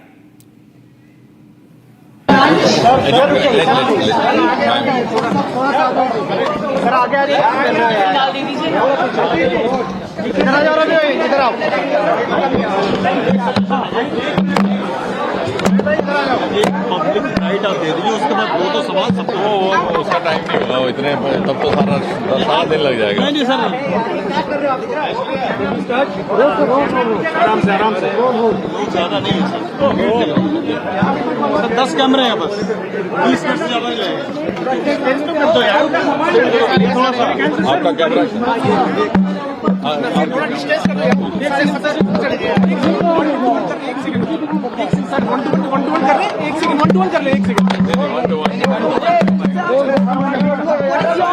What is your response to the mission?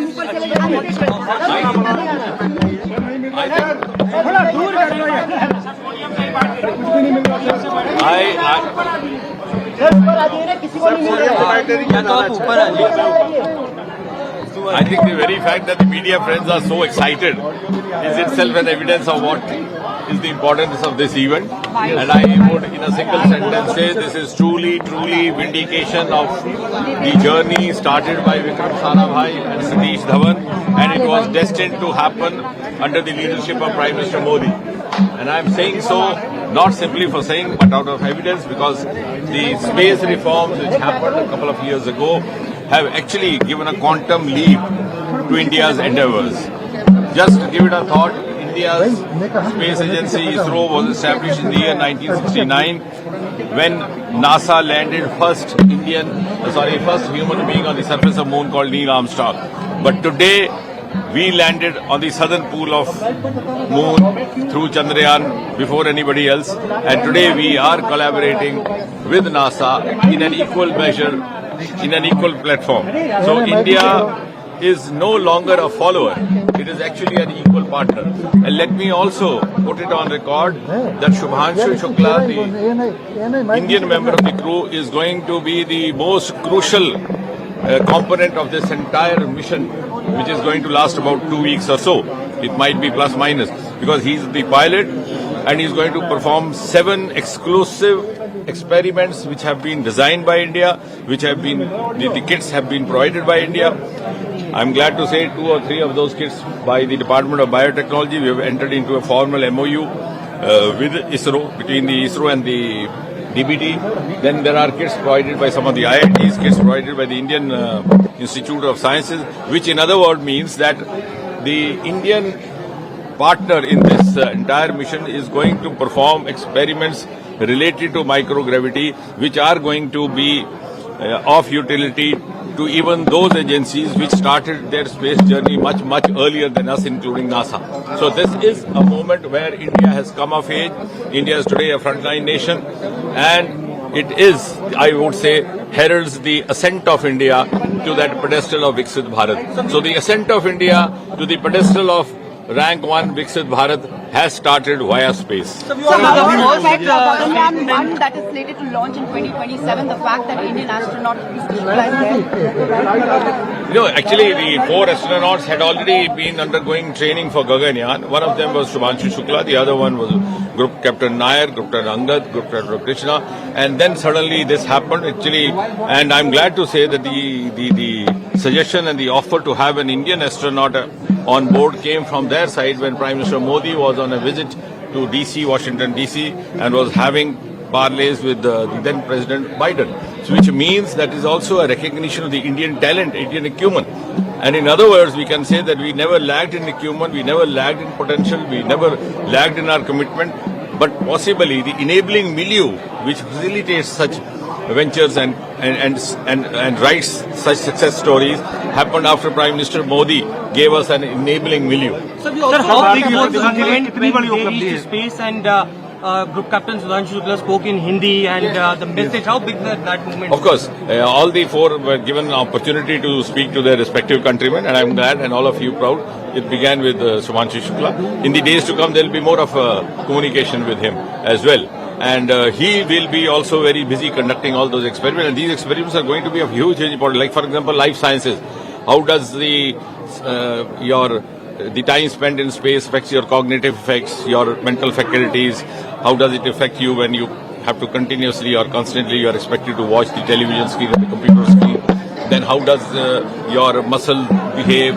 And in case the muscle dysfunction happens in future, how would you be able to devise strategies to recover that? So I think this is going to be a great experiment in working out the possibility of life in space, and also at the possibility of plant and other organisms finding habitat in this space. Sir अंतरिक्ष में जीवन के लिए कितनी बड़ी उपलब्धि है?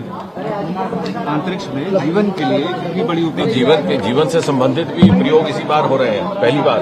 और ये प्रयोग हमारे लिए एक बड़ा सुखद संयोग है कि हमारे जो वहाँ पर अंतरिक्ष यात्री हैं, शुभांशु शुक्ला, उनके द्वारा हो रहे हैं। और 7 उसमें प्रमुख प्रयोग है, और जिनके किट भी भारत के द्वारा ही उपलब्ध करवाए गए हैं। सर एक सवाल हिंदी में international platforms in the coming. Of course, and the best part is that India is no longer simply a mute partner. Of course, the first astronaut who went up was Rakesh Sharma 40 years back. He's still around there, and he's always been very helpful in all these projects. Has been also been very cooperative in planning most of these missions. But at that point in time, it was a Soviet mission, and our space program was much in infancy, and we didn't have much to offer, to be very honest. And the mission that time reflected more of the bonhomie that existed between the then Soviet Union and the Republic of India. But today it's not so. Today we are equal scientific partners collaborating. So they need us as much as we. So I think that's something, and that's why I said the ascent of India to Viksit Bharat has started via space. Sir हमारे साथ Jitendra Singh sir, ये अंतरिक्ष की उड़ान भारत के लिए कितना महत्वपूर्ण है? We have G. Raju, former project director at ISRO, as you saw those celebrations in Lucknow. Dr. Raju, speaking about the significance of this moment, and I want to play that message out, because that's the message that encapsulates what every Indian is going through in Hindi. After that perfect takeoff, this was Group Captain Shubhanshu Shukla in space, in Hindi, a message for the entire country. Yeah, it's a great moment for all of us, for the whole country to be proud of.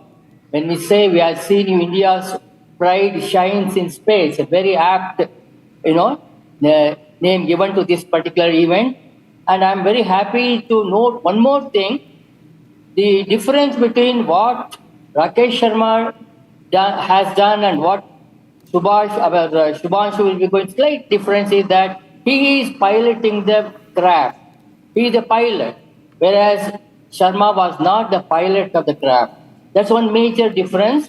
So we'll have a first-hand experience of this particular, experience of this piloting of the spacecraft when we go to Gaganyaan.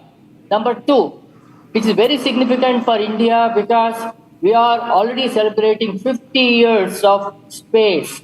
That is almost 50 years ago, or slightly more than 50 years ago, we launched Aryabhatta. So Aryabhatta is a major event for us. So that has become another feather in our cap. Today we have a bigger feather in the cap of our space people, and I'm certainly very hopeful that in the next 14 days, we'll have a wonderful set of results coming from all the experiments, all the 31 countries, 60 experiments. Particularly India's experiments related to growth of plants, growth of sprouting of the seeds, and also looking at the physiological, biological, and metabolic aspects. What are the real problems, or how we can take over even if they have a problem. So it's a very good input for us. We are waiting for the next 14 days of huge, very, very useful experiments so that giant leap for our Gaganyaan. Now, I want to make sure that all these final, whenever we have almost crossed the Karman line, that is when, as we heard, we have Antariksh mein we have gone, that particular statement shows that we have crossed the almost beyond the 100 kilometers, much above that. We have to travel up to 350 kilometers, and Shubhanshu has a very, very challenging task, which I think certainly he will do it.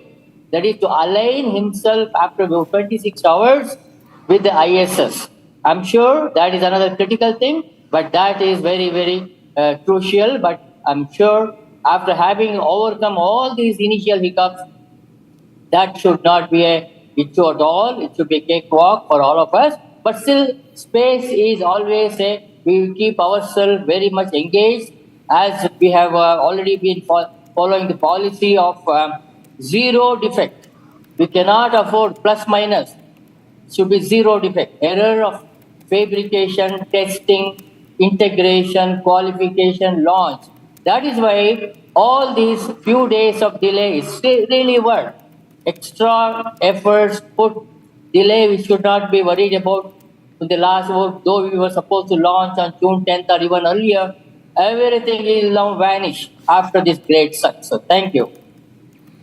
Yeah, I want to play that message out, Dr. Raju. This is the message that every Indian should hear. He thanked all countrymen, saying that it's a proud moment not just for him but for the entire country. And he ended this message by saying, Jai Hind, Jai Bharat. Yeah. नमस्कार मेरे प्यारे देशवासियों, what a ride. 40 साल बाद हम वापस अंतरिक्ष में पहुंच गए हैं और कमाल की राइड थी। इस समय हम 7.5 किलोमीटर प्रति सेकंड की रफ्तार से पृथ्वी के चारों तरफ घूम रहे हैं और मेरे कंधे पे मेरे साथ मेरा तिरंगा है, जो मुझे बता रहा है कि नहीं हूँ, मैं आप सबके साथ हूँ। ये मेरी इंटरनेशनल स्पेस स्टेशन तक की जर्नी की शुरुआत नहीं है, ये भारत के ह्यूमन स्पेस प्रोग्राम की शुरुआत है और मैं चाहता हूं कि आप सभी देशवासी इस यात्रा का हिस्सा बने। आपका भी सीना गर्व से चौड़ा होना चाहिए, आप भी उतना ही एक्साइटमेंट दिखाइए। आइए हम सब मिलकर भारत की इस ह्यूमन स्पेस प्रोग्राम की जर्नी की शुरुआत करें। धन्यवाद। जय हिंद, जय भारत।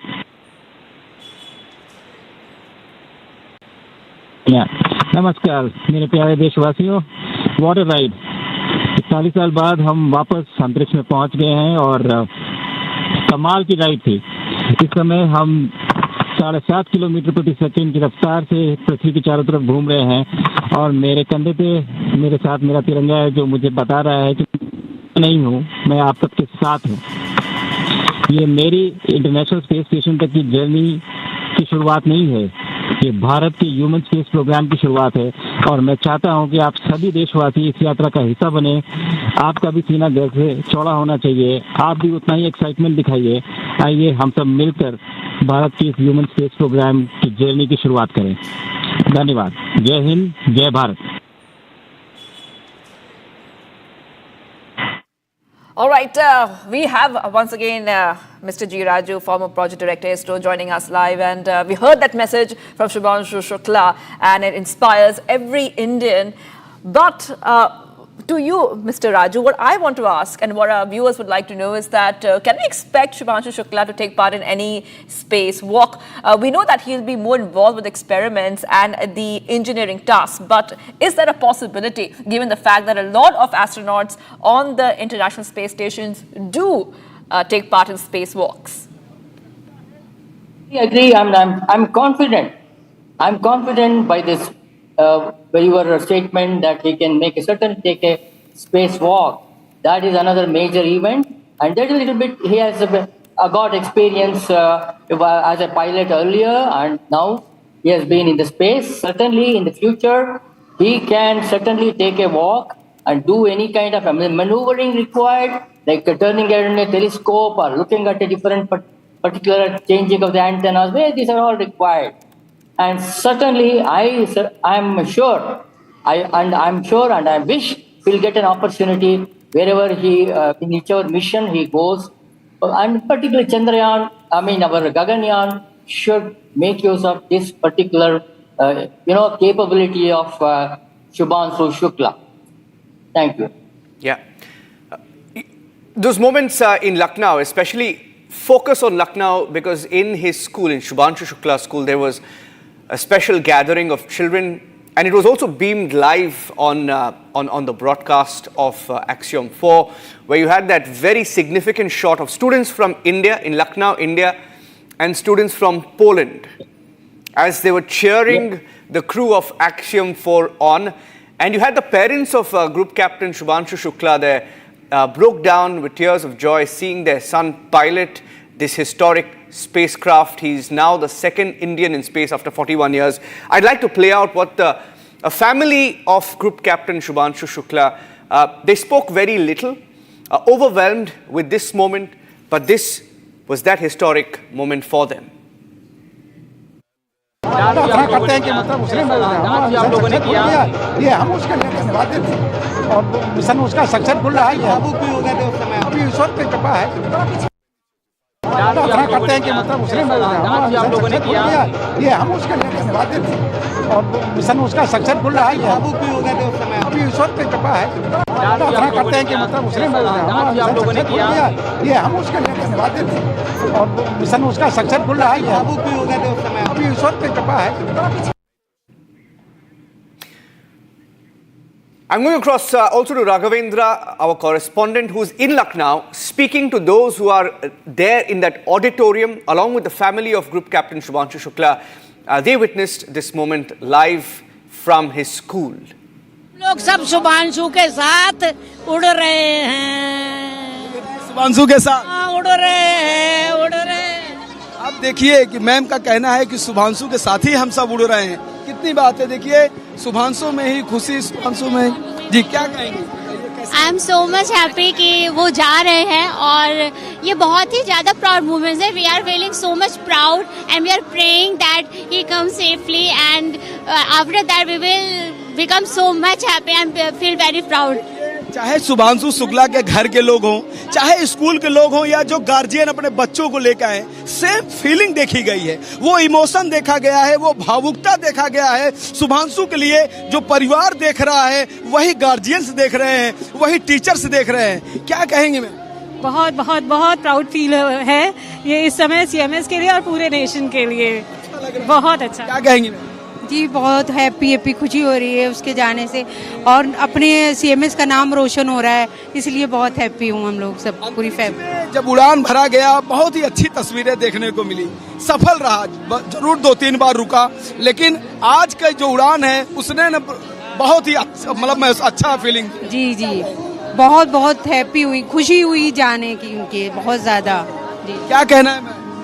मैम बस सर बहुत अच्छा लग रहा था आज बच्चों को, मतलब जिस समय मेरे पास आया था मैसेज उस समय मैंने इतना इंटरेस्ट नहीं लिया था, लेकिन यहाँ आने के बाद मुझे आज बहुत अच्छा लग रहा है, बहुत प्राउड फील हो रहा है। अच्छा लग रहा है, क्या कहेंगे? It's a very proud moment for all of us, we are very happy, very excited and great feeling.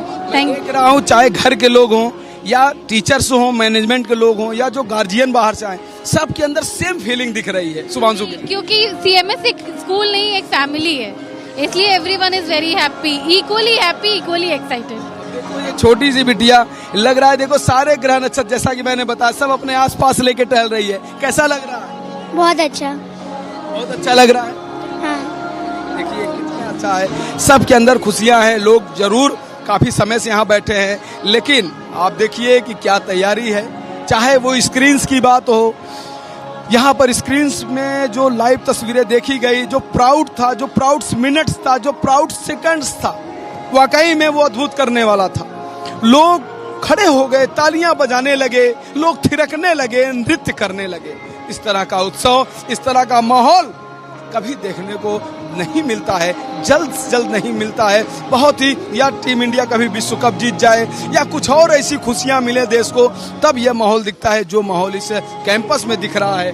और आप देखिए वहां पर, देखिए आप कि ये जो कुर्सियां हैं, उस कुर्सियों के उस पार आपको विज्ञान, यानी जो बच्चे साइंस से इंटरेस्ट रखते हैं, वहां पर उन्होंने छोटे छोटे एक्सपेरिमेंट्स करके रखे हैं। छोटी छोटी चीजें, अंतरिक्ष से जुड़ी हुई चीजें, ब्रह्मांड से जुड़ी हुई जानकारियां वो इकट्ठा किए हैं, प्रैक्टिकल के द्वारा दिखा रहे हैं। छोटे छोटे बच्चे डिस्क्राइब कर रहे हैं कि कैसे फंक्शन करता है, कैसे काम करता है। यह वाकई में अद्भुत है। Right, Right. Niranjan, what we saw there is every Indian and all these school kids who are so proud and they have an archetype to follow. This is, Niranjan, the new Indian which dreams in every town of India. An Indian who goes beyond borders and brings pride for their country. Yeah, and that message from Shubhanshu Shukla, in fact, still ringing in my ear at least, and I'm so thrilled. I have goosebumps as he spoke from space. After 4 decades, an Indian in space. I want to play out that message once again. Just to some of the those words saying that I have the Tiranga embossed on my shoulders, telling me that I am with all of you. Saying that this journey is not just to the International Space Station, but to launch India's human space program, a reference to Gaganyaan, ending his message with Jai Hind, Jai Bharat. This was Group Captain Shubhanshu Shukla. नमस्कार मेरे प्यारे देशवासियों, what a ride. 40 साल बाद हम वापस अंतरिक्ष में पहुंच गए हैं और कमाल की राइड थी। इस समय हम 7.5 किलोमीटर प्रति सेकंड की रफ्तार से पृथ्वी के चारों तरफ घूम रहे हैं और मेरे कंधे पे मेरे साथ मेरा तिरंगा है जो मुझे बता रहा है कि नहीं हूँ, मैं आप सबके साथ हूँ। ये मेरी इंटरनेशनल स्पेस स्टेशन तक की जर्नी की शुरुआत नहीं है, ये भारत के ह्यूमन स्पेस प्रोग्राम की शुरुआत है और मैं चाहता हूं कि आप सभी देशवासी इस यात्रा का हिस्सा बने। आपका भी सीना गर्व से चौड़ा होना चाहिए, आप भी उतना ही एक्साइटमेंट दिखाइए। आइए हम सब मिलकर भारत की इस ह्यूमन स्पेस प्रोग्राम की जर्नी की शुरुआत करें। धन्यवाद। जय हिंद, जय भारत। नमस्कार मेरे प्यारे देशवासियों, व्हाट अ राइड। 40 साल बाद हम वापस अंतरिक्ष में पहुंच गए हैं और कमाल की राइड थी। इस समय हम 7.5 किलोमीटर प्रति सेकंड की रफ्तार से पृथ्वी के चारों तरफ घूम रहे हैं और मेरे कंधे पे मेरे साथ मेरा तिरंगा है जो मुझे बता रहा है कि नहीं हूँ, मैं आप सबके साथ हूँ। ये मेरी इंटरनेशनल स्पेस स्टेशन तक की जर्नी की शुरुआत नहीं है, ये भारत के ह्यूमन स्पेस प्रोग्राम की शुरुआत है और मैं चाहता हूं कि आप सभी देशवासी इस यात्रा का हिस्सा बने। आपका भी सीना गर्व से चौड़ा होना चाहिए, आप भी उतना ही एक्साइटमेंट दिखाइए। आइए हम सब मिलकर भारत की इस ह्यूमन स्पेस प्रोग्राम की जर्नी की शुरुआत करें। धन्यवाद। जय हिंद, जय Bharat. He spoke about the space programs and 60 experiments by 31 countries, and Dr. Raju is with us to take us and our viewers through what this historic space mission will do for mankind. 31 countries, 60 experiments, Dr. Raju. From India, you have Indian experiments that include crop viability, you have biological resilience, muscle deterioration in microgravity. Some of the experiments, some of the many experiments, how critical are these experiments for mankind?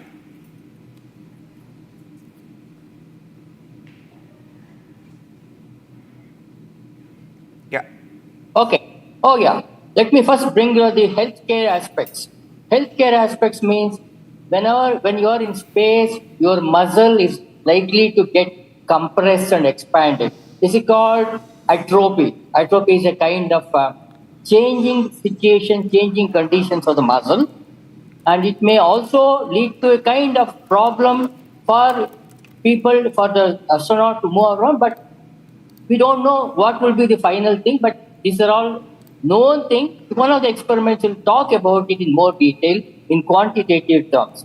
The second one is the bones. For example, we had a serious, I should say, anxiety when Sunita Williams did not come back after a long time. There were a lot of discussions. Of course, everything went on well until the end after the thing, but there was a concern that the bones may get brittle. They may look older than what they are. These are all some of the questions. So there will be some tests related to that. We will be able to derive some quantitative results. And there is one experiment looking at the performance of insulin in space. Why? Because many people, many of our human population, they will have diabetes issues, so that we can check how the insulin performs in space. so that we can have a broader spectrum of participation by the people, by the scientists, or nowadays, there is no age-related. I want to restate the recent sometime back. The people at the age of 18 as well as at the age of 80 years, veteran at the age of 80 years has also gone to the space. So there is no major worry about it, but it's necessary to collect quantitative figures to be safe from our side when our future astronauts go. That is about health-related thing. And there was also one experiment. There is also one experiment to look at whether somebody can concentrate. The eyeballs will be always scanning the screens. You will have to have many occasions to look at the screens on board. What is the kind of microgravity effect on your eyesight? This is one experiment being conducted. And there are certainly a few growing, whether sprouts can be grown on board, whether some particular events, for example, methi is being grown on board. Why? All these things required is because in future, not very far away, we may have to stay for longer duration. Habitat in space is not a dream, it's a reality, but it will happen very, very soon. So we don't have to carry tons of food.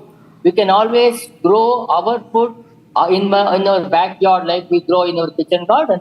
I will be able to survive for the days because I may have to stay 10 months or 5 months as it is happening. So one can comfortably live with this kind of proteins. Very important for you to survive on ground, in space. This experiment is very, very valuable. And there are some organisms like tardigrades or some kind of a organism which can withstand negative temperatures. Don't know how much they can have eggs which can hatch in space. This is a question which is not which is not known, but India is not working on that, but the other countries, some of the other partners are working on that. How much they will be able to withstand the microgravity, temperature, as well as the environment. This is one thing. And two important other major things is, can I make a manufacturing? It's a material science related subject. And can I grow very accurate, very pure quality medicines? Can I manufacture? So these are all some of the questions. This particular mission, Axiom-4, has, I believe, of the 60 experiments, many will address all these things. Rich input will come for our future, space travel, particularly starting with Gaganyaan. Thank you. Yeah. This was that moment, that picture perfect takeoff, stage by stage. We were all waiting for this countdown after weeks of delays. There was a little bit of a concern in the last 30 minutes, but that too was solved. And this was the countdown and the liftoff. 15 seconds. T-minus 10, 9, 8, 7, 6, 5, 4, 3, 2, 1. Ignition and liftoff.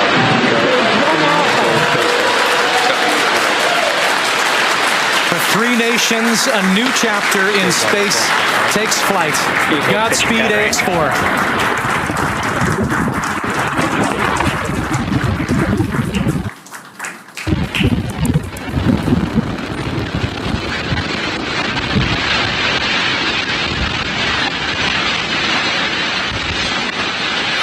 T plus 30 seconds into flight with the Axiom-4 crew on board Dragon, headed to the International Space Station.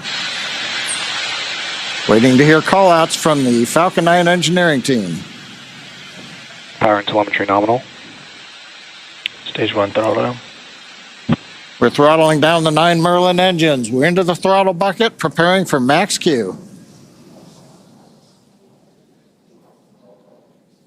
Max Q.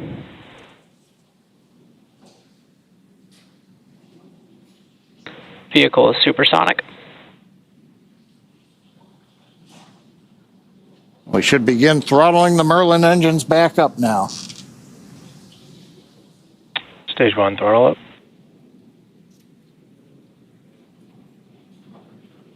Mission Control confirming Stage 1 Bravo. that throttle up, and we Copy, are 1 Bravo. hearing our commander Peggy Whitson call out the first abort mode. Each of these are a specific phase where if for any reason we had an in-flight Back abort, show underway. Dragon would abort to a safe location. So we're going to call out each of those milestones as we pass through them. We also just heard the call out for MVAC chill. We're going to trickle just a little bit of liquid oxygen now into the turbo pumps on board our Merlin vacuum engine on stage 2 in preparation for second engine start 1, which will of course be shortly after stage separation. Now, at this point, we are just about 30 seconds away from 4 events that are going to happen in rapid succession. The first one will be main engine cutoff, or MECO, then again followed by stage separation, ignition of that second stage engine, which we are already preparing for, as well as the first stage's boost back burn. With that confirmation from Mission Control that we are throttling the first stage engines down, we are expecting MECO at T plus 2 minutes and 26 seconds. MECO. Stage separation confirmed.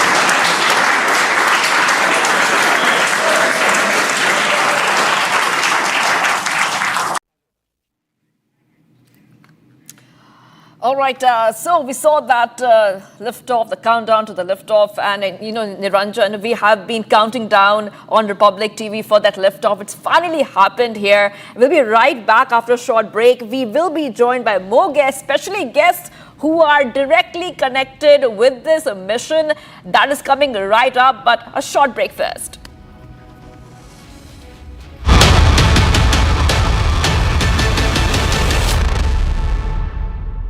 विमल में गुलिस्तां के ये कुछ लजीज फरिश्ते जब साथ घुलें तो जी लग जाए और दिल कहे कि स्वाद की जुबान में खुद को ऐसे डुबाऊं कि निकल ना पाऊं।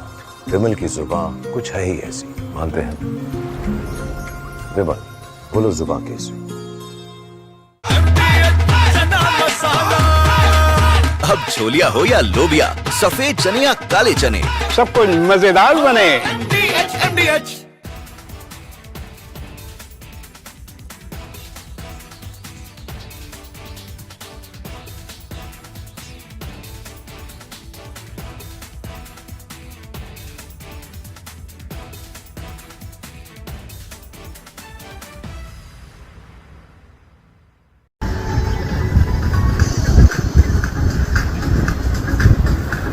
لا إله إلا الله لا إله إلا الله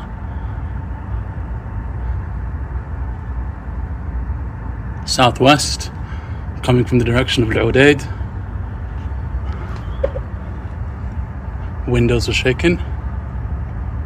لا إله إلا الله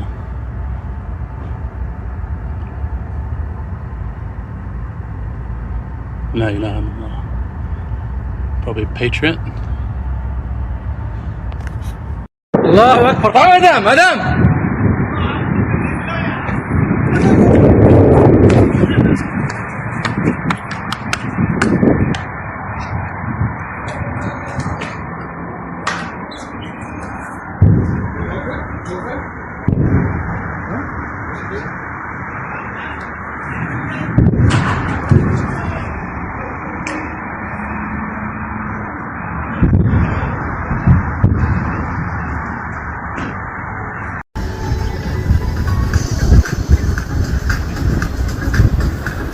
لا إله إلا الله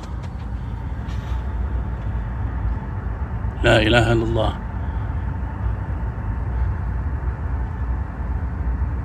Southwest coming from the direction of Al-Udaid. Windows are shaking. لا إله إلا الله.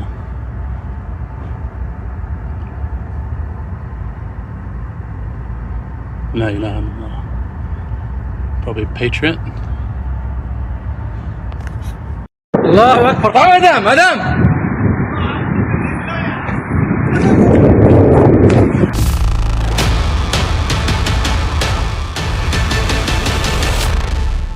In the global employability rankings by Times Higher Education UK, only the following 6 institutions from India are ranked amongst the top 230 in the world for having the most employable graduates. IIT Delhi, IISc Bangalore, IIT Bombay, IIM Ahmedabad, IIT Kharagpur and Amity University.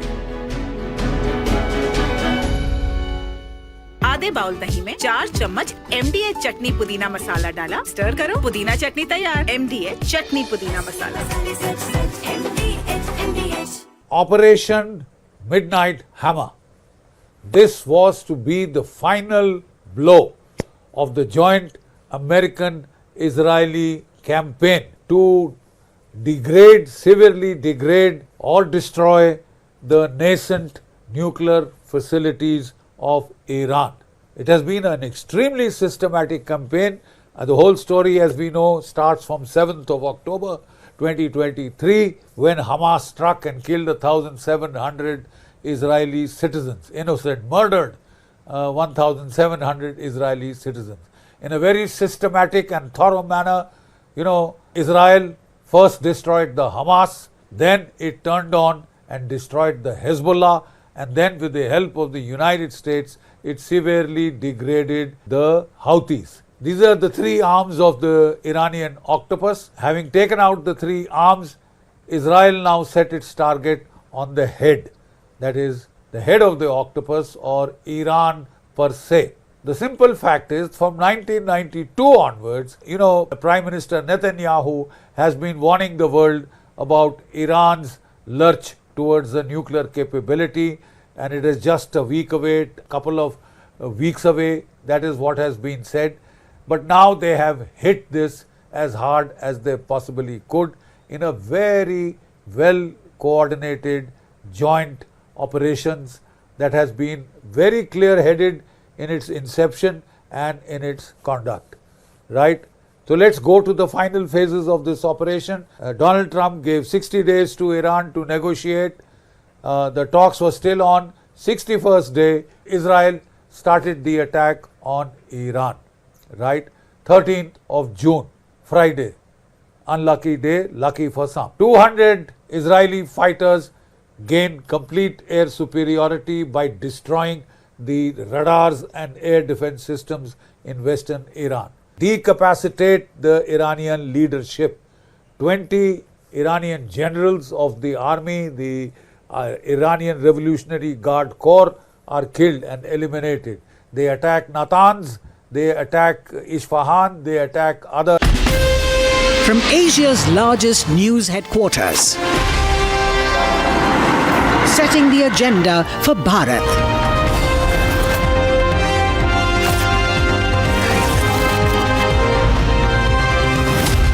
You're watching Republic.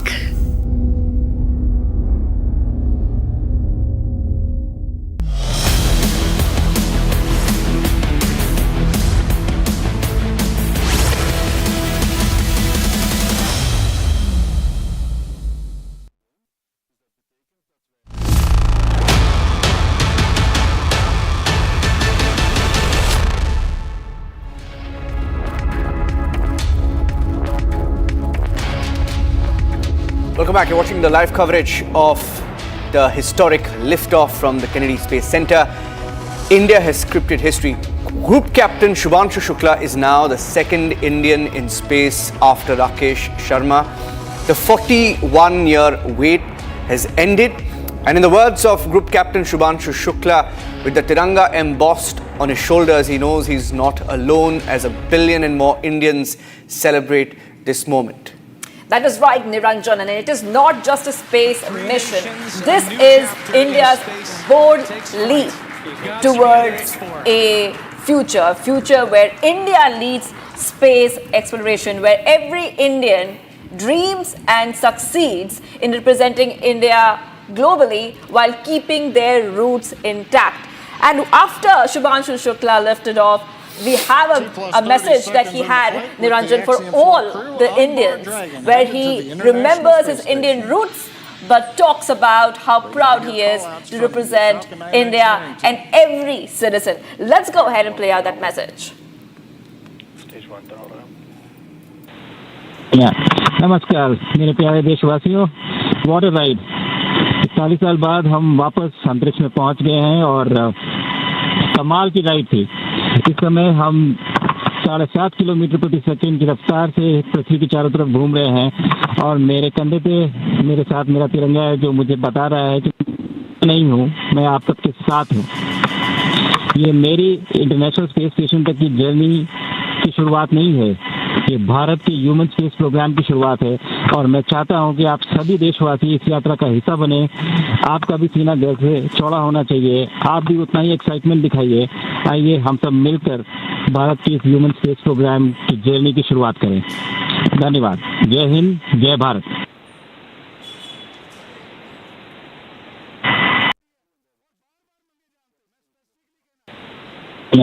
नमस्कार मेरे प्यारे देशवासियों, water ride 40 साल बाद हम वापस अंतरिक्ष में पहुंच गए हैं और कमाल की राइड थी। इस समय हम 7.5 किलोमीटर प्रति सेकंड की रफ्तार से पृथ्वी के चारों तरफ घूम रहे हैं और मेरे कंधे पे मेरे साथ मेरा तिरंगा है जो मुझे बता रहा है कि नहीं हूँ, मैं आप सबके साथ हूँ। ये मेरी इंटरनेशनल स्पेस स्टेशन तक की जर्नी की शुरुआत नहीं है, ये भारत के ह्यूमन स्पेस प्रोग्राम की शुरुआत है और मैं चाहता हूं कि आप सभी देशवासी इस यात्रा का हिस्सा बने। आपका भी सीना गर्व से चौड़ा होना चाहिए, आप भी उतना ही एक्साइटमेंट दिखाइए।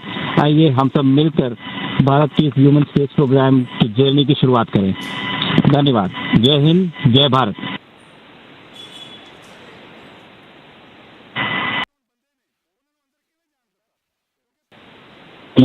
नमस्कार मेरे प्यारे देशवासियों, वाटर राइड 40 साल बाद हम वापस अंतरिक्ष में पहुंच गए हैं और कमाल की राइड थी। इस समय हम 7.5 किलोमीटर प्रति सेकंड की रफ्तार से पृथ्वी के चारों तरफ घूम रहे हैं और मेरे कंधे पे मेरे साथ मेरा तिरंगा है जो मुझे बता रहा है कि नहीं हूँ, मैं आप सबके साथ हूँ। ये मेरी इंटरनेशनल स्पेस स्टेशन तक की जर्नी की शुरुआत नहीं है, ये भारत के ह्यूमन स्पेस प्रोग्राम की शुरुआत है और मैं चाहता हूं कि आप सभी देशवासी इस यात्रा का हिस्सा बने। आपका भी सीना गर्व से चौड़ा होना चाहिए, आप भी उतना ही एक्साइटमेंट दिखाइए। आइए हम सब मिलकर भारत के इस ह्यूमन स्पेस प्रोग्राम की जर्नी की शुरुआत करें। धन्यवाद। जय हिंद, जय Bharat. I have Dr. Venkatesh Sharma, who is joining us on the broadcast. Dr. Venkatesh Sharma is a former ISRO director. Dr. Sharma, 41 years. He encapsulated what we all feel in this moment. We've been waiting for it for weeks now. If you can tell us, as someone who's worked at ISRO, this is a special moment for ISRO as well, a stepping stone on what we can expect in the next few months and years to come, especially with Gaganyaan.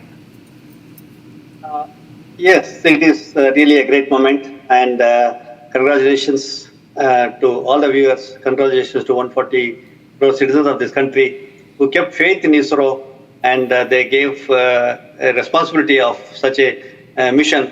ISRO in particular had always been very accountable and had been thankful to these citizens of this country, taxpayers, who kept faith in ISRO and gave responsibility. That is the spirit of ISRO. I wanted to say and share with you and the viewers that the spirit of ISRO, and they are very, very accountable.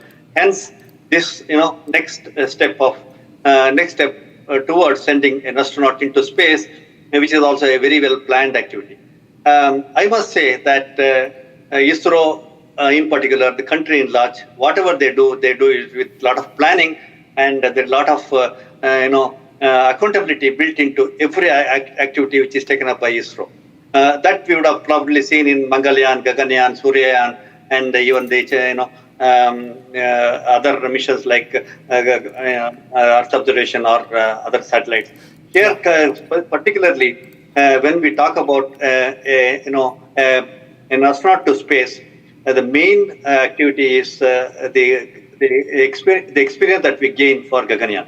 Gaganyaan we had been working for last 15 years. You would have seen 2015, January 16, there was a docking experiment where the two satellites of 120 kg were docked in space, which is a precursor for the Gaganyaan and the impending Bharat space station.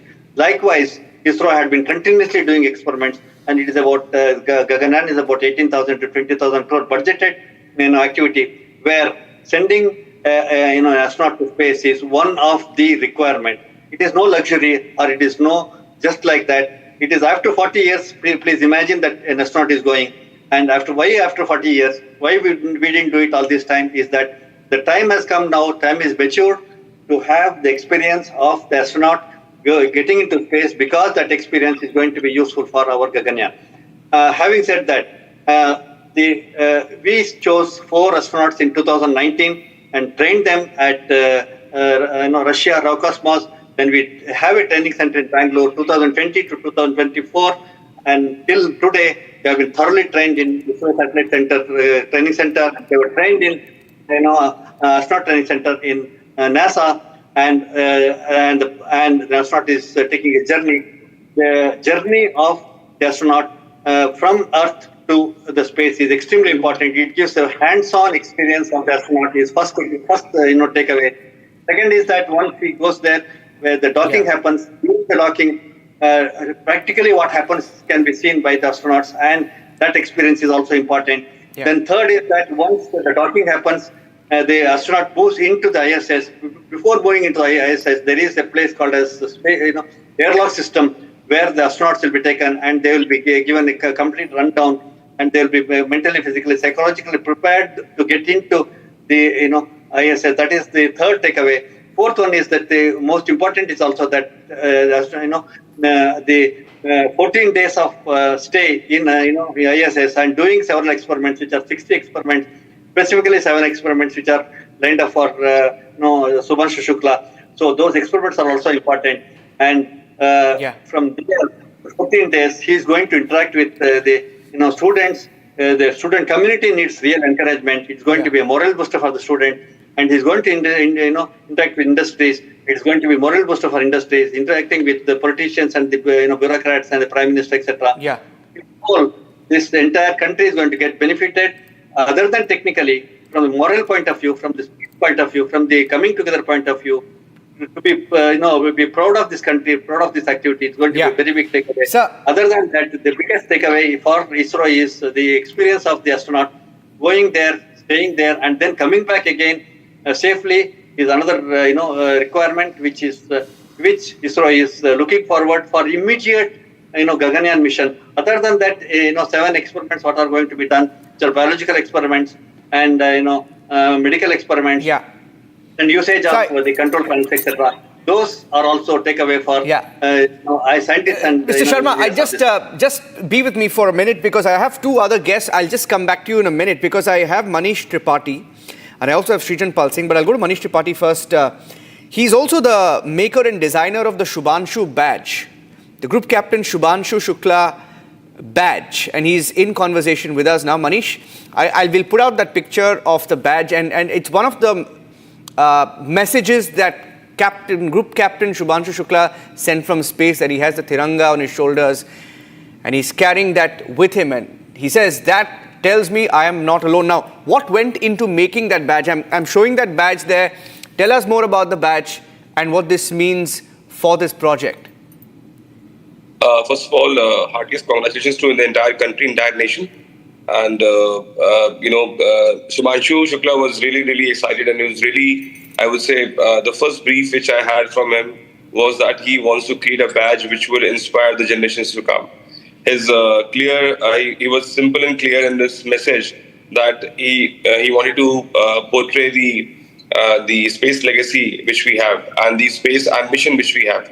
And now India coming up with this, their individual space program. I think it was even more important to put this across.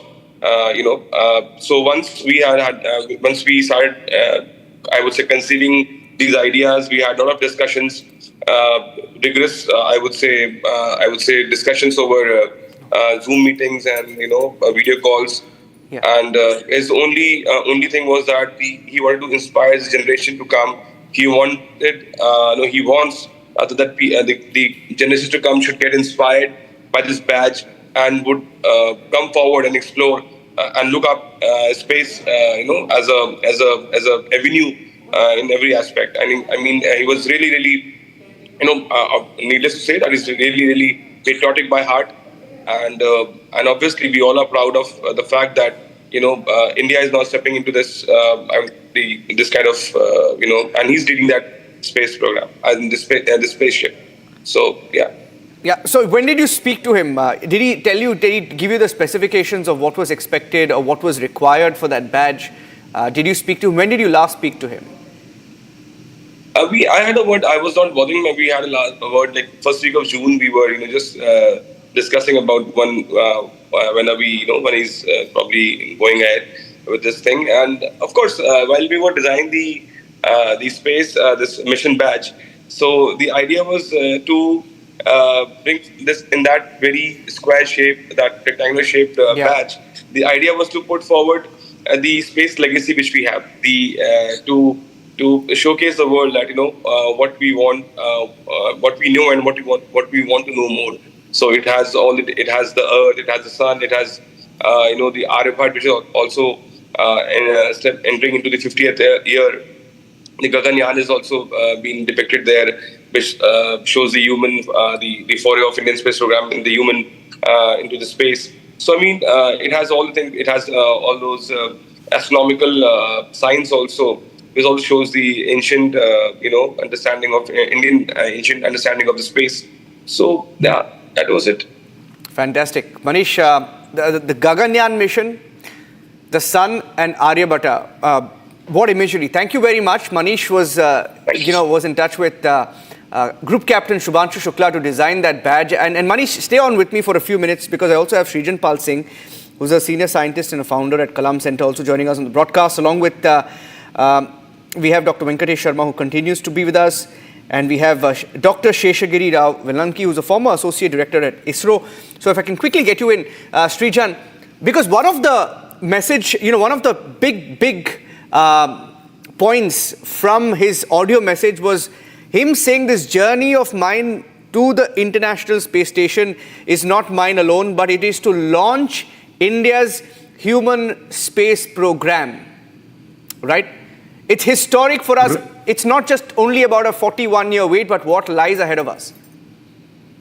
You're absolutely correct. I think this is a sort of an inflection point which connects a civilization which taught the world heliocentricity, which is that the sun is the center of the solar system and not the earth, which showed the world astronomy, and that culture from past now goes into the stepping stone of the future, and India takes its rightful place in space and all high-tech technology beginning now, because this is how we have sent our second person in space and the first person to an international space station. But this is just the beginning. Within the next 12 to 18 months, we'll have our Gaganyaan mission. Then we'll have the Bharat Antariksh Station. Then we'll have a permanent base on Moon and perhaps someday onto Mars. Now these are the beginning. And look how beautifully this nurtures into the culture. Group Captain Shubhanshu Shukla chooses to speak in Hindi, which is the language of the masses, and it shows our cultural prowess. We didn't bow down to English in that way while we are talking in English, so it's a bit of a hypocrisy when I say that. But he chose to speak in Hindi, and he chose, there's something which they're carrying, which is called joy, and the joy is a toy swan, and swan symbolizes the goddess of knowledge, Saraswati. So Ma Saraswati's savari, her symbol is swan, and the swan symbolizes, while it's going with Shubhanshu Shukla into the International Space Station, it symbolizes the ascent of India's knowledge prowess and technological driven missions, which will not only, and he's doing yoga there, one other thing which we were talking about. So India's culture from the past is now meeting India's future in space, and this is just the beginning. Yeah, what lies ahead is also very critical because it has to be 100% perfect, and that's why we had those last few critical moments, very, very nervous moments, because there was a message that was sent out that there was a glitch that was detected, but of course the scientists there ensured that that glitch was rectified. Dr. Sheshagiri Rao Velanki, now what next in the days to come before the docking finally happens?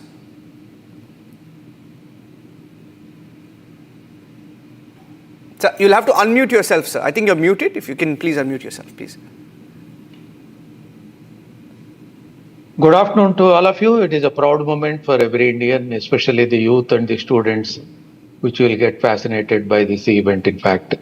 Shubhanshu Shukla, the first message I also heard when he spoke from the capsule, and he is traveling right now with along the three other cosmonauts. So let me put a word about the commander. The commander is the woman Whitson, and where she has got an experience of 675 hours actually in space, and she is the director of the human space program at Axiom. And the entire experience what she got, maybe all the rest of the travelers will know about that, and it is very, very critical. The reason being, I'm going to tell some of those things. The first thing is, all of you must have heard the announcement saying that after the end of the second stage burnout, we have reached the orbital condition. So what is the orbital condition? Orbital condition is the circular orbit at 51 degree inclination and at an altitude of 413 to 420 kilometers, 413. And precisely with plus or minus few kilometers, the ISS is also orbiting in the same. Now, at 413 plus or minus 10 kilometers, more or less with the same inclination, there are two things orbiting now. One is the ISS and the other is the Dragon space capsule. So the both of them will be establishing communications, and the first activity what all the travelers are going to do is they come out of the space suit, and they are supposed to take a first meal as a first activity. So that was the thing, in fact, and all of us knew that some of the meal carried contains mango nectar, carrot halwa, and as well as moong dal halwa. So what a delicious thing to take it as a first one the moment they are in the orbit. So that means they are starting with a delicious meal to start with all activities. See, the first thing is the stabilized orbit determination. So you know that this is traveling at a velocity of 7.67 kilometers per second. That is equivalent to almost 28,000 kilometers roughly. And the circumference, if you take it, it is 42,000 kilometers. So it is 42,000 kilometers, one orbit you are going to cover in 91 minutes. So in 91 minutes, they will see in one sunset and one sunrise. And these both ISS as well as this Dragon capsule are being tracked by the tracking and telecommand network across the globe, identified by both NASA and Axiom and ISRO. So these stations track the Dragon satellite, Dragon capsule, and the moment you get into visibility, the visibility lasts around 12 to 14 minutes. That means it rises above the horizon and makes an arc and descends below the horizon. So the total tracking data per a given telemetry station or tracking station is likely to be around 12 minutes. In these 12 minutes, you get a ground data, 12 to 14 minutes, you get a ground data. Based on the ground data and onboard information, they precisely determine the orbit. And the orbit is determined in such a way that it is 1 meter, sub-meter accuracy. And then afterwards, let us say they have got this is called orbit activation. Then afterwards, there are phasing burns.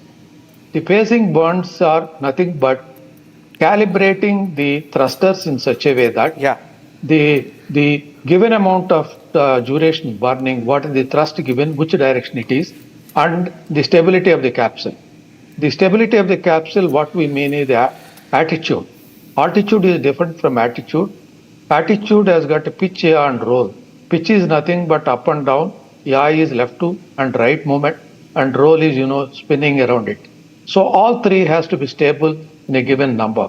So that stability, orbit accuracy are going to be determined, followed by the thrusters calibration and incremental, let us say, orbit you get so that you will follow the ISS after, let us say, doing all these works. To do all these works, you will be, by the time you dock it, it will be roughly around 27 to 28 hours. So Once you enter into the exact orbit of the ISS, then they start approach initiation. The approach initiation starts from almost 10 kilometers behind onwards. During approach initiation, once again the alignment and the related docking, like let us say through laser finding out the ways to dock it, and the alignment accuracy, and there is a camera system. Once that is over, the approach initiation 10, 5, 3, 1 and 500 meters. So up to 1 kilometer it goes on. From 1 kilometer onwards, it is proximity operation. The proximity operation is very, very critical because the proximity has to be such that so that when it mates to the ISS, one of the ports, the port is called Harmony because there are 8 ports. The port identified to the Dragon is Harmony port. The moment it comes very near to the port, it is to be docked in such a way that it is to be perfectly sealed. The reason being, Dragon has got an atmosphere where travelers can live, and similarly ISS got an atmosphere. In between you have an annex room. So the moment you dock it, you have a door connected to the annex room, and annex room is also pressurized and the atmosphere is also maintained. And the first is opening to the annex will be carried out the moment sealing, the vacuum should not leak into the chambers. So once the sealing is assured, they open the door to the annex room, and they stabilize both annex rooms and the Dragon. And once the atmosphere is stabilized here, and there will be people waiting in the ISS near Harmony port to welcome all these people. So the commander is the last to go, the other 3 will enter first, and anyway, wherever it is, an aircraft or ship or the space capsule, the commander is the last person supposed to make everything all right and enter. These are the activities done automatically by almost 40 computers on board. In ISS, what I mean is ISS got computers and Dragon has got computers. Lots of software with automation has been ported. All these proximity and as well as phasing burns are time stamped and loaded in the memory. The moment the time occurs, the go ahead is given, the command gets executed automatically. That means the command execution. Sir, with your permission, if I can just interrupt you there for 1 second, because I have someone very, very special joining us. Hi, Nidhi, can you hear me? Good afternoon. Good afternoon, can you hear me? Yes, of course, I can hear you. Congratulations, and very, very, very proud moment, not just for all of us, but especially for your family. You are there. We saw you there with your parents and everyone at the school watching that special liftoff. Want to hear from you. What is going on in your mind, and what does this moment mean for all of you? Right now, I am very relaxed now. Mission has been completely successful. It has completed the 2 stages, and so we are relieved now. Tense few moments, I think tense few moments, because we saw that the last 30 minutes wasn't very easy. There were a few challenges, last minute challenges, but everything was sorted out. What was your family going through in those moments?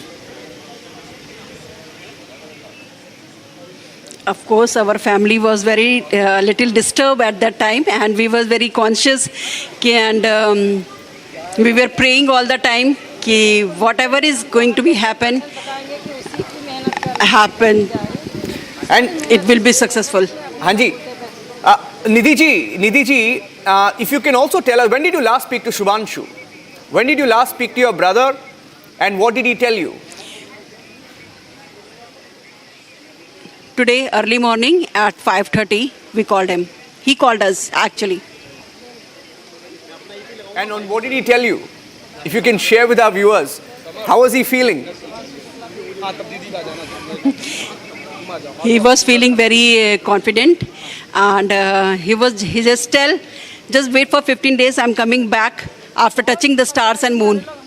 Fantastic, fantastic. And you know his message, did you hear the full message, his first message from space? Did you get a chance to hear the whole thing? Yes, of course. I listened, I heard the message, and I'm very proud of. He always put his India first, his country first. Fantastic. And tell us a little bit about what this moment means for him. He must have been discussing it with all of you. You said you spoke to him this morning. How special is it for him and for the country?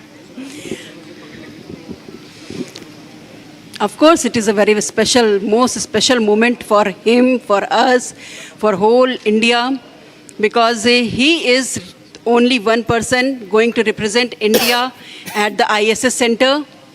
So it is the most proudest moment for our family, for our India also. And he told you that he's going to be back in 15 days and he's excited. What is he carrying with him? A lot of people discussing that he's carrying gajar ka halwa with him. What else? What else is he carrying with him? Yes. A few sweets he loves, just like gajar ka halwa, moong ka dal ka halwa. 2-3 sweets he is going to carry with the normal food, along with the normal food. Fantastic. Lovely talking to you, Nidhi ji. I think Madam is also there with you. Group Captain Shubhanshu Shukla's mother also joining us live. We're just waiting to speak to her as well. That's Asha Shukla. Thank you, Nidhi Mishra ji. That's Asha Shukla ji. Asha Shukla ji, namaste. Namaste ji, namaste. Just trying to get Group Captain Shubhanshu Shukla's mother connected. Madam, namaste. Asha Shukla. Asha Shukla ji, namaste. Okay, just getting connected there. She's at Group Captain Shubhanshu Shukla's school and she's joining us live on the broadcast. Asha Shukla ji, namaste. नमस्ते madam. नमस्ते नमस्ते नमस्ते। आप बहुत अभी saw the आपको बहुत tense last few moments था, आपको क्या लग रहा है अभी? अच्छा लग रहा है, अब तो इस समय कोई दिक्कत नहीं है, अच्छा लग रहा है, बहुत अच्छा लग रहा है। आपने कब बात की थी ग्रुप कैप्टन शुभांशु शुक्ला से लास्ट? आज सुबह 7 बजे हुई थी बात। हाँ जी, सुबह 7 बजे बात हुई थी। और उन्होंने आपको क्या बोला था आज सुबह? यही बोला था कि मम्मी पापा आप लोग अपना ध्यान रखिए, अच्छे से रहिए, मैं मिशन कंप्लीट करके आता हूँ तो मुलाकात करता हूँ फिर आपसे। जोश कैसा था आशा जी? आज सुबह जोश कैसा था शुभांशु जी का? हाँ, बहुत एक्साइटेड थे, बहुत ज़्यादा एक्साइटेड थे। अच्छा, और कई ये आखिरी द लास्ट 2-3 वीक्स से ये जो डिले हो रहा था, तो उनको क्या लग रहा था इस ड्यूरेशन लास्ट 2-3 वीक्स में? आप बातचीत की उनके साथ? हाँ, बातचीत रोज होती थी, ये तो सब चलता ही रहता है, इसमें कोई टेक्निकल प्रॉब्लम्स आ गई थी। वो जब उन्होंने सब ठीक ठाक कर लिया उसके बाद तब ये नंबर आया। इतना ऐतिहासिक मैसेज भेजा है उन्होंने, हिंदी में ऐतिहासिक मैसेज भेजा है। क्या आपने पूरा सुना उसको? हमने 10-15 बार सुना है। इतना गर्व लगता है हमें। आशा जी, आपको क्या लगा? हमको भी गर्व लग रहा है, हमने भी सुना अभी, तो हमें बहुत अच्छा लग रहा है, गर्व महसूस हो रहा है। हाँ जी, थोड़ा बताइए हमें। बहुत उनके साथ वो गाजर का हलवा, मूंग दाल का हलवा लेके जा रहे हैं। कैसे है उनका प्रिपरेशन स्पेस में? अगले जो 15 दिन है कैसे बिताएंगे वो? अब ये तो वहाँ कैसे बिताएंगे तो वही बता सकते हैं, हम लोग यहाँ से क्या बैठ के बताएंगे। हाँ जी, हाँ, कैसे वहाँ टाइम कटेगा, जब आएंगे तभी बताएंगे। ये देश के बारे में बहुत बातचीत की है इन्होंने। एक ये जो मैसेज है, ये उन्होंने बोला है कि ये सिर्फ मेरे लिए नहीं लेकिन पूरा जो भारत देशवासियों के लिए एक बड़ा एक मोमेंट है। ये जो लास्ट उनका जो प्रिपरेशन चली है, आशा जी, कैसा था प्रिपरेशन? उनके मन में क्या चल रहा था इस मिशन के बारे में सोच के? अब उनके मन की बात तो हम लोग नहीं बता सकते, मन में क्या चलता है। हम लोगों से तो बस दुआ सलाम की बात होती है बस। कि हाँ हम ठीक हैं, आप कैसे हो, क्या है, यही सब बातें होती। वो मिशन से रिलेटेड कोई बात नहीं बताता है। हाँ जी, जब आपको ये न्यूज़ मिली कि वो स्पेस जा रहे हैं राकेश शर्मा के बाद 40 साल के बाद जब वो जा रहे थे स्पेस, जब न्यूज़ आपको मिला, आपको क्या लगा, आपको परिवार को क्या लगा? अच्छा लगा था सुन के। थोड़ा सा पहले लगा कि हाँ कुछ पता नहीं लगा, लेकिन बाद में एकदम से जब हो गया तब बताया कि हमारा हो गया है उसमें, तो ठीक है, फिर हम लोग भी एक्सेप्ट कर लिया। अच्छी बात है, जो तुम चाहो। ये आप वो 15 दिन स्पेस में रहेंगे आशा जी, हमने देखा, मेरा आखिरी क्वेश्चन है आपके लिए, हमने देखा कि वो very emotional in that moment, जब वो लिफ्ट ऑफ हुआ, it was a very emotional moment. We were with you, we were watching your visuals. क्या चल रहा था आपके मन में उस मोमेंट में? अब कुछ नहीं, बच्चा किसी का भी थोड़ी दूर जाता है तो जो है इमोशनल हो जाता है इंसान। मेरा बच्चा तो इतनी दूर जा रहा था तो इमोशनल तो होना ही था, बट वो खुशी के आंसू थे, ऐसा कुछ नहीं था, कोई दिक्कत नहीं है, अब ठीक है सब। Thank you very much. Asha ji, congratulations. We're all very, very proud of your son, Group Captain Shubhanshu Shukla. The family of Group Captain Shubhanshu Shukla has been monitoring every minute of this countdown. Thank you, Asha ji. Asha ji, they're giving, speaking to the media, saying that she spoke to him this morning and the josh was high. Dr. Venkateshwara, josh was high, and he knows he's doing this not just, it's a private mission.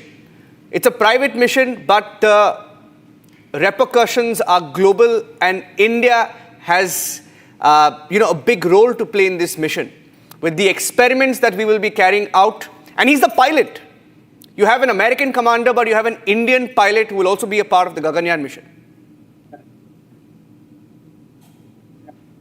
That is really another point which we should emphasize upon. Captaining a module of Dragon is a different type of achievement. So that is another experience probably which as a scientist of ISRO and having worked in ISRO for this long, always see what is the benefit, what we are going to get, and what experience he is getting that is going to benefit us.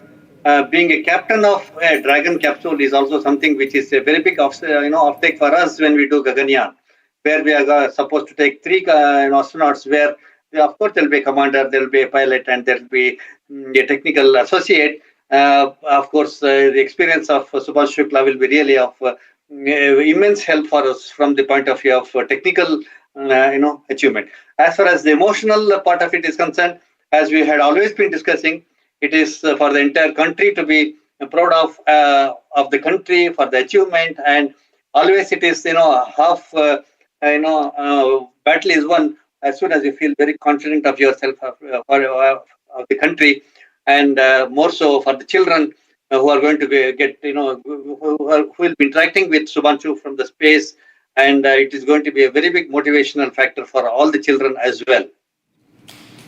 Absolutely. There's a message that he sent from space in Hindi. A beautiful message. 41 years after the first Indian Rakesh Sharma created history, this is Group Captain Shubhanshu Shukla sending a message to all Indians, all countrymen.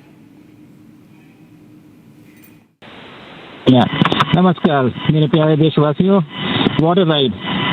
40 साल बाद हम वापस अंतरिक्ष में पहुंच गए हैं और कमाल की राइड थी। इस समय हम 7.5 किलोमीटर प्रति सेकंड की रफ्तार से पृथ्वी के चारों तरफ घूम रहे हैं और मेरे कंधे पे मेरे साथ मेरा तिरंगा है, जो मुझे बता रहा है कि नहीं हूँ, मैं आप सबके साथ हूँ। ये मेरी इंटरनेशनल स्पेस स्टेशन तक की जर्नी की शुरुआत नहीं है, ये भारत के ह्यूमन स्पेस प्रोग्राम की शुरुआत है और मैं चाहता हूं कि आप सभी देशवासी इस यात्रा का हिस्सा बने। आपका भी सीना दिल से चौड़ा होना चाहिए, आप भी उतना ही एक्साइटमेंट दिखाइए। आइए हम सब मिलकर भारत की इस ह्यूमन स्पेस प्रोग्राम की जर्नी की शुरुआत करें।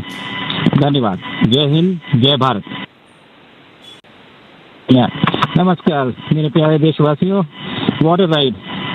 40 साल बाद हम वापस अंतरिक्ष में पहुंच गए हैं और कमाल की राइड थी। इस समय हम 7.5 किलोमीटर प्रति सेकंड की रफ्तार से पृथ्वी के चारों तरफ घूम रहे हैं और मेरे कंधे पे मेरे साथ मेरा तिरंगा है, जो मुझे बता रहा है कि नहीं हूँ, मैं आप सबके साथ हूँ। ये मेरी इंटरनेशनल स्पेस स्टेशन तक की जर्नी की शुरुआत नहीं है, ये भारत के ह्यूमन स्पेस प्रोग्राम की शुरुआत है और मैं चाहता हूं कि आप सभी देशवासी इस यात्रा का हिस्सा बने। आपका भी सीना गर्व से चौड़ा होना चाहिए, आप भी उतना ही एक्साइटमेंट दिखाइए। आइए हम सब मिलकर भारत की इस ह्यूमन स्पेस प्रोग्राम की जर्नी की शुरुआत करें। धन्यवाद। जय हिंद, जय Bharat.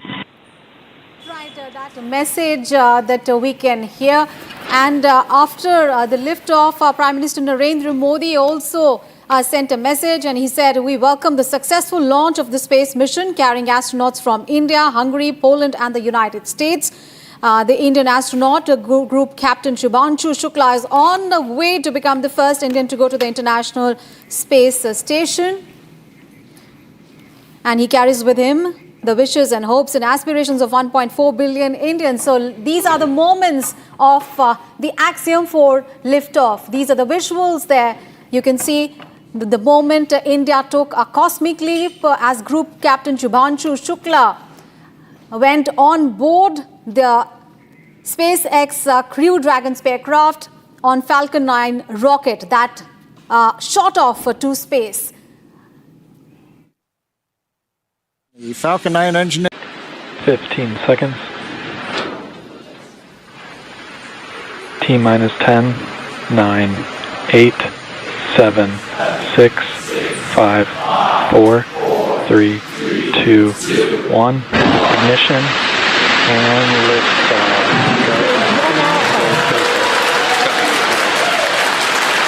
For three nations, a new chapter in space takes flight. Godspeed, AX-4.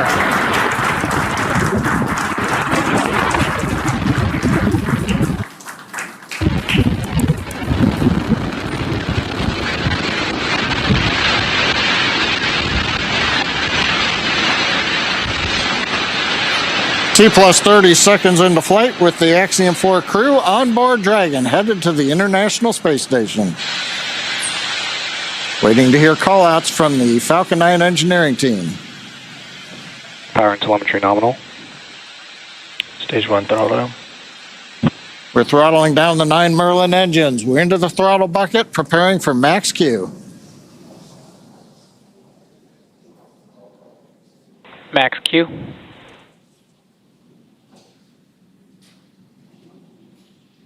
Vehicle is supersonic. We should begin throttling the Merlin engines back up now. Stage 1 throttle up.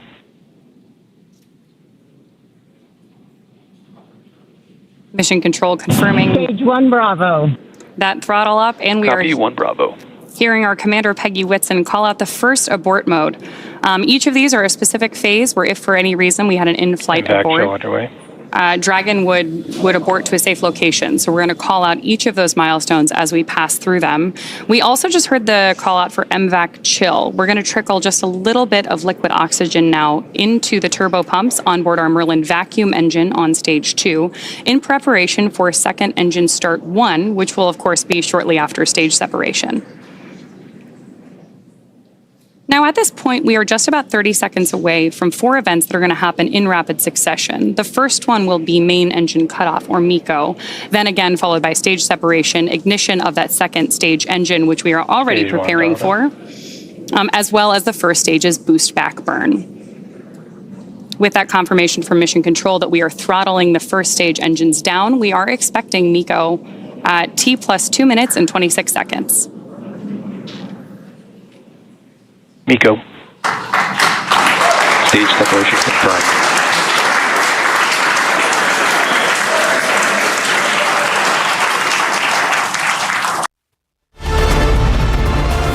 Each night on Prime Time, we don't just bring you the news. We lead it with responsibility, asking the toughest questions, breaking the biggest stories, setting the national agenda. At the Republic School of Journalism, you learn how to front the news with clarity, confidence, and conviction. The RSJ Diploma program begins on the 30th of June. Your Prime Time starts here.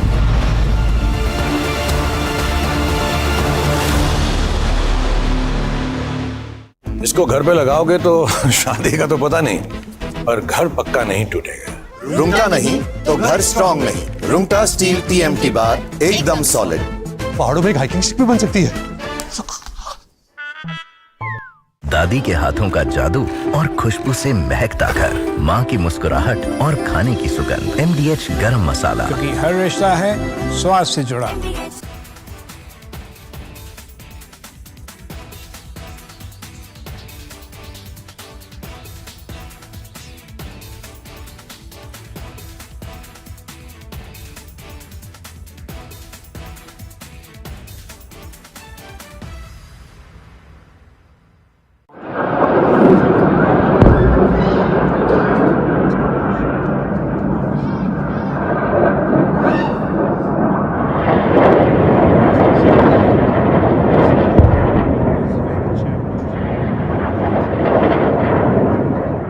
Excellencies, 2 days ago, in this very chamber, I made a direct appeal: give peace a chance.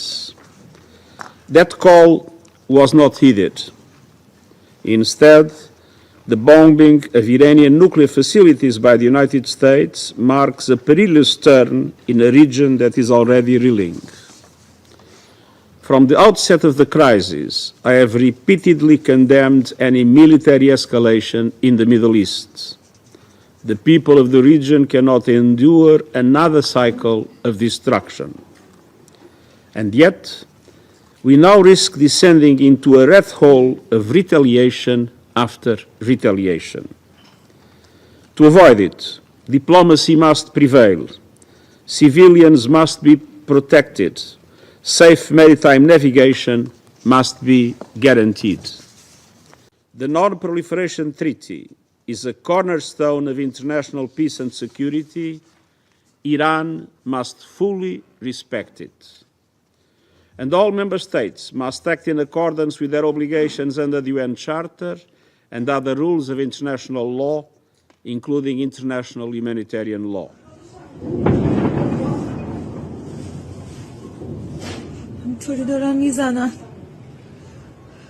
For 40 years, the Iranian government has called for death to America and death to Israel, and posed a constant menace to the peace and security of its neighbors, the United States, and the entire world.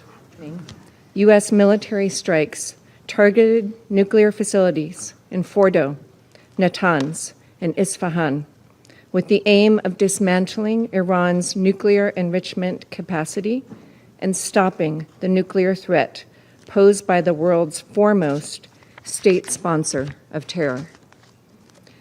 This operation sought to eliminate a long-standing but rapidly escalating source of global insecurity and to aid our ally Israel in our inherent right of collective self-defense, consistent with the UN Charter.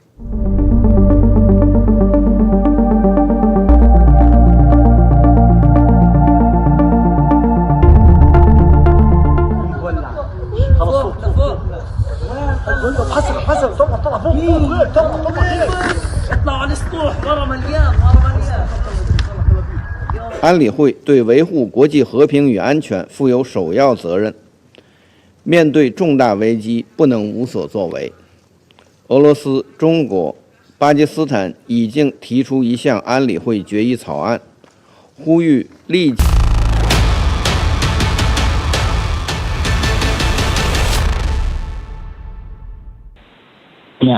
नमस्कार मेरे प्यारे देशवासियों, water ride 41 साल बाद हम वापस अंतरिक्ष में पहुंच गए हैं और कमाल की राइड थी। इस समय हम 7.5 किलोमीटर प्रति सेकंड की रफ्तार से पृथ्वी के चारों तरफ घूम रहे हैं और मेरे कंधे पे मेरे साथ मेरा तिरंगा है जो मुझे बता रहा है कि नहीं हूँ, मैं आप सबके साथ हूँ। ये मेरी इंटरनेशनल स्पेस स्टेशन तक की जर्नी की शुरुआत नहीं है, ये भारत के ह्यूमन स्पेस प्रोग्राम की शुरुआत है और मैं चाहता हूं कि आप सभी देशवासी इस यात्रा का हिस्सा बने। आपका भी सीना गर्व से चौड़ा होना चाहिए, आप भी उतना ही एक्साइटमेंट दिखाइए। आइए हम सब मिलकर भारत की इस ह्यूमन स्पेस प्रोग्राम की जर्नी की शुरुआत करें। धन्यवाद। जय हिंद, जय Bharat.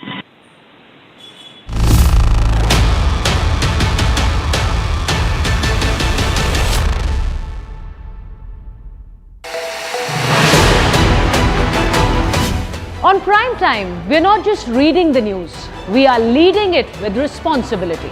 Every night, we're asking tough questions, breaking the biggest stories, and setting the national agenda. At Republic School of Journalism, you will learn how to front the news with confidence, clarity, and conviction. RSJ Diploma begins June 30th. Your prime time starts here.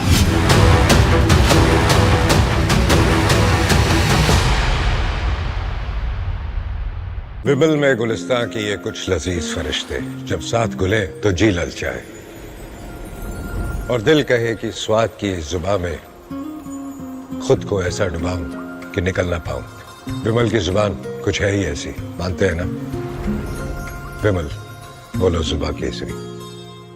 MDH की हल्दी मिर्ची धनिया करे कमाल, ये रंग दे, ये खुशबू दे, ये तीखा, ये कम पड़े, क्या निराला MDH masala.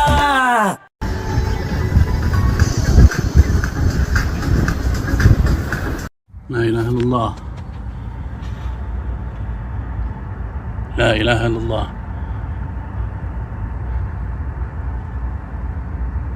Southwest coming from the direction of Al-Udaid. Windows are shaking. La ilaha illallah.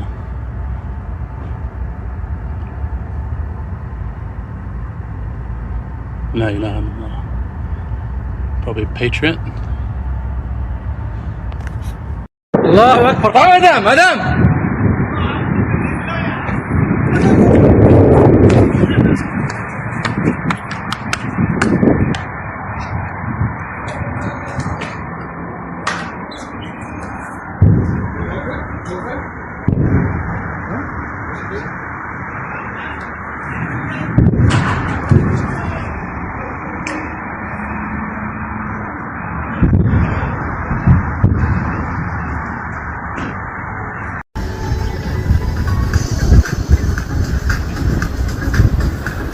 لا إله إلا الله لا إله إلا الله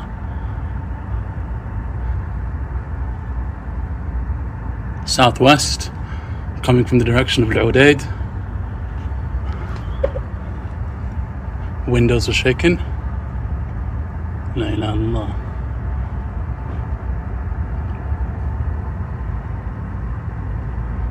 La ilaha illallah.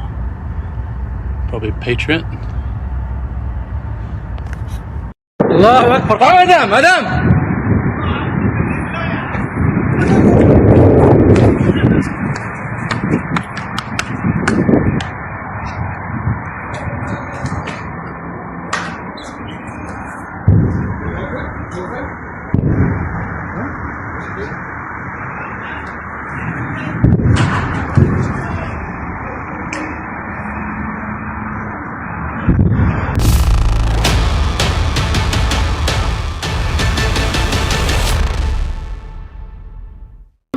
In an equal platform. So India is no longer a follower. It is actually an equal partner. And let me also put it on record that Shubhanshu Shukla, the Indian member of the crew, is going to be the most crucial component of this entire mission, which is going to last about 2 weeks or so. It might be plus minus, because he's the pilot and he's going to perform 7 exclusive experiments which have been designed by India, which have been, the kits have been provided by India. I'm glad to say 2 or 3 of those kits by the Department of Biotechnology. We have entered into a formal MOU with ISRO, between the ISRO and the DBT. Then there are kits provided by some of the IITs, kits provided by the Indian Institute of Sciences, which in other words means that the Indian partner in this entire mission is going to perform experiments related to microgravity, which are going to be of utility to even those agencies which started their space journey much, much earlier than us, including NASA. So this is a moment where India has come of age. India is today a frontline nation, and it is, I would say, heralds the ascent of India to that pedestal of Viksit Bharat.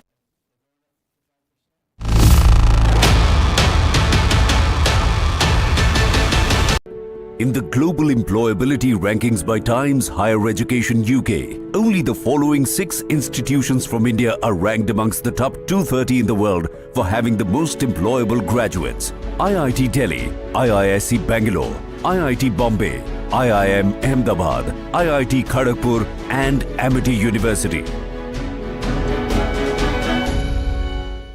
ये है secret recipe MDH का जीरा sip जल जीरा मसाला। Sip sip जीरा sip MDH का जल जीरा सिप MDH का जल जीरा SIP.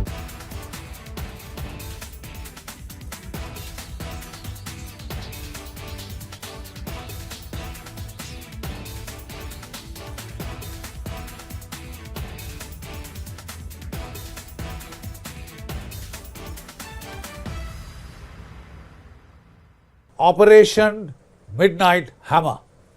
This was to be the final blow of the joint American-Israeli campaign to severely degrade or destroy the nascent nuclear facilities of Iran. It has been an extremely systematic campaign. The whole story, as we know, starts from 7th of October 2023, when Hamas struck and killed 1,700 Israeli citizens, murdered 1,700 Israeli citizens. In a very systematic and thorough manner, Israel first destroyed the Hamas, then it turned on and destroyed the Hezbollah, and then with the help of the United States, it severely degraded the Houthis. These are the 3 arms of the Iranian octopus. Having taken out the 3 arms, Israel now set its target on the head. That is, the head of the octopus, or Iran per se. The simple fact is, from 1992 onwards, Prime Minister Netanyahu has been warning the world about Iran's lurch towards the nuclear capability, and it is just a week away, a couple of weeks away. That is what has been said. But now they have hit this as hard as they possibly could in a very well coordinated joint operations that has been very clear-headed in its inception and in its conduct. Right? So let's go to the final phases of this operation. Donald Trump gave 60 days to Iran to negotiate. The talks were still on. 61st day, Israel started the attack on Iran. Right, 13th of June, Friday, unlucky day, lucky for some. 200 Israeli fighters gained complete air superiority by destroying the radars and air defense systems in western Iran. Decapacitate the Iranian leadership.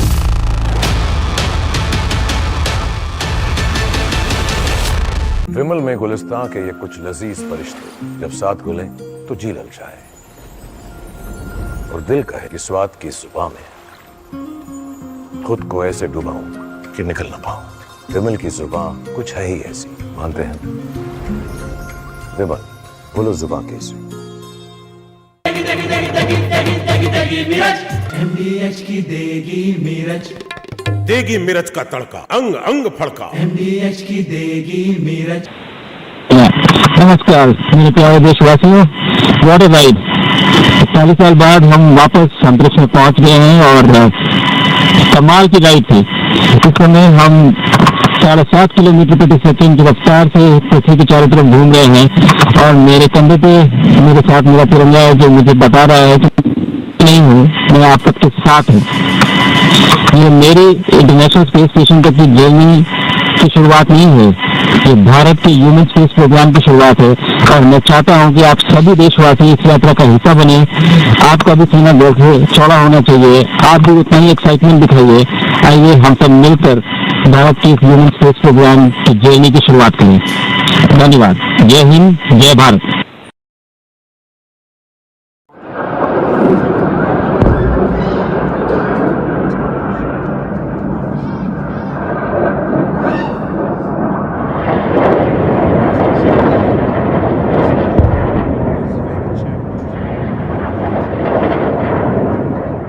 Excellencies, 2 days ago, in this very chamber, I made a direct appeal, give peace a chance.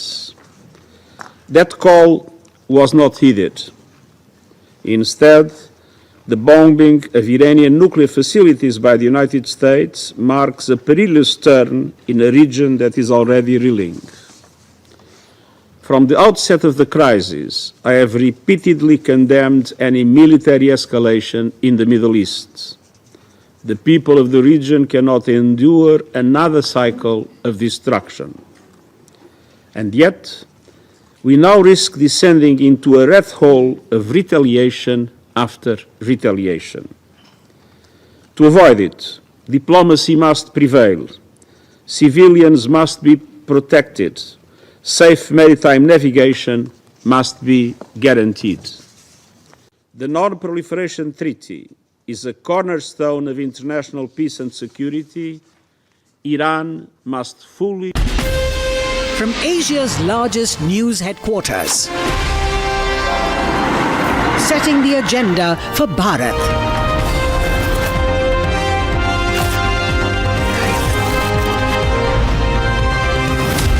You're watching Republic.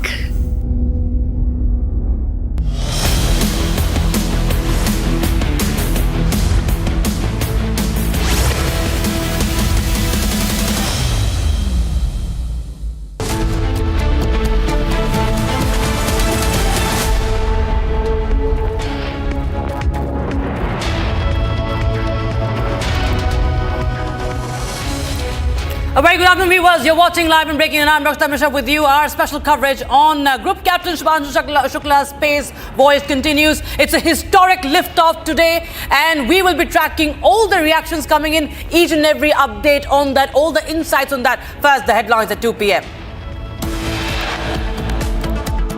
मेरे प्यारे देशवासियों, what a ride! 40 साल बाद हम वापस अंतरिक्ष में पहुंच गए हैं और कमाल की राइड थी। आइए हम सब मिलकर भारत के इस ह्यूमन स्पेस प्रोग्राम की जर्नी की शुरुआत करें। धन्यवाद। जय हिंद, जय Bharat. Group Captain Shubhanshu Shukla sets off on key Axiom-4 mission, says this mission is the beginning of India's human space program.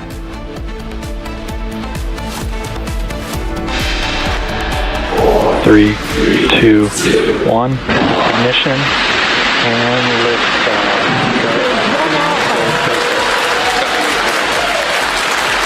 For three nations, a new chapter in space takes flight. Godspeed, AX4. And history has been scripted as the Axiom-4 mission kickstarts with a successful liftoff. All eyes on Group Captain Shukla-led crew. Prime Minister Modi hails Axiom-4 launch, calls Astronaut Group Captain Shukla a symbol of India's space aspirations. And 4 years after Antilia bomb scare, big allegation against Parambir Singh. Salil Deshmukh says he was the mastermind of the plot. Akali Dal leader Bikram Majitia arrested during anti-narcotics raid by Punjab Vigilance Bureau in Amritsar. An early intel reports cast doubt on Trump's assertion. Report says that US strikes failed to destroy Iran's nuclear sites.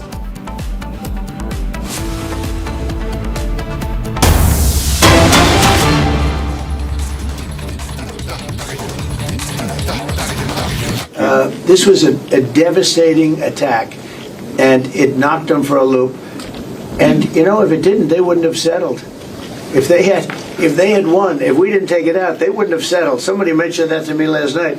If that thing wasn't devastated, they would have never settled. Marco, do you have something to say? No, first of all this stuff about the intelligence, this is what a leaker is telling you the intelligence says. That's the game these people play. They read it, and then they go out and characterize it the way they want it characterized, and they're leakers. This is the game they play. So that's number one. Number two, here's a fact. The conversion facility, which you can't do a nuclear weapon without a conversion facility. We can't even find where it is, where it used to be on the map. You can't even find where it used to be because the whole thing is just blackened out. It's gone. It's wiped out. It's wiped out. Then we dropped 12 of the strongest bombs on the planet right down the hole in 2 places. Everything underneath that mountain is in bad shape. And I refer you to the statement of the IAEA, Mr. Grossi. You know what he said? He said there was Iran, the way it looked the day before the attack, and what their nuclear program looks like now, two very different things. They are way behind where they were just 7 days ago.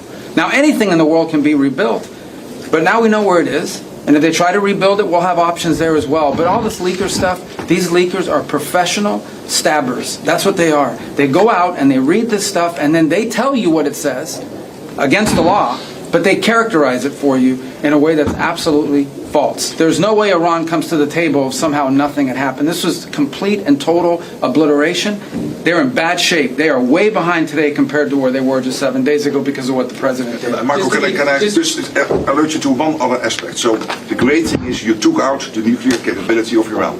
This was crucial. You did it in a way which is extremely impressive. But the signal sends to the rest of the world that this president, when it comes to it, yes, he is a man of peace, but if necessary, he is willing to use strength, the enormous strength of the American military. So I think that signal to the rest of the world, this is far beyond Iran, is extremely important. So let me also point us to that aspect of what happens. They went down, Iran went down to the site afterwards. They said it's so devastated, and they settled when they saw what we did to it. And frankly, if we didn't do that, they would have had a lot of ammunition to keep going. They wouldn't have settled. Somebody brought that up, and 2 Iranians went down to see it, and they called back and they said, this place is gone. So it's just fake news by CNN, which has got no ratings. It's a failed network. Anybody here from CNN, by the way? Because you're a really disgraceful network. MSNBC, I think, is actually worse. But they're all pretty bad. But yours is good, Katie, I'll tell you. Mr. President, You know what Marco reminded me that he did such a nice job there? It was 9 years ago I had to debate this guy. He was not easy. I think he even got better. But when you were into your little thing, I said, this is when I had to debate this guy. You think it's easy to debate him? It's not easy. How long do you think that the Iranian nuclear program has been put back by these strikes? Years or totally obliterated? I think basically decades, because I don't think they'll ever do it again. I just don't think they're going to do it. I think they're going to take their oil, they're going to have some missiles, and they'll have some defense. I think they've had it. I mean, they just went through hell. I think they've had it. The last thing they want to do is enrich. They've been trying to do it. By the way, it's hard to enrich. And, you know, when you look at a site like that, very, very hard to build. Very, very hard, very expensive. They spent trillions of dollars trying to do this thing, and they didn't come up with it. And we're actually getting along with them very well right now. But had we not succeeded with that hit ended the war. That hit ended the war. I don't want to use an example of Hiroshima. I don't want to use an example of Nagasaki. But that was essentially the same thing. That ended that war. This ended that with the war. If we didn't take that out, they'd be fighting right now. Mr. President? Yeah. If the Iranians do rebuild, would the United States... If they rebuild? Would the United States strike again? And I have also a question about Russia. But I'm not going to have to worry about that. It's gone for years. Very tough to rebuild because the whole thing has collapsed. In other words, inside, it's all collapsed. Nobody can get in to see it because it's collapsed. You can't go in to see a room that has, 10 million tons of rock in it. And the tunnels are totally collapsed. But if they rebuild? Well, they've already looked at the tunnels. This was an unbelievable hit by genius pilots and genius people in the military, and they're not being given credit for it because we have scum that's in this group, and not all of you are. You have some great reporters, but you have scum. CNN is scum. MSDNC is scum. The New York Times is scum. They're bad people. They're sick. And what they've done is they're trying to make this unbelievable victory into something less. Now, even they admit that it was hit very hard, okay? But it wasn't hit hard. It was hit brutally, and it knocked it out. The original word that I use, I guess it got us in trouble because it's a strong word. It was obliteration. And you'll see that. And it's going to come out. Israel is doing a report on it now, I understand. And I was told that they said it was total obliteration. They have guys that go in there after the hit, and they say it was total obliteration. And I don't want it for me. I want it for the pilots. I want it for the military. They did such a good job. If you were in the Situation Room with me, with the generals and all of the people that did such a good job, and then they get demeaned by these idiots at CNN who can't get ratings, the place is dying, nobody wants to even waste their time going on their shows. So they formed with the New York Times, who's dying also. Without Trump, you wouldn't have a New York Times. And then just changing gears to your meeting with Zelensky later today, can you give us any preview of what the two of you might be discussing? No, well, we'll discuss the obvious. We'll discuss his difficulty. He's got a little difficulty. Zelensky, he's a nice guy. I mean, I'm going to meet him today. I don't know. I assume we're going to be discussing Ukraine. Yes. And it seems like the most likely. Is there any restart talks there or anything that you might do? Well, we're going to see. I mean, I've spoken to Putin a lot, and he actually was very nice. He volunteered help on, as you know, on Iran. I said, no, I don't need help on Iran. I need help on Russia. Okay? I said, do me a favor. Help us on Russia, not on Iran. But he was very nice. We're going to talk about that. We're going to talk. I think progress is being made. I think great progress is being made on Gaza. I think because of this attack that we made, I think we're going to have some very good news. I was talking to Steve Witkoff, who, by the way, is terrific, and who knows more about this subject than anybody, the subject of what we were just talking about. He was on last night with Jesse and with Laura and with Sean. And boy, Susie, he has a great take on it. He just explains it so easily. He's really very knowledgeable. But he did tell me that Gaza is very close. Mr. President,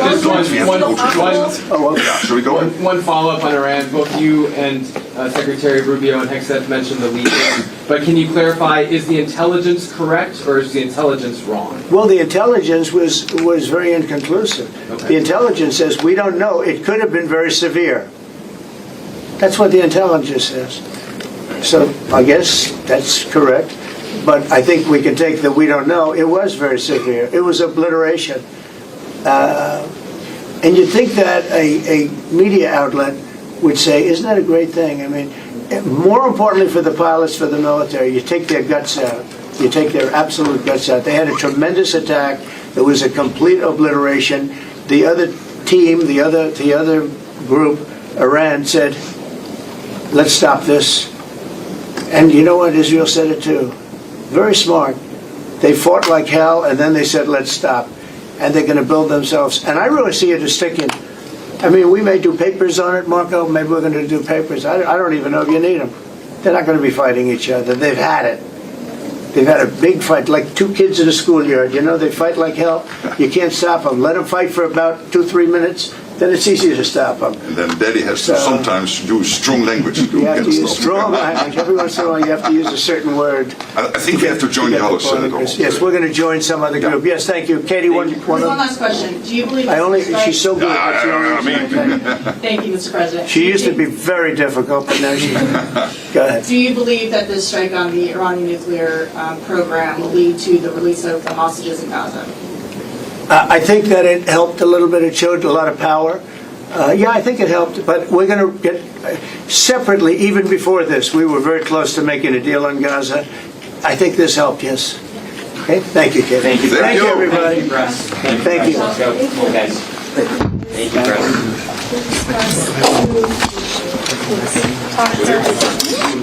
Thank you, Press. All right, so that was Donald Trump trying very hard to again justify that the U.S. bombers had struck and decimated, in fact, obliterated the nuclear facilities in Iran. This after Trump's bunker buster claims were challenged by a Pentagon report as the Israeli-Iran ceasefire begins. And remember, this was Donald Trump and Mark Rubio at the NATO summit, and they're trying very hard to justify that it was a successful mission, the Operation Midnight Hammer. And, of course, questions still loom over what really happened on those nuclear sites.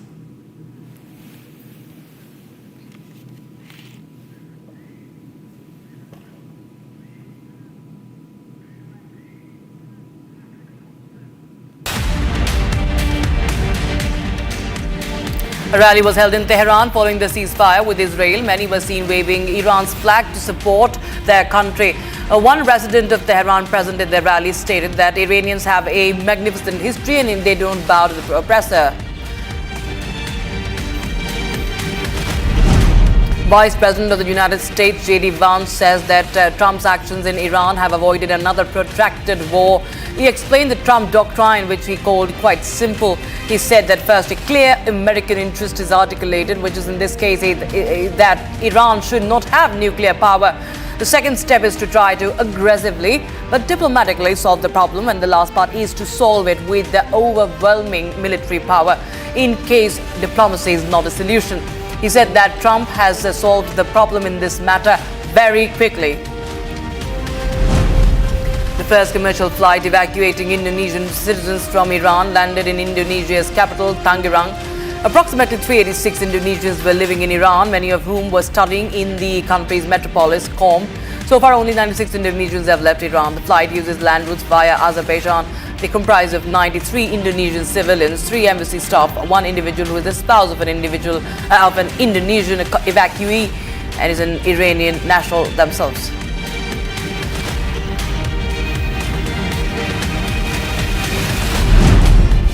The United Nations Security Council held a meeting for its biannual briefing on the implementation of Resolution 2231, which endorses the Joint Comprehensive Plan of Action (JCPOA) on Iran's nuclear program. The ambassador for Iran, Amir Saeed Iravani, says to the Security Council that the US and Israel's reckless strikes on the Iranian nuclear facilities violate the sovereignty of the nation and that have weakened the role of Resolution 2231's Israeli ambassador Dani Danon, meanwhile, said that by enriching its uranium stockpile to 60%, Iran has undermined the resolution and violated the 2015 nuclear deal it signed.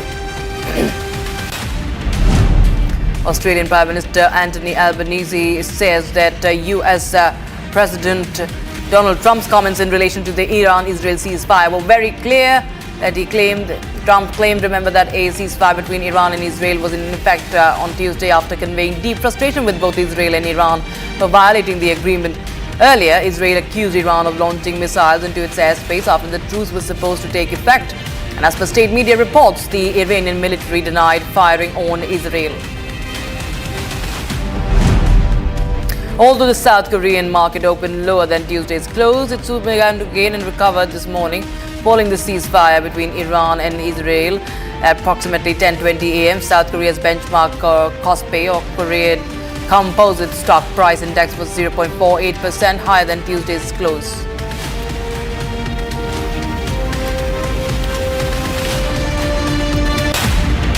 All right, viewers, we have some breaking news coming in right now. Akali Dal's Bikram Singh Majithia has been arrested by Punjab Vigilance Department from Amritsar. And this comes after they launched their joint operation against drugs, conducting raids at 25 locations across the state. Among the sites searched were 9 places in Amritsar, so including the house of Shiromani Akali Dal leader Bikram Singh Majithia in Amritsar and Chandigarh. Breaking news coming in, that is a big blow, in fact, coming in for Bikram Majithia. He's been arrested by the Vigilance Department in Amritsar.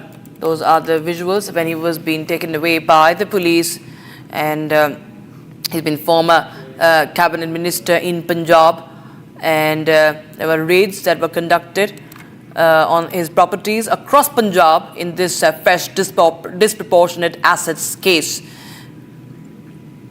Take a listen into what Majithia had to say ahead of his arrest. अब अफसर वेखो किन्ने आए आ मेरे कोई लेन मैनू पता नहीं मेरे घर च कुछ प्लांट कीता की कीता ये तो समा दसूगा मगर पकलाहट वेखो और मैं चलिया मैं थानू पहला कहा भगवंत मान से आ खलोता ही ते चीका तेरियां भी कढाऊं आ इधर भी आ दिखा इधर आ इधर इधर इधर इधर इधर मैं नहीं आ तक नहीं कम चलना इधर इधर आ जा आ इधर आ वे आ लोग मैनू मिलन आए सी इन्हों भी कमरे च बंद किया फिर पुलिस आके लाई इत्थे सानू पेशाब करन तक नहीं जाना रिकॉर्डिंग करी महाराज सानू पानी पीण तक नहीं जाना हैंडीकैप बंदा जी इनू पेशाब करन तक नहीं जाना. And my colleague Lalit is joining us live on the broadcast from Chandigarh. Now, Lalit, well, this is, of course, a big setback, and it's a fresh disproportionate case. Vigilance Department had raided several of the properties of Bikram Singh Majithia. Tell us more details about this case.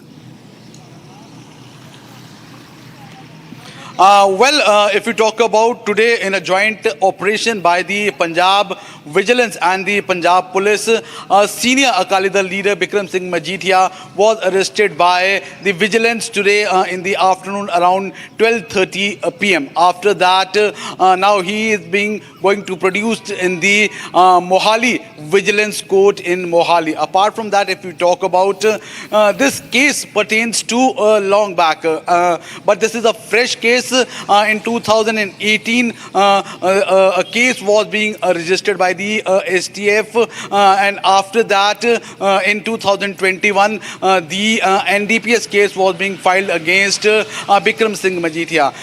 The investigation was on, and he was in bail. After that, in March 2025, he was asked to appear before the SIT, as the Man government that time have said that he is not cooperating, and after the Supreme Court direction, he was asked to go in front of the SIT, which was being formed by the Man government. But if we talk about this present case, this case pertains to the disproportionate asset case, as from 2004 to 2014 in the drug trailing, how that money was being collected. So this raid is being done apart from that. Apart from that, if we talk about Man government have put a big action on the drug abuse all across the state, and today in that operation in about 25 locations, this raid was being conducted. So it's a big setback for the Bikram Singh Majithia. But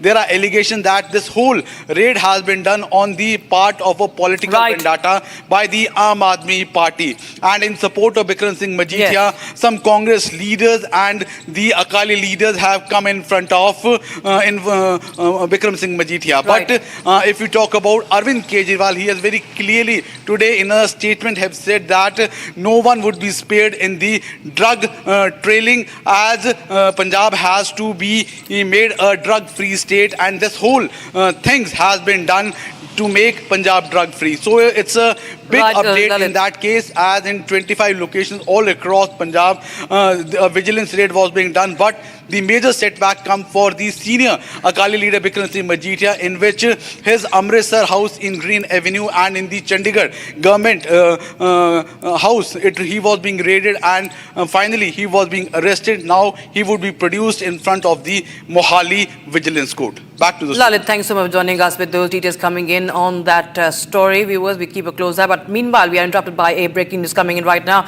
An Air India Express had a near collision with a corporate jet on 21st of June around 2:40 p.m. at the Hindustan Aeronautics Limited Airport, I think, Bengaluru. A resolution advisory was generated. The aircraft was doing circuits to train new pilots. HAL airport is used for base training by Air India Express. Now, base training is used for trainee pilots for takeoff and landing. Harsha joins us for more information on that. Harsha, tell us more about this Air India Express near collision case. Rakshita, right now we have gotten to know, because we have just left the DGC office, we have gotten to know that this was Air India Express flight which was training the pilot at HAL airport. That Bengaluru HAL airport is used by Air India Express to train their trainee pilots, and at that time there was a near collision with a private jet at Bengaluru airport. The entire report of near collision has been sent to DGCA, but we can say that the huge crash was averted, because if we see the flight radar, and what we got to see through the flight radar was that the Air India Express flight jet were very near. They were just near collision, and it was averted just by seconds, and it could have led to a bigger crash. So this is how the Express is training its pilots, a trainee pilot. Our training has to be in a more better way, in a more concrete way. But what we saw through the flight radar was that how the near collision was averted. It was June 21st, HAL airport, Bengaluru, where this entire incident has been reported, and it raises a lot of safety questions that how the trainee pilots and the pilots are being trained by Air India Express. Back to you. Right. Thanks so much, Harsha, for joining us with those details coming in on that story. We was Republic TV, of course, keeping a close eye on what's going on in the aviation sector, especially after the plane crash in Ahmedabad. Of course, we see every day that there are reports of We can see landings coming up now, this near collision case. We step in a short break, but on the other side, we'll get you the moment of the liftoff. Group Captain Shubhanshu Shukla is on the Axiom-4 and he says the mission is the beginning of India's human space program. More on that on the other side. Also, history has been scripted. The Axiom-4 mission has kick-started with a successful liftoff. And of course, all eyes will be on what is going to happen at the International Space Station when they reach there tomorrow.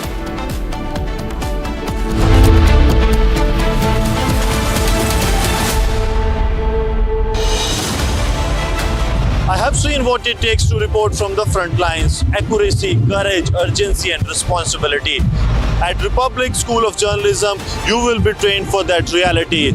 It's not theory, it's live learning from a working newsroom from day one. If you want to report the truth when it matters the most, Republic School of Journalism is where you begin. Courses begin on 30th June. Apply now. MDH की हल्दी मिर्ची धनिया करे कमाल, ये रंग दे, ये खुशबू दे, ये तीखा, ये कम पड़े, क्या निराला MDH masala.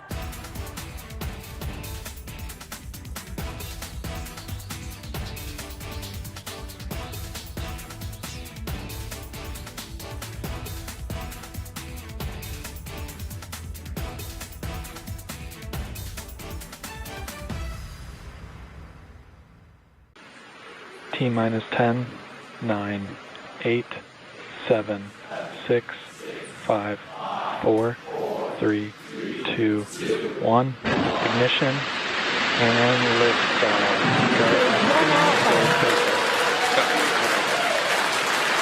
For three nations, a new chapter in space takes flight.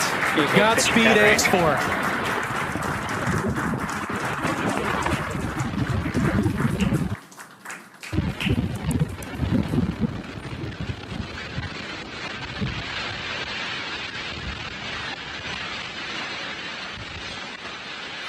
T plus 30 seconds into flight with the Axiom-4 crew on board Dragon, headed to the International Space Station. Waiting to hear call-outs from the Falcon 9 engineering team. Power and telemetry nominal. Stage 1 throttle down. We're throttling down the 9 Merlin engines. We're into the throttle bucket, preparing for max Q. Max Q.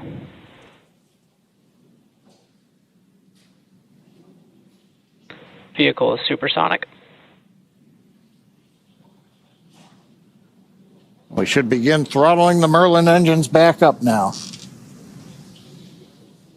Stage 1 throttle up.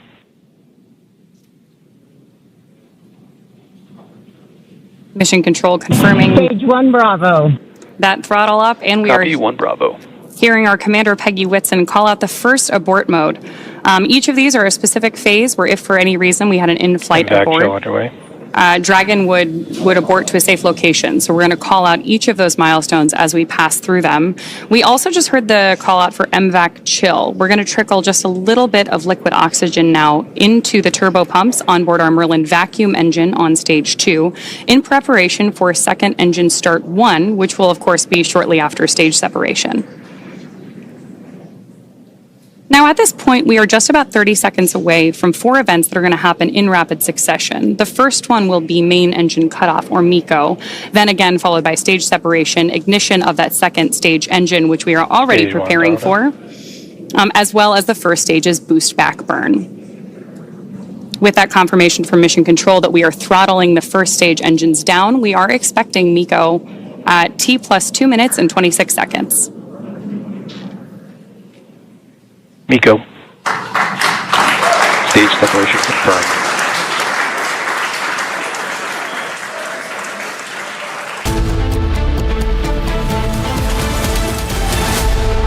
विमल में गुलिस्तां की ये कुछ लजीज फरिश्ते जब साथ गुले तो जी ललचाए और दिल कहे कि स्वाद की इस जुबान में खुद को ऐसा डुबाऊं कि निकल ना पाऊं।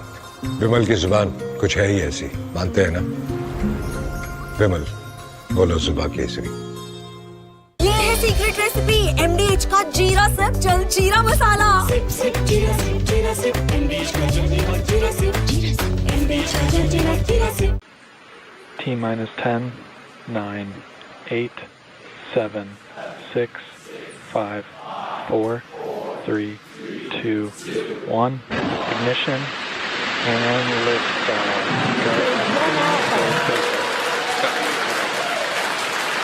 For three nations, a new chapter in space takes flight. Godspeed, AX-4.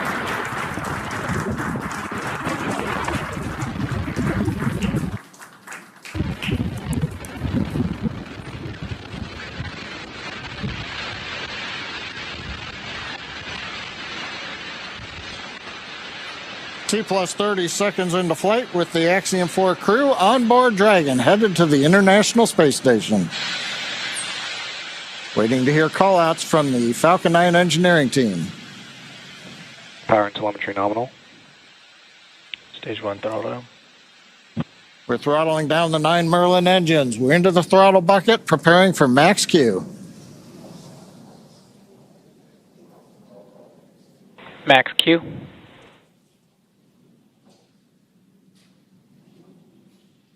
Vehicle is supersonic. We should begin throttling the Merlin engines back up now. Stage 1 throttle up.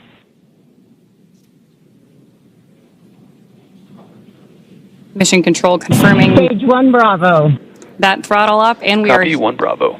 hearing our commander Peggy Whitson call out the first abort mode. Each of these are a specific phase where if for any reason we had an in-flight Impact abort, show underway. Dragon would abort to a safe location. So we're going to call out each of those milestones as we pass through them. We also just heard the call out for MVAC chill. We're going to trickle just a little bit of liquid oxygen now into the turbo pumps on board our Merlin vacuum engine on stage 2 in preparation for second engine start 1, which will of course be shortly after stage separation. Now, at this point, we are just about 30 seconds away from 4 events that are going to happen in rapid succession. The first one will be main engine cutoff, or MECO, then again followed by stage separation.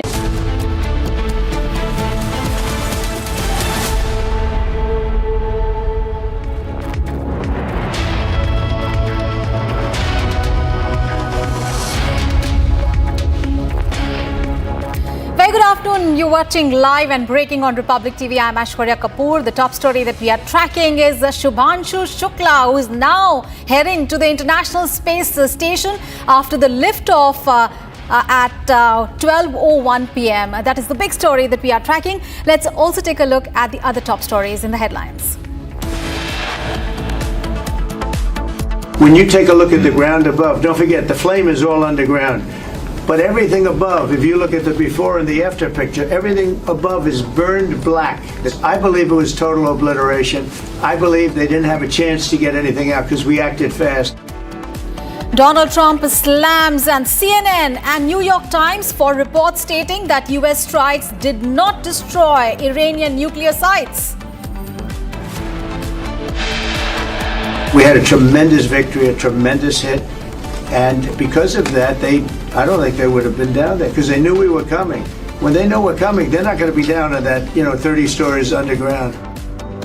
A complacent Trump says that the hit at the Iranian nuclear plant was the hit that ended the war. नमस्कार मेरे प्यारे देशवासियों, what a ride! 40 साल बाद हम वापस अंतरिक्ष में पहुंच गए हैं और कमाल की राइड थी। आइए हम सब मिलकर भारत के इस ह्यूमन स्पेस प्रोग्राम की जर्नी की शुरुआत करें। धन्यवाद। जय हिंद, जय Bharat. Group Captain Shubhanshu Shukla sets off a key Axiom-4 mission, says this mission is the beginning of India's human space program.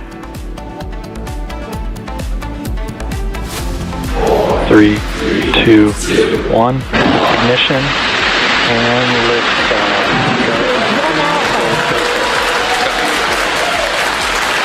For three nations, a new chapter in space takes flight. Godspeed, AX-4.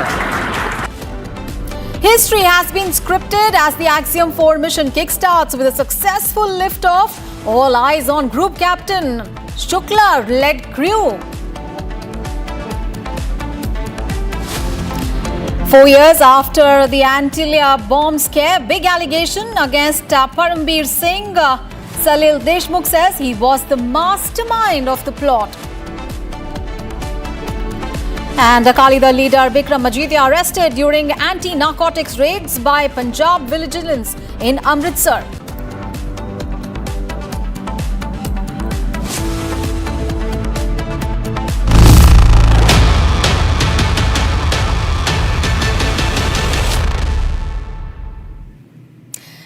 Ladies and gentlemen, today marks a monumental day in India's space exploration journey as Group Captain Shubhanshu Shukla, an Indian Air Force officer, lifted off to the International Space Station on board the SpaceX's Crew Dragon spacecraft as part of the Axiom-4. Now, this historic moment signals India's return to human spaceflight after 41 years, following Rakesh Sharma's pioneering mission in 1984.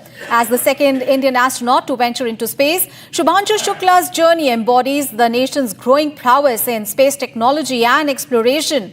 With a remarkable flying background, having logged over 2,000 hours in combat aircraft, Shubhanshu Shukla's selection for the mission is a testament to India's exceptional talent pool.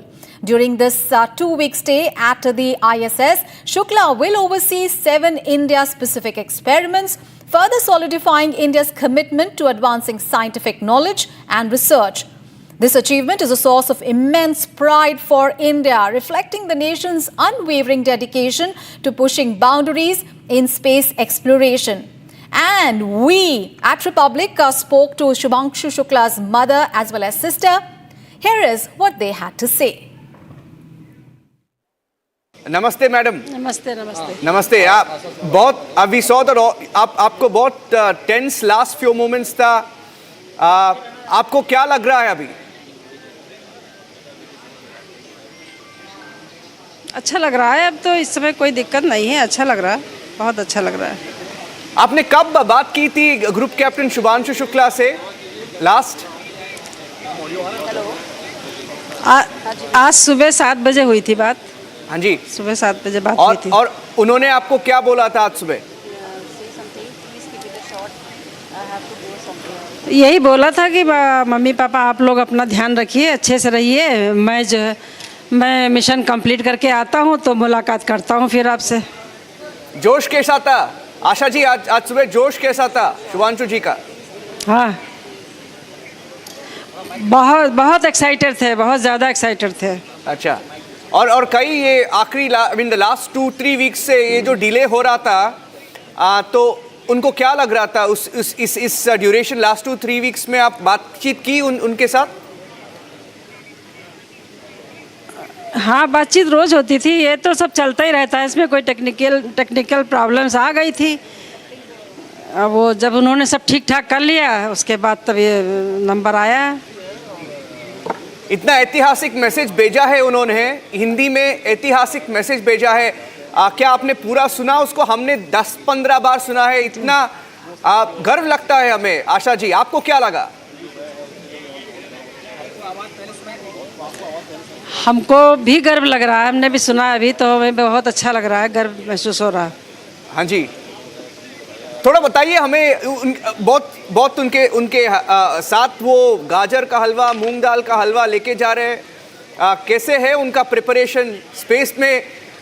अगले जो 15 दिन है कैसे बिताएंगे वो? अब ये तो वहाँ कैसे बिताएंगे तो वही बता सकते हैं, हम लोग यहाँ से क्या बैठ के बताएंगे। हाँ जी, हाँ, कैसे वहाँ टाइम कटेगा, जब आएंगे तभी बताएंगे। ये देश के बारे में बहुत बातचीत की है इन्होंने। ये जो मैसेज है, ये उन्होंने बोला है कि ये सिर्फ मेरे लिए नहीं लेकिन पूरा जो भारत देशवासियों के लिए एक बड़ा मोमेंट है। ये जो लास्ट उनका जो प्रिपरेशन चली है, आशा जी, कैसा था प्रिपरेशन?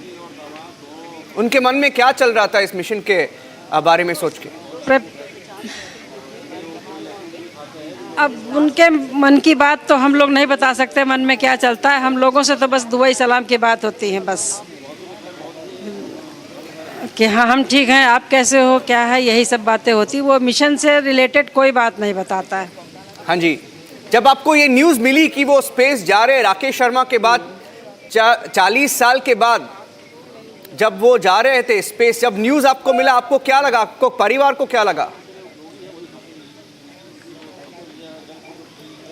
अच्छा लगा था सुन के। थोड़ा सा पहले लगा कि हाँ कुछ पता है, नहीं पता नहीं लगा, लेकिन बाद में एकदम से जब हो गया तब बताया कि हमारा हो गया है उसमें, तो ठीक है, फिर हम लोग भी एक्सेप्ट कर लिया। अच्छी बात है, जो तुम चाहो। ये आप वो 15 दिन स्पेस में रहेंगे आशा जी, हमने देखा, मेरा आखिरी क्वेश्चन है आपके लिए, हमने देखा कि वो very emotional in that moment, जब वो लिफ्ट ऑफ हुआ, it was a very emotional moment. We were with you, we were watching your visuals. क्या चल रहा था आपके मन में उस मोमेंट में? अब कुछ नहीं, बच्चा किसी का भी थोड़ी दूर जाता है तो जो है इमोशनल हो जाता है इंसान। मेरा बच्चा तो इतनी दूर जा रहा था तो इमोशनल तो होना ही था, बट वो खुशी के आंसू थे, ऐसा कुछ नहीं था, कोई दिक्कत नहीं है, अब ठीक है सब। Thank you very much Asha ji, congratulations, we are all very very proud of your son, group captain Shubhanshu Shukla. All right, we are right in joined in by Mr. Ramesh Kapoor, who's an astrophysicist. Thank you so much, sir, for joining us here on Republic TV. Sir, now at this moment, Group Captain Shubhanshu Shukla is on his way, and the docking of the Axiom-4 crew is going to happen tomorrow at about 4:30 p.m. So how do you look at this 28 hours? Just give us an overview of how this 28 hours on the way to the International Space Station is going to look like. It's a kind of a steady journey, and I think they are already in the orbit and getting close to the space station. And so far as the docking is concerned, it's a very complicated and sophisticated process, and it's a very drawn-out sequence of actions. And you have to be in the same orbit as that point of docking, because the space station itself is like a football field. That kind of a expense of the space station is. So at one point, the orbital elements will be different. At the other point, they will be different. So we have to see. There are positioning processors and there are docking sensors. So they help in this process. There is a communication link between the two. Actually, these are two satellites being brought closer, and then the docking has to happen. And there is a video monitoring, and there is a guidance algorithm. So that a rendezvous takes place, and then finally the docking takes place. Eventually, rigidization will take place, so that then the way is cleared for them to enter the space station. So entire process can take from a few hours. Sometimes it takes about 24 hours also.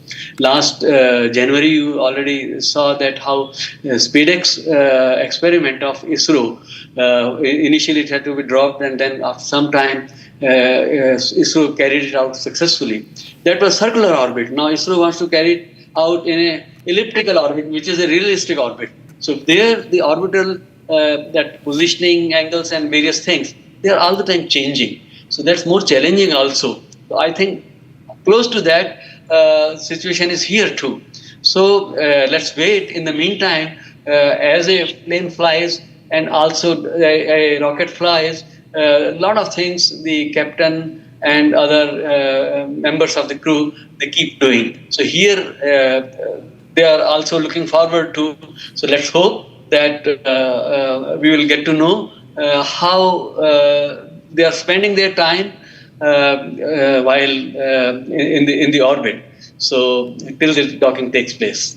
All right. Thank you so much, sir, for joining us and giving us those insights on those 28 to 32 hours, as you mentioned, before the docking of the crew at the International Space Station is going to take place. Thank you so much for joining us. And viewers, we'll take a very short break here. Coming up ahead, 4 years after the Antilla bomb scare, big allegation against Parambir Singh. Salil Deshmukh says he was the mastermind of the plot. Also coming up ahead, Akali Dal leader Bikram Majithia arrested during anti-narcotics raids by Punjab Vigilance in Amritsar. Details on those two big stories and much more is coming up. Stay tuned.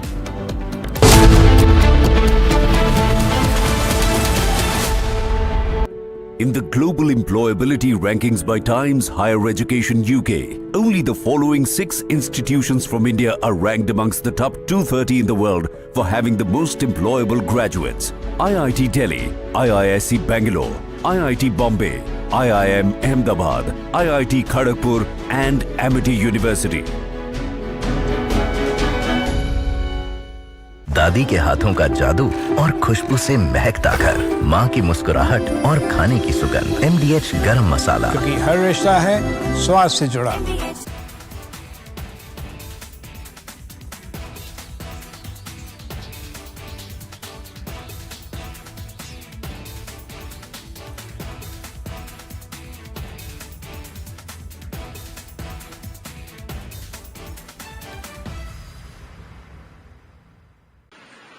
T-minus 10, 9, 8, 7, 6, 5, 4, 3, 2, 1.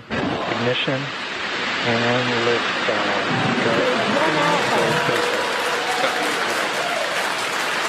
For 3 nations, a new chapter in space takes flight. Godspeed, AX-4.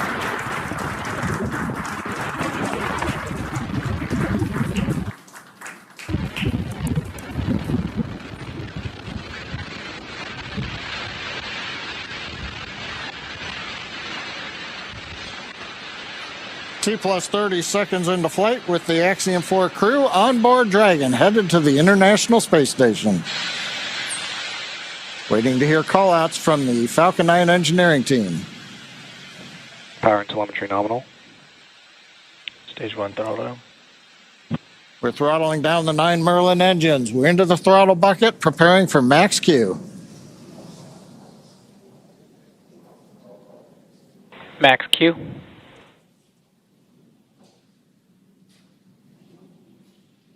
Vehicle is supersonic. We should begin throttling the Merlin engines back up now. Stage 1 throttle up.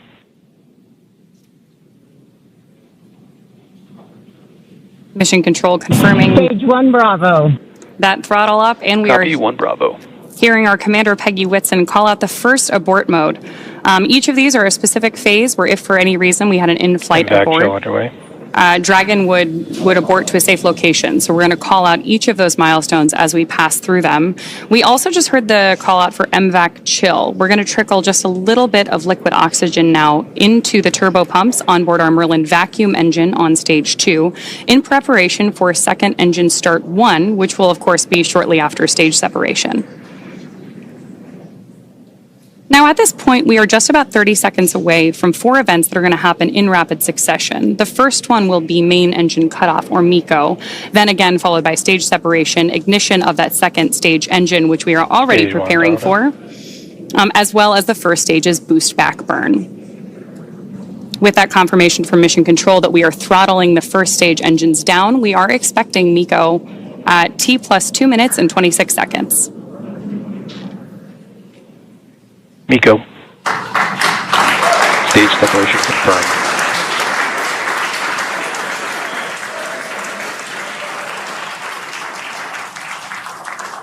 Stage 1 boost back startup and back ignition.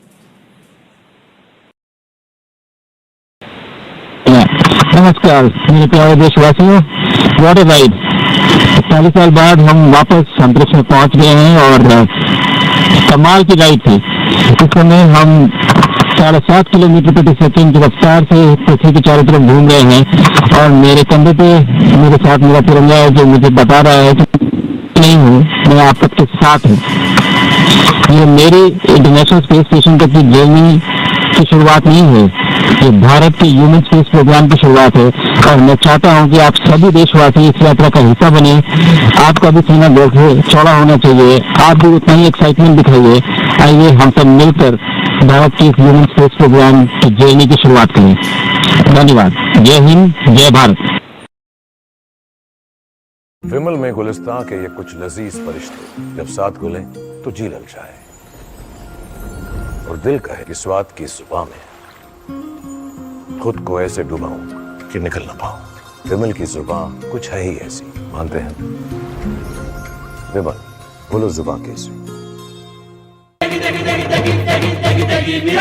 MDH की देगी मिर्च, देगी मिर्च का तड़का, अंग अंग फड़का। MDH की देगी मिर्च। नमस्कार मेरे प्यारे देशवासियों, what a ride.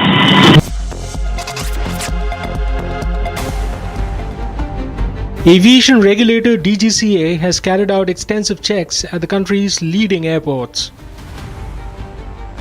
The checks come close on the heels of the country's deadliest air crash in Ahmedabad.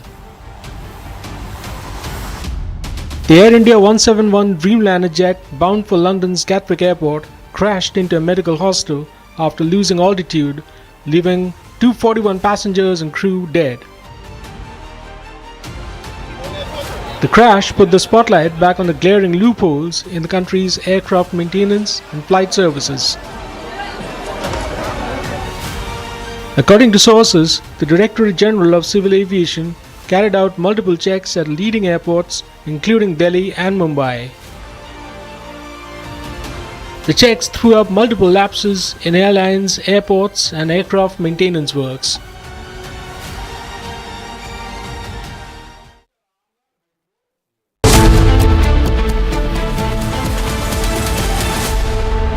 आपकी फेवरेट हुंडई कार्स पर मिल रही है अमेजिंग डील्स। वैसे लोगे तो आप हुंडई ही, चाहे दिल की सुनो या डील्स की, तो जल्दी चले आओ हुंडई शोरूम। अब छोलिया हो या लोबिया, सफेद चने या काले चने, सब कुछ मजेदार बने। MDH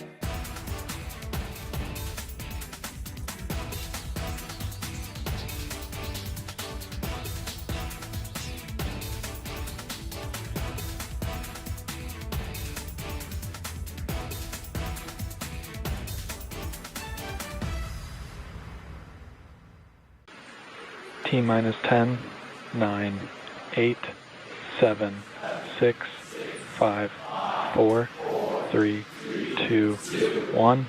Ignition and liftoff.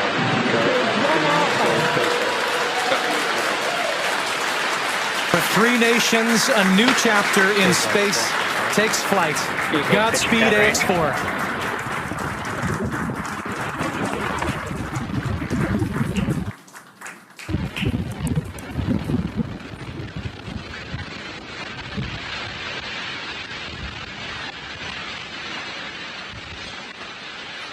T plus 30 seconds into flight with the Axiom-4 crew on board Dragon, headed to the International Space Station. Waiting to hear call-outs from the Falcon 9 engineering team. Power and telemetry nominal. Stage 1 throttle. We're throttling down the 9 Merlin engines. We're into the throttle bucket, preparing for max Q. Max Q.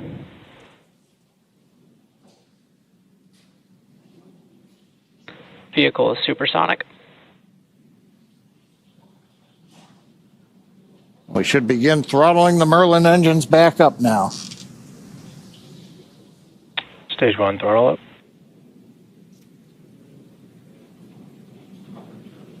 Mission control confirming Stage 1 Bravo. that throttle up, and we Copy, are 1 Bravo. hearing our commander Peggy Whitson call out the first abort mode. Each of these are a specific phase where if for any reason we had an in-flight Back abort, show underway. Dragon would abort to a safe location. So we're going to call out each of those milestones as we pass through them. We also just heard the call out for MVAC chill. We're going to trickle just a little bit of liquid oxygen now into the turbo pumps on board our Merlin vacuum engine on stage 2 in preparation for second engine start 1, which will of course be shortly after stage separation. Now, at this point, we are just about 30 seconds away from 4 events that are going to happen in rapid succession. The first one will be main engine cutoff, or MECO, then again followed by stage separation, ignition of that second stage engine, which we are already Stage 1 preparing for, as well as the first stage's boost back burn. With that confirmation from Mission Control that we are throttling the first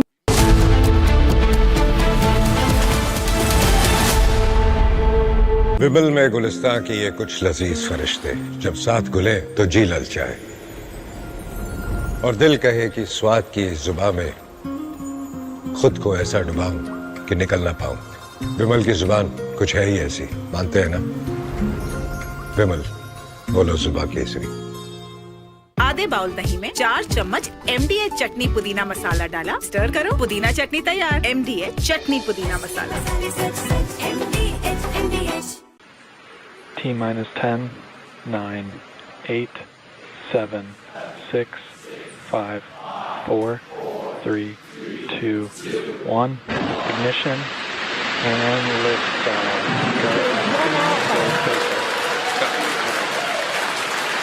For 3 nations, a new chapter in space takes flight. Godspeed, AX-4.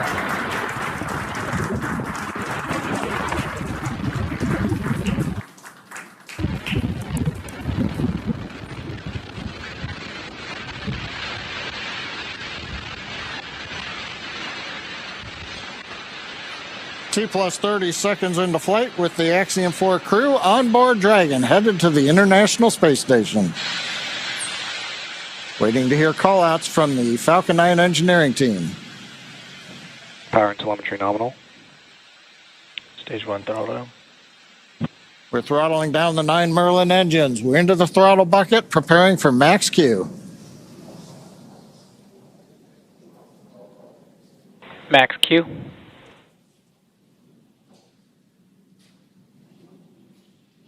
Vehicle is supersonic. We should begin throttling the Merlin engines back up now. Stage 1 throttle up.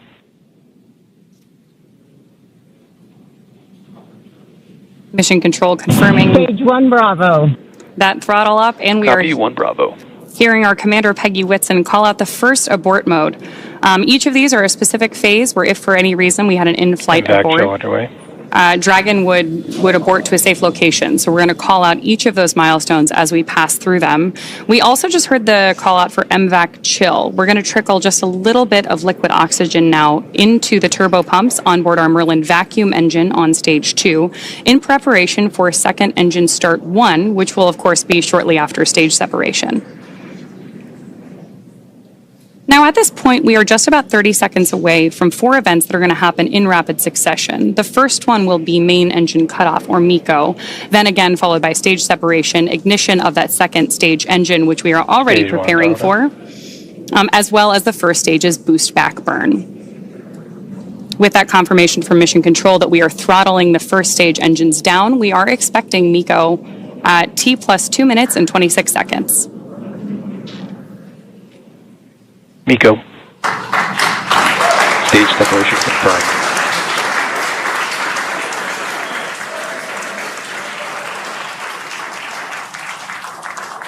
Stage 1 boost back startup and back ignition. नमस्कार मेरे प्यारे देशवासियों, what a ride. 40 साल बाद हम वापस अंतरिक्ष में पहुंच गए हैं और कमाल की राइड थी।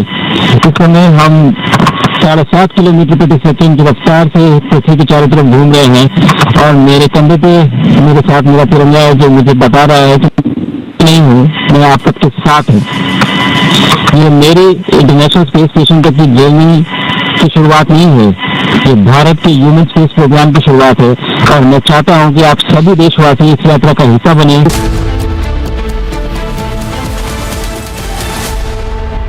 विमल में गुलिस्तां के ये कुछ लजीज फरिश्ते जब साथ घुले तो जी ललचाए और दिल कहे कि स्वाद की जुबां में खुद को ऐसे डुबाऊं कि निकल ना पाऊं। विमल की जुबां कुछ है ही ऐसी, मानते हैं?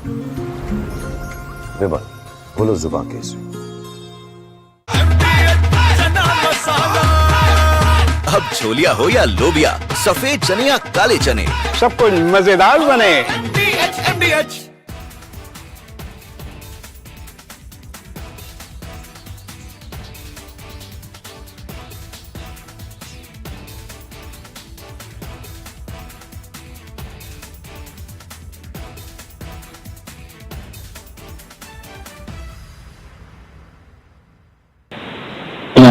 नमस्कार मेरे प्यारे देशवासियों, व्हाट अ राइड। 40 साल बाद हम वापस अंतरिक्ष में पहुंच गए हैं और कमाल की राइड थी। इस समय हम 7.5 किलोमीटर प्रति सेकंड की रफ्तार से पृथ्वी के चारों तरफ घूम रहे हैं और मेरे कंधे पे मेरे साथ मेरा तिरंगा है जो मुझे बता रहा है कि नहीं हूँ, मैं आप सबके साथ हूँ। ये मेरी इंटरनेशनल स्पेस स्टेशन तक की जर्नी की शुरुआत नहीं है, ये भारत के ह्यूमन स्पेस प्रोग्राम की शुरुआत है और मैं चाहता हूं कि आप सभी देशवासी इस यात्रा का हिस्सा बने। आपका भी सीना चौड़ा होना चाहिए, आप भी उतना ही एक्साइटमेंट दिखाइए। आइए हम सब मिलकर भारत के ह्यूमन स्पेस प्रोग्राम की जर्नी की शुरुआत करें। धन्यवाद। जय हिंद, जय Bharat. T-10, 9, 8, 7, 6, 5, 4, 3, 2, 1. Ignition and liftoff.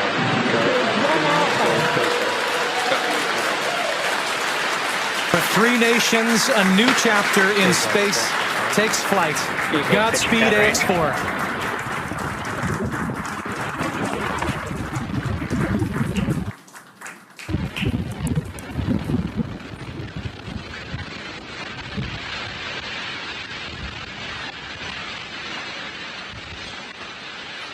T+30 seconds into flight with the Axiom-4 crew on board Dragon, headed to the International Space Station.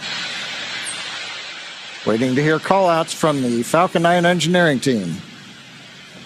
Power and telemetry nominal. Stage 1 throttle. We're throttling down the 9 Merlin engines. We're into the throttle bucket, preparing for max Q. Max Q.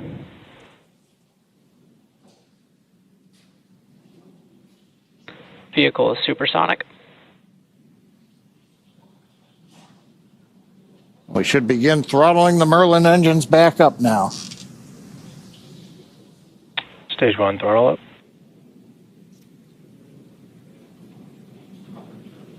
Mission control confirming Stage 1 Bravo. that throttle up, and we Copy are 1 Bravo. hearing our commander Peggy Whitson call out the first abort mode. Each of these are a specific phase where if for any reason we had an in-flight Impact abort, show underway. Dragon would abort to a safe location. So we're going to call out each of those milestones as we pass through. From Asia's largest news headquarters, setting the agenda for Bharat.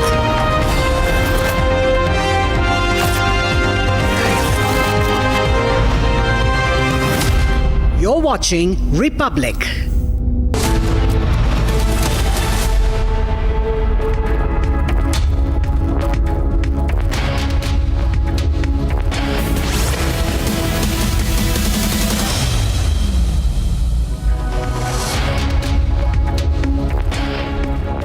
Hello and welcome. You're watching Republic TV with me, Akanksha Khajure, and what a phenomenal day it has been for India. Shubhanshu Shukla is headed towards the International Space Centre, and we'll get to you more updates on this. But first, as always, the headlines. When you take a look at the ground above, don't forget the flame is all underground. But everything above, if you look at the before and the after picture, everything above is burned black. I believe it was total obliteration. I believe they didn't have a chance to get anything out because we acted fast. Donald Trump slammed CNN, New York Times for reports stating that US strikes did not destroy Iranian nuclear sites.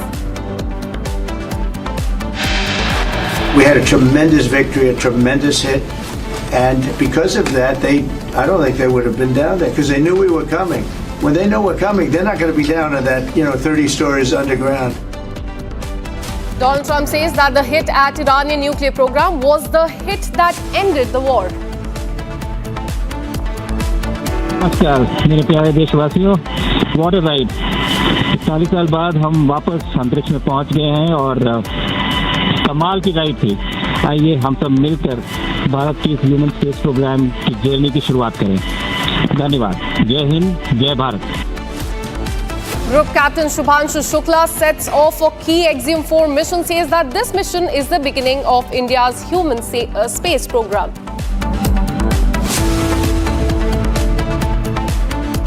Three, two, one. Ignition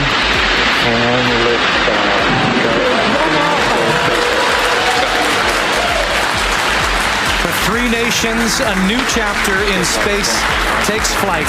Godspeed, AX-4. And history has been scripted as the mission kickstarts with a successful liftoff. All eyes on Group Captain Shukla-led crew. 4 years after Antila bomb scare, big allegation against Parambir Singh, Salil Deshmukh says that he was the mastermind of this plot. Akali Dal leader Bikram Majithia has been arrested during anti-narcotics raid by Punjab Vigilance in Amritsar.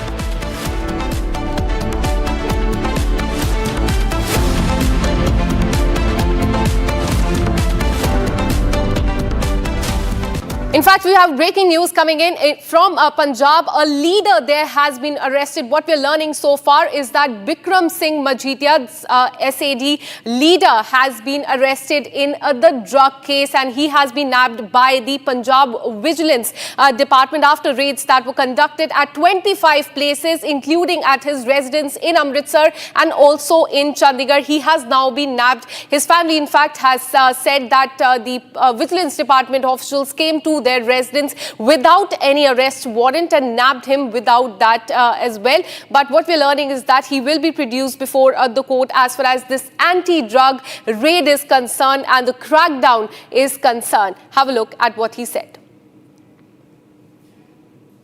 अब अफसर वेखो किन्ने आए आ मेरे कोई लेर मैनू पता नहीं मेरे घर च कुछ प्लांट कीता की कीता ये तो समा दसूगा मगर पकलाहट वेखो और मैं चलिया मैं थोनू पहला कहा भगवंत मान से आ खलोता ही ते चीका तेरियां भी कढाऊं आ इधर भी आ दिखा इधर आ इधर इधर इधर इधर इधर मैं नहीं आ तक नहीं कम चलना इधर इधर आ जा आ इधर आ वे आ लोग मैनू मिलन आए सी इन्हों भी कमरे च बंद किया फिर पुलिस आके लाई इत्थे So as you heard, that was Bikram Singh Majithia after he was arrested by the Punjab Vigilance Department. As I told you, raids were conducted at as many as 25 locations in Punjab, including his residence in Chandigarh and also in Amritsar. As a nation, renew our resolve to uphold our constitution and its democratic and federal spirit. ये resolution आज भारत के cabinet में माननीय प्रधानमंत्री जी की अध्यक्षता में रखा गया कैबिनेट में और आपके साथ इसका टेक्स्ट शेयर करेंगे। मैं साथियों उसके बाद में कैबिनेट में जो फैसले लिए गए उस पर आता हूं। आज 3 बड़े फैसले लिए गए। सबसे पहले पुणे मेट्रो का एक्सटेंशन 3,626 करोड़ रुपीस के एक्सटेंशन से पुणे मेट्रो लाइन 2। सेकेंड, झारिया एक बहुत पुराना प्रॉब्लमेटिक इश्यू है वहाँ पर, जो अंडरग्राउंड फायर और लैंड के सबसिस्टेंस के कारण जो दिक्कत आती है, उसका एक रिवाइज्ड मास्टर प्लान आज अप्रूव हुआ 5,940 करोड़ रुपीस से। और Well, today marks 50 years since the emergency was imposed, and today is being observed as Samvidhan Hatya Divas by the Bharatiya Janata Party. Since morning, different leaders have been speaking on this, including the Prime Minister as well. हमारे प्रधानमंत्री जी मोदी जी ने भी इसके लिए एक पुस्तक लिखा है, कल ही इसका विमोचन है कि किस प्रकार से संघर्ष हुआ था और किस प्रकार से बातें आगे बढ़ी थी। और मैं मानता हूं कि संविधान हत्या दिन के दिन को देश भर में मनाकर पूरे युवाओं को और किशोरों को ये संस्कार हम आगे की पीढ़ी के लिए, आगे के 50 साल के लिए दे, ये हम सबका कर्तव्य है। A book would be released today on the contribution of Prime Minister Narendra Modi and his underground political activism during emergency, in keeping the light of democracy alive in those days. भाइयों और बहनों, राष्ट्रपति जी ने आपातकाल की घोषणा की।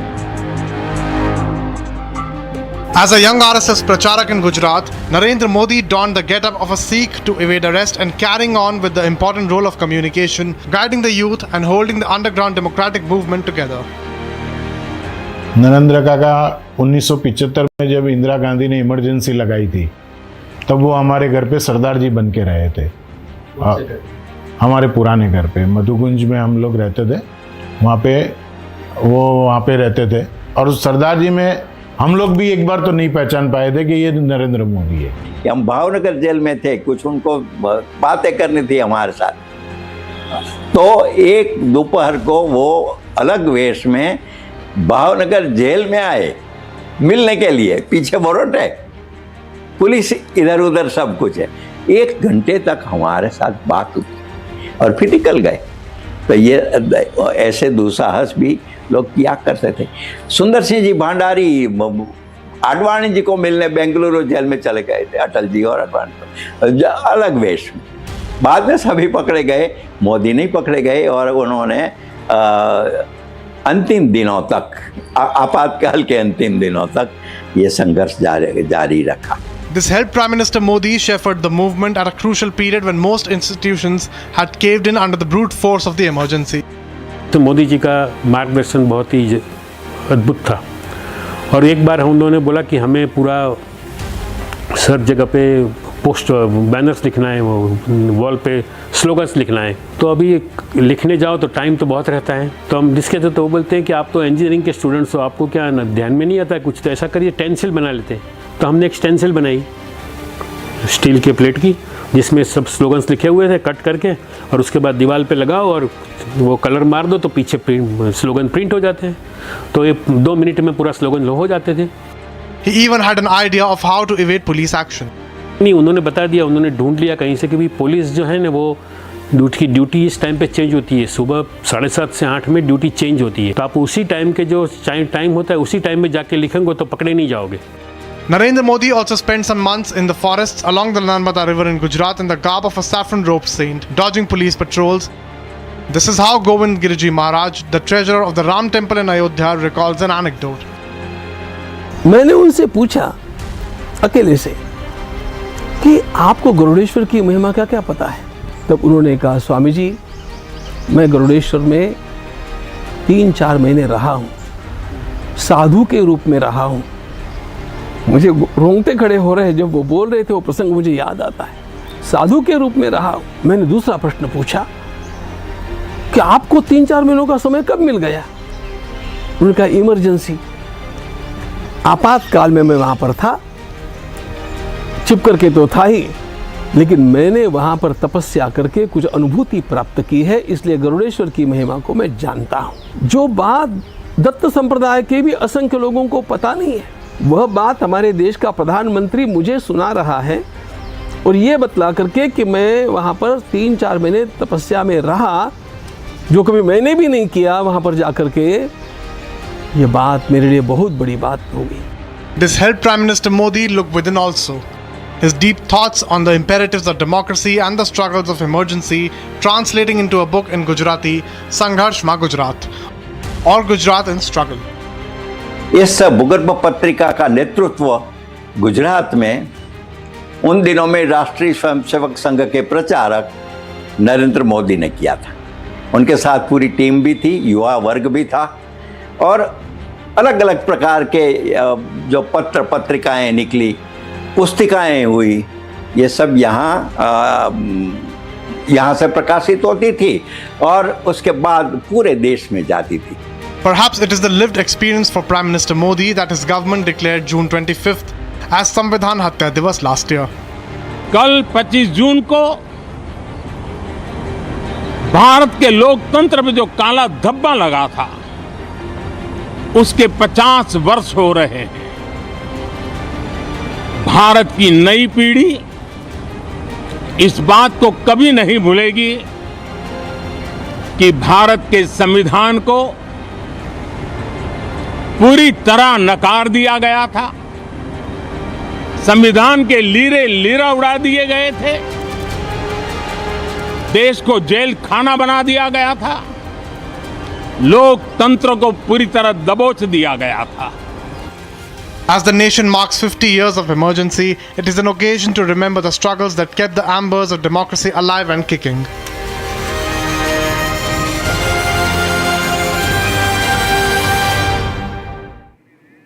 Now shifting our focus to the state of Maharashtra as far as the Antilia bomb scare case is concerned, Salil Deshmukh, son of former Home Minister Anil Deshmukh, has made a big claim. He has said that former Mumbai Police Commissioner Parambir Singh was the mastermind behind, in fact, the planting of the explosives in a vehicle outside Antilia, the residence of Mukesh Ambani. The case has taken many twists and turns over the last few years, ever since SUV containing gelatin sticks was found parked in the vicinity of that area in February 2021. Now, it is also claimed that National Investigation Agency was on the verge of arresting Parambir Singh for his involvement, but the notorious cop evaded this action as well. We have, in fact, the reaction coming in from Salil Deshmukh. Listen into what he said. Parambir Singh याला पदावरनं दुसऱ्या पदावर नेलं जेव्हा अँटिलियामध्ये bomb अँटिलियाच्या building खाली bomb ठेवण्यात आला आणि असं लक्षात आलं की हे बॉम्ब ठेवणारा मनुष्य स्वतःच आयुक्त आहे त्याच्यानंतर सरकारने त्यांची दुसऱ्या विभागामध्ये त्यांची बदली केली म्हणजे गृह विभागामध्येच दुसरीकडे त्या ठिकाणी बदली केली त्याच्या 2 दिवसानंतर यांना साक्षात्कार झाला परमबीर सिंगला की यांनी मला 100 कोटी मागितले की यांनी 100 कोटी गोळा करायला सांगितले तुम्ही जेव्हा आयुक्त होते तेव्हा चूप बसले होते का तेव्हा जेव्हा तुम्ही खुर्चीवर बसले होते तुम्ही काय चूप बसले बरं हे जाऊन जयश्री पाटीलनी याची FIR टाकली मलबार हिल पोलीस स्टेशनला की याची सीबीआय चौकशी झाली पाहिजे यांनी ओपन लेटर लिहिलं होतं आणि खुल्या पत्राच्या नंतर चांदीवाल आयोगामध्ये यांनी म्हणले या संदर्भातले माझ्याकडे पुरावे नाही इतक्या तुम्ही धाडी टाकल्या इतकी तुम्ही रेट टाकले माझ्या लहान मुलीची सुद्धा चौकशी करायला हे लोक घाबरले नाही माझ्या परिवारवाले माझी आई माझी बहीण माझी बायको माझ्या भावाची मिसेस या सगळ्यांवर गुन्हे दाखल करण्यापर्यंत यांना कोर्टात खेचेपर्यंत यांना पूर्ण जीर्ण करापर्यंत या ठिकाणी हा एक ऑपरेशन लोटस त्यावेळेस ऑपरेशन लोटसचा हा एक भाग होता आणि आपल्या सगळ्यांना कल्पना आहे की कशा कशा पद्धतीने ईडीनी कारवाया केला आता वास्तविक मी बोलायला नको मी स्वतः सुद्धा बेलवर आहे ईडीचं ऑफिस पण बाजूलाच आहे मी स्वतः बेलवर आहे पण हे एक ऑपरेशन लोटसचा भाग होता आणि त्याच्या माध्यमातून हे केलं गेलं आणि एवढंच नाही आमच्या वर्षात पण बरेच लोकांवर केलं का इतकं झाल्याच्या नंतर तुम्हाला भेटलं काय इतकं झाल्याच्या नंतर तुम्ही काय करून घेतलं हे पूर्ण लोकांच्या पुढे आहे की नुसतं ऐकीव माहितीवर इतकी होतं परमबीर सिंगला तर त्यांनी खुर्चीवर बसताना तेव्हा राजीनामा द्यायला पाहिजे होता त्याला बाजूला काढला त्याला साक्षात्कार झाला वास्तविक परमबीर सिंग हाच फिक्सर आहे परमबीर सिंग यांनी हा बॉम्ब ठेवला आणि NIAच्या माध्यमातून हा अटॅक होणारच होता हा स्वतःचा बचाव करण्यासाठी यांनी भाजपच्या वरिष्ठांची मदत घेतली आणि मदत घेऊन स्वतः वाचून अशा पद्धतीचा आरोप करून पळून गेला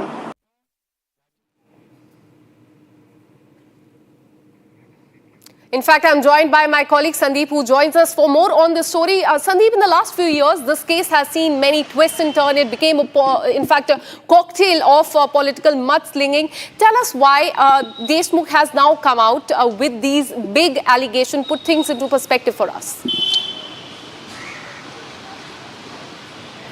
See, whether Parambir Singh is the mastermind or not, that is something that NIA will tell, or it will be Sachin Vaze, who was the primary accused in the Antilia bomb scare case. He is someone who will tell NIA that on whose instructions he was in fact working. But as far as Salil Deshmukh is concerned, in fact, Salil Deshmukh has made a statement stating that it was Parambir Singh who had kept those, in fact, those gelatin sticks at the residence of Ambani's. But there were CCTV footages showing, in fact, wherein, in fact, Sachin Vaze was seen keeping the gelatin sticks, in fact. So definitely, we are outside the residence of Parambir Singh, and in fact, we are waiting for him. As soon as he steps down, we will ask a question regarding the allegations that have been, in fact, put against him. But ultimately, yes, Salil Deshmukh's remark is something very different to the evidences that was, in fact, definitely that will in fact that is something very different from what appeared in the evidences, and that is being in fact investigated by NIA. So at this point in time, yes, it is not the first time that Deshmukh family has made the allegations, but now it is the NIA to take the cognizance of this issue and in fact act upon it and reveal more details regarding this whole statement or this whole conspiracy that was in fact done during the Mahavikas Aghadi government. Absolutely. So it remains to be seen what he really says on this. Sandeep, stay on with us. In fact, we are getting in more responses on this big controversy. Listen in.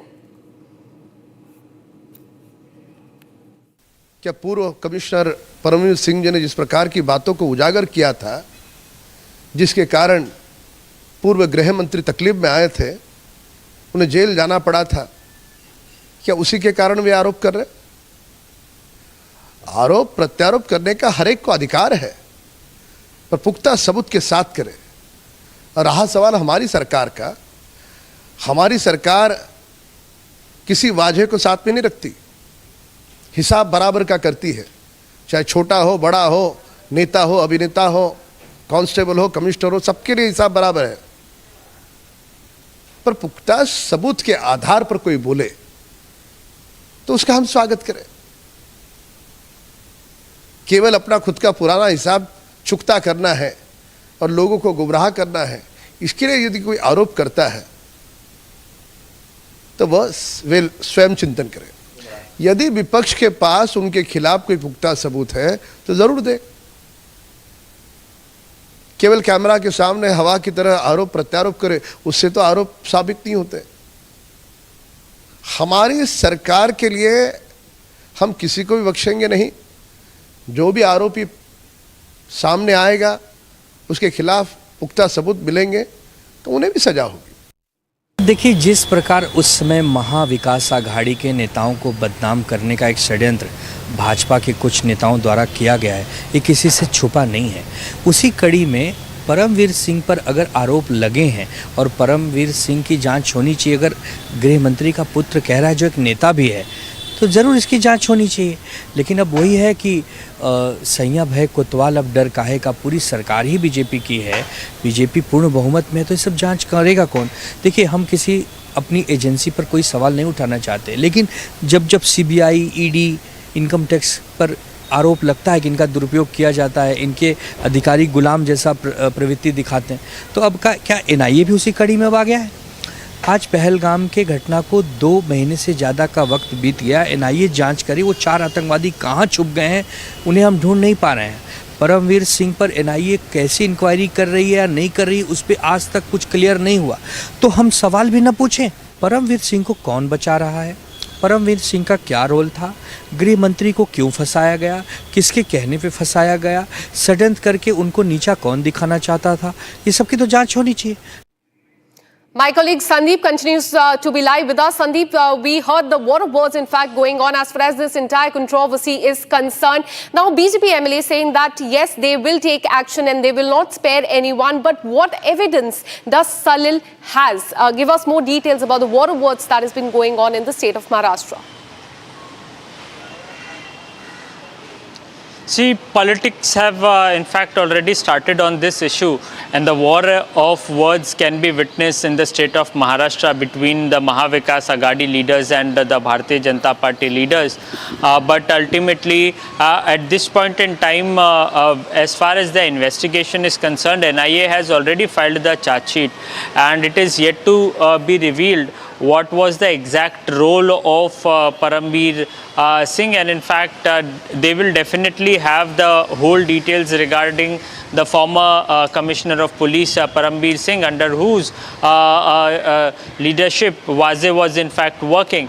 But as far as Salil Deshmukh's remarks are concerned, Salil Deshmukh has alleged that it was Parambir Singh who has kept those gelatin sticks at the residence of Ambani's.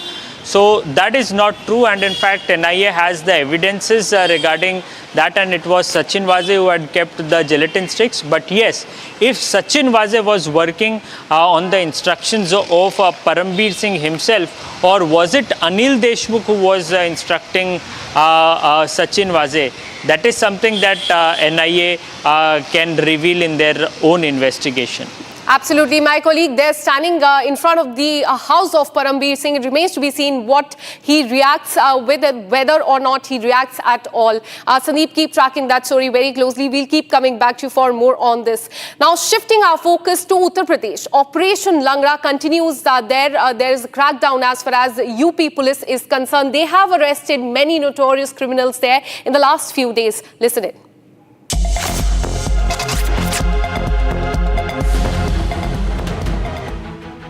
Yogi's model of justice catches several criminals from several cities in Uttar Pradesh. Under Operation Langra, a resident of Wave City in Ghaziabad was shot in the leg and arrested from Hapur. Multiple cases of arms smugglings were registered against him, and stolen items like a bike and pistol cartridges were recovered during the encounter.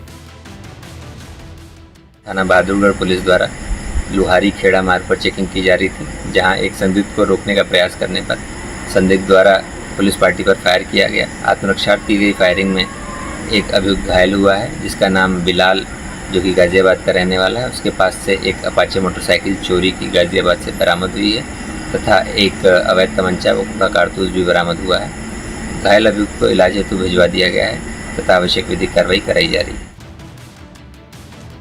Bilal attempted to flee after snatching a police pistol but was caught after police retaliated. In another encounter, Rizwan, a resident of Palwada in Bahadurgarh police station area, was arrested in an injured state.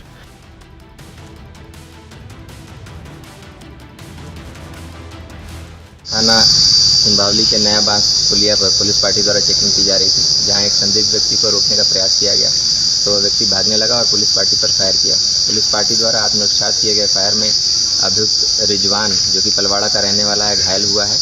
वह बहादुरगढ़ थाने का एक HS है तथा जिस पर 1.5 दर्जन से अधिक मुकदमे पंजीकृत हैं। अभियुक्त के पास से एक चोरी की बाइक, एक अवैध तमंचा 315 बोर तथा खोखा कारतूस और जिंदा कारतूस बरामद हुआ है। घायल अभियुक्त को अस्पताल भिजवा दिया गया तथा आवश्यक विधिक कार्रवाई कराई जा रही है।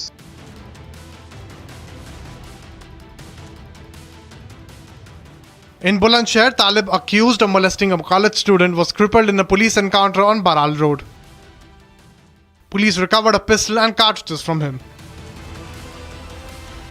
We're taking a very short break. Coming up on the other side, Donald Trump has slammed CNN and New York Times for reports stating that US strikes did not destroy the nuclear sites in Iran. And we'll also tell you about how Group Captain Shubhanshu Shukla has set off on the key Axiom-4 mission. He said that this mission is the beginning of India's human space program. We'll tell you about these two stories after a very short break. Stay with us.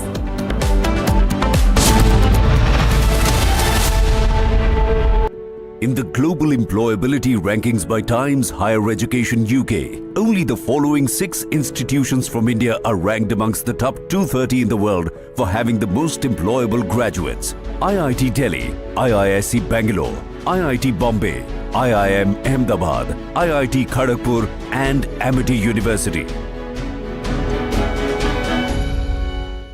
MDH की हल्दी मिर्ची धनिया करे कमाल, ये रंग दे, ये खुशबू दे, ये तीखा, ये कम पड़े, क्या निराला MDH masala.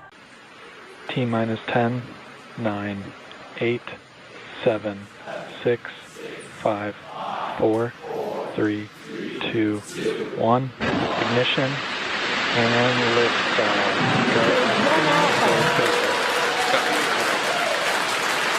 For 3 nations, a new chapter in space takes flight. Godspeed, AX-4.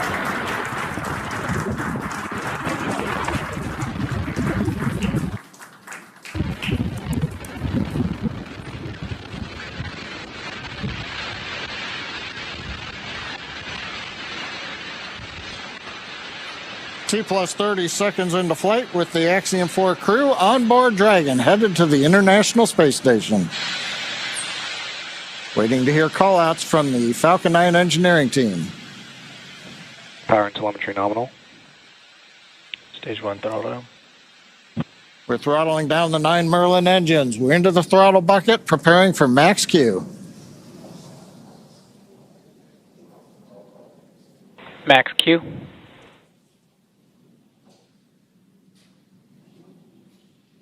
Vehicle is supersonic. We should begin throttling the Merlin engines back up now.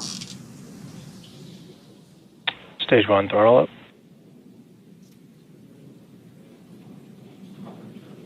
Mission Control confirming Stage 1 Bravo. that throttle up, and we Copy are 1 Bravo. hearing our Commander Peggy Whitson call out the first abort mode. Each of these are a specific phase where if for any reason we had an in-flight Vac abort, chill underway. Dragon would abort to a safe location. So we're going to call out each of those milestones as we pass through them.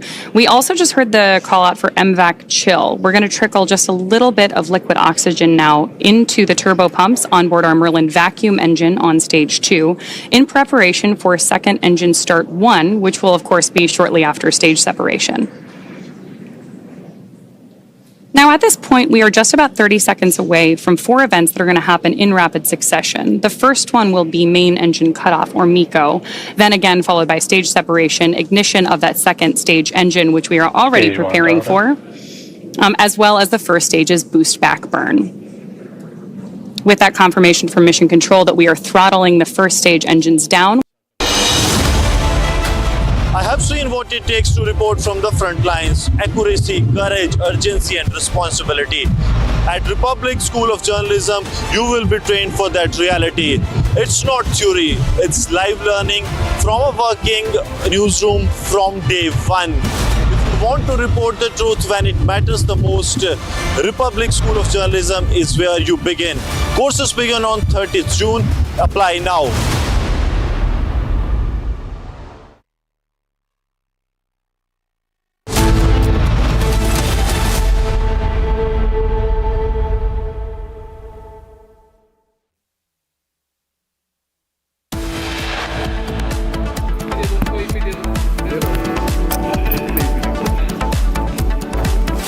When you take a look at the ground above, don't forget the flame is all underground. But everything above, if you look at the before and the after picture, everything above is burned black. I believe it was total obliteration. I believe they didn't have a chance to get anything out because we acted fast. Trump slams CNN NYT for reports stating United States strikes did not destroy Iranian nuclear sites.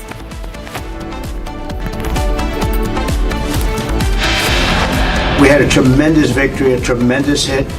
And because of that, I don't think they would have been down there because they knew we were coming. When they know we're coming, they're not going to be down in that, 30 stories underground. A complacent Trump now says that the hit at Iranian nuclear program was the hit that ended the war. वासियों, what a ride! 40 साल बाद हम वापस अंतरिक्ष में पहुंच गए हैं और कमाल की राइड थी। आइए हम सब मिलकर भारत के इस ह्यूमन स्पेस प्रोग्राम की जर्नी की शुरुआत करें। धन्यवाद। जय हिंद, जय Bharat. And that is Group Captain Shubhanshu Shukla setting off on key AX-4 mission, says this mission is the beginning of India's human space program.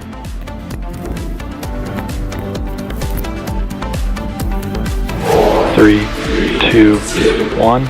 Ignition and liftoff.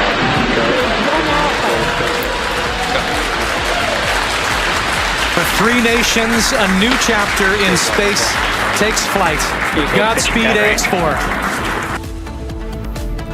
History has been scripted, and as AX-4 mission kickstarts with a successful liftoff, all eyes on Group Captain Shubhanshu Shukla led crew. 4 years after Antilla bomb scare big allegation against Parambir Singh, Salil Deshmukh says he was the mastermind of the plot.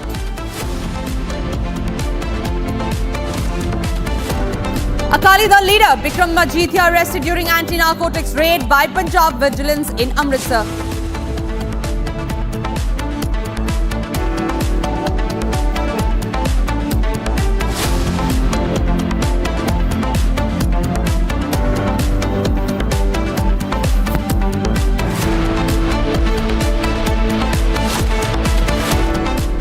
Hello Hello and welcome. You're watching Live and Breaking at 3:30 p.m. I am Tanisha Avasthi. Starting first up with the top story. The United States President Donald Trump's arrival at the NATO summit in Netherlands on June 25, 2025 has intensified concerns over alliance's unity. Now, while NATO leaders aim to present a united front, Donald Trump's pre-summit comments casting doubt on the commitment to the Article 5, the cornerstone of the collective defensive, have unsettled European allies. Now, Donald Trump, ahead of the summit, has made pertinent remarks on the recent attacks by the American military on Iran's nuclear sites. He says that the reports that were published by CNN and NYT are false. Now, what are these reports? These reports essentially tell that the strike that America had done on Iranian nuclear sites had caused no damage at all to the nuclear program in Iran. Donald Trump, reacting to the same today, said that it is an attempt by these media, the CNN and the NYT, to demean his efforts, to demean the strikes that they carried out on the Iranian nuclear facilities. First up, let's listen into that statement of the United States President Donald Trump. We had a tremendous success, and this is the New York Times. I call it the failing New York Times. It's going to hell. And CNN, which, as you know, very few people are watching. This was an unbelievable hit by genius pilots and genius people in the military, and they're not being given credit for it because we have scum that's in this group, and not all of you are. You have some great reporters, but you have scum. CNN is scum. MSDNC is scum. The New York Times is scum. They're bad people. They're sick. And what they've done is they're trying to make this unbelievable victory into something less. Now, even they admit that it was hit very hard. Yeah, well, they said it was actually, the report said it could have been they don't know. I mean, they did a report. I could have Pete talk to it because his department did the report. They really don't know. I think Israel's going to be telling us very soon because Bibi is going to have people involved in that whole situation.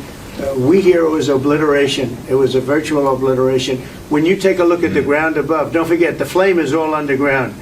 But everything above, if you look at the before and the after picture, everything above is burned black. The trees, everything. There's one building, but that's a building that sunk substantially into the granite, so that the fire goes right over it. I believe it was total obliteration. I believe they didn't have a chance to get anything out because we acted fast. If it would have taken 2 weeks, maybe, but it's very hard to remove that kind of material. Very hard and very dangerous for them to remove it. Plus, they knew we were coming, and if they know we're coming, they're not going to be down there. There aren't too many people that are going to be down there. Pete, do you have something to say about that? All right, that was United States President Donald Trump's comment just before the initiation of the NATO summit. Remember, Donald Trump is there at the NATO summit. Now, the focus is on the United States' strike on the Iranian nuclear facilities that happened just last Sunday. Donald Trump comment there where he says that it was he who ended the war. It was the strike that was carried out by the United States on the Iranian nuclear facilities that ended the war. Remember, the war has still not ended, ladies and gentlemen. The conflict is only escalating. Yesterday, we saw a huge violation of the ceasefire from the Iranian side. Meanwhile, Israel also resorted to a violation of the ceasefire, thereby firing missiles at Tehran in Iran. Iran, meanwhile, in the early hours yesterday had fired missiles at the southern Israel city, the largest city in southern Israel, that is Beersheba, thereby violating the ceasefire completely. So it remains to be seen on what actually Donald Trump is celebrating.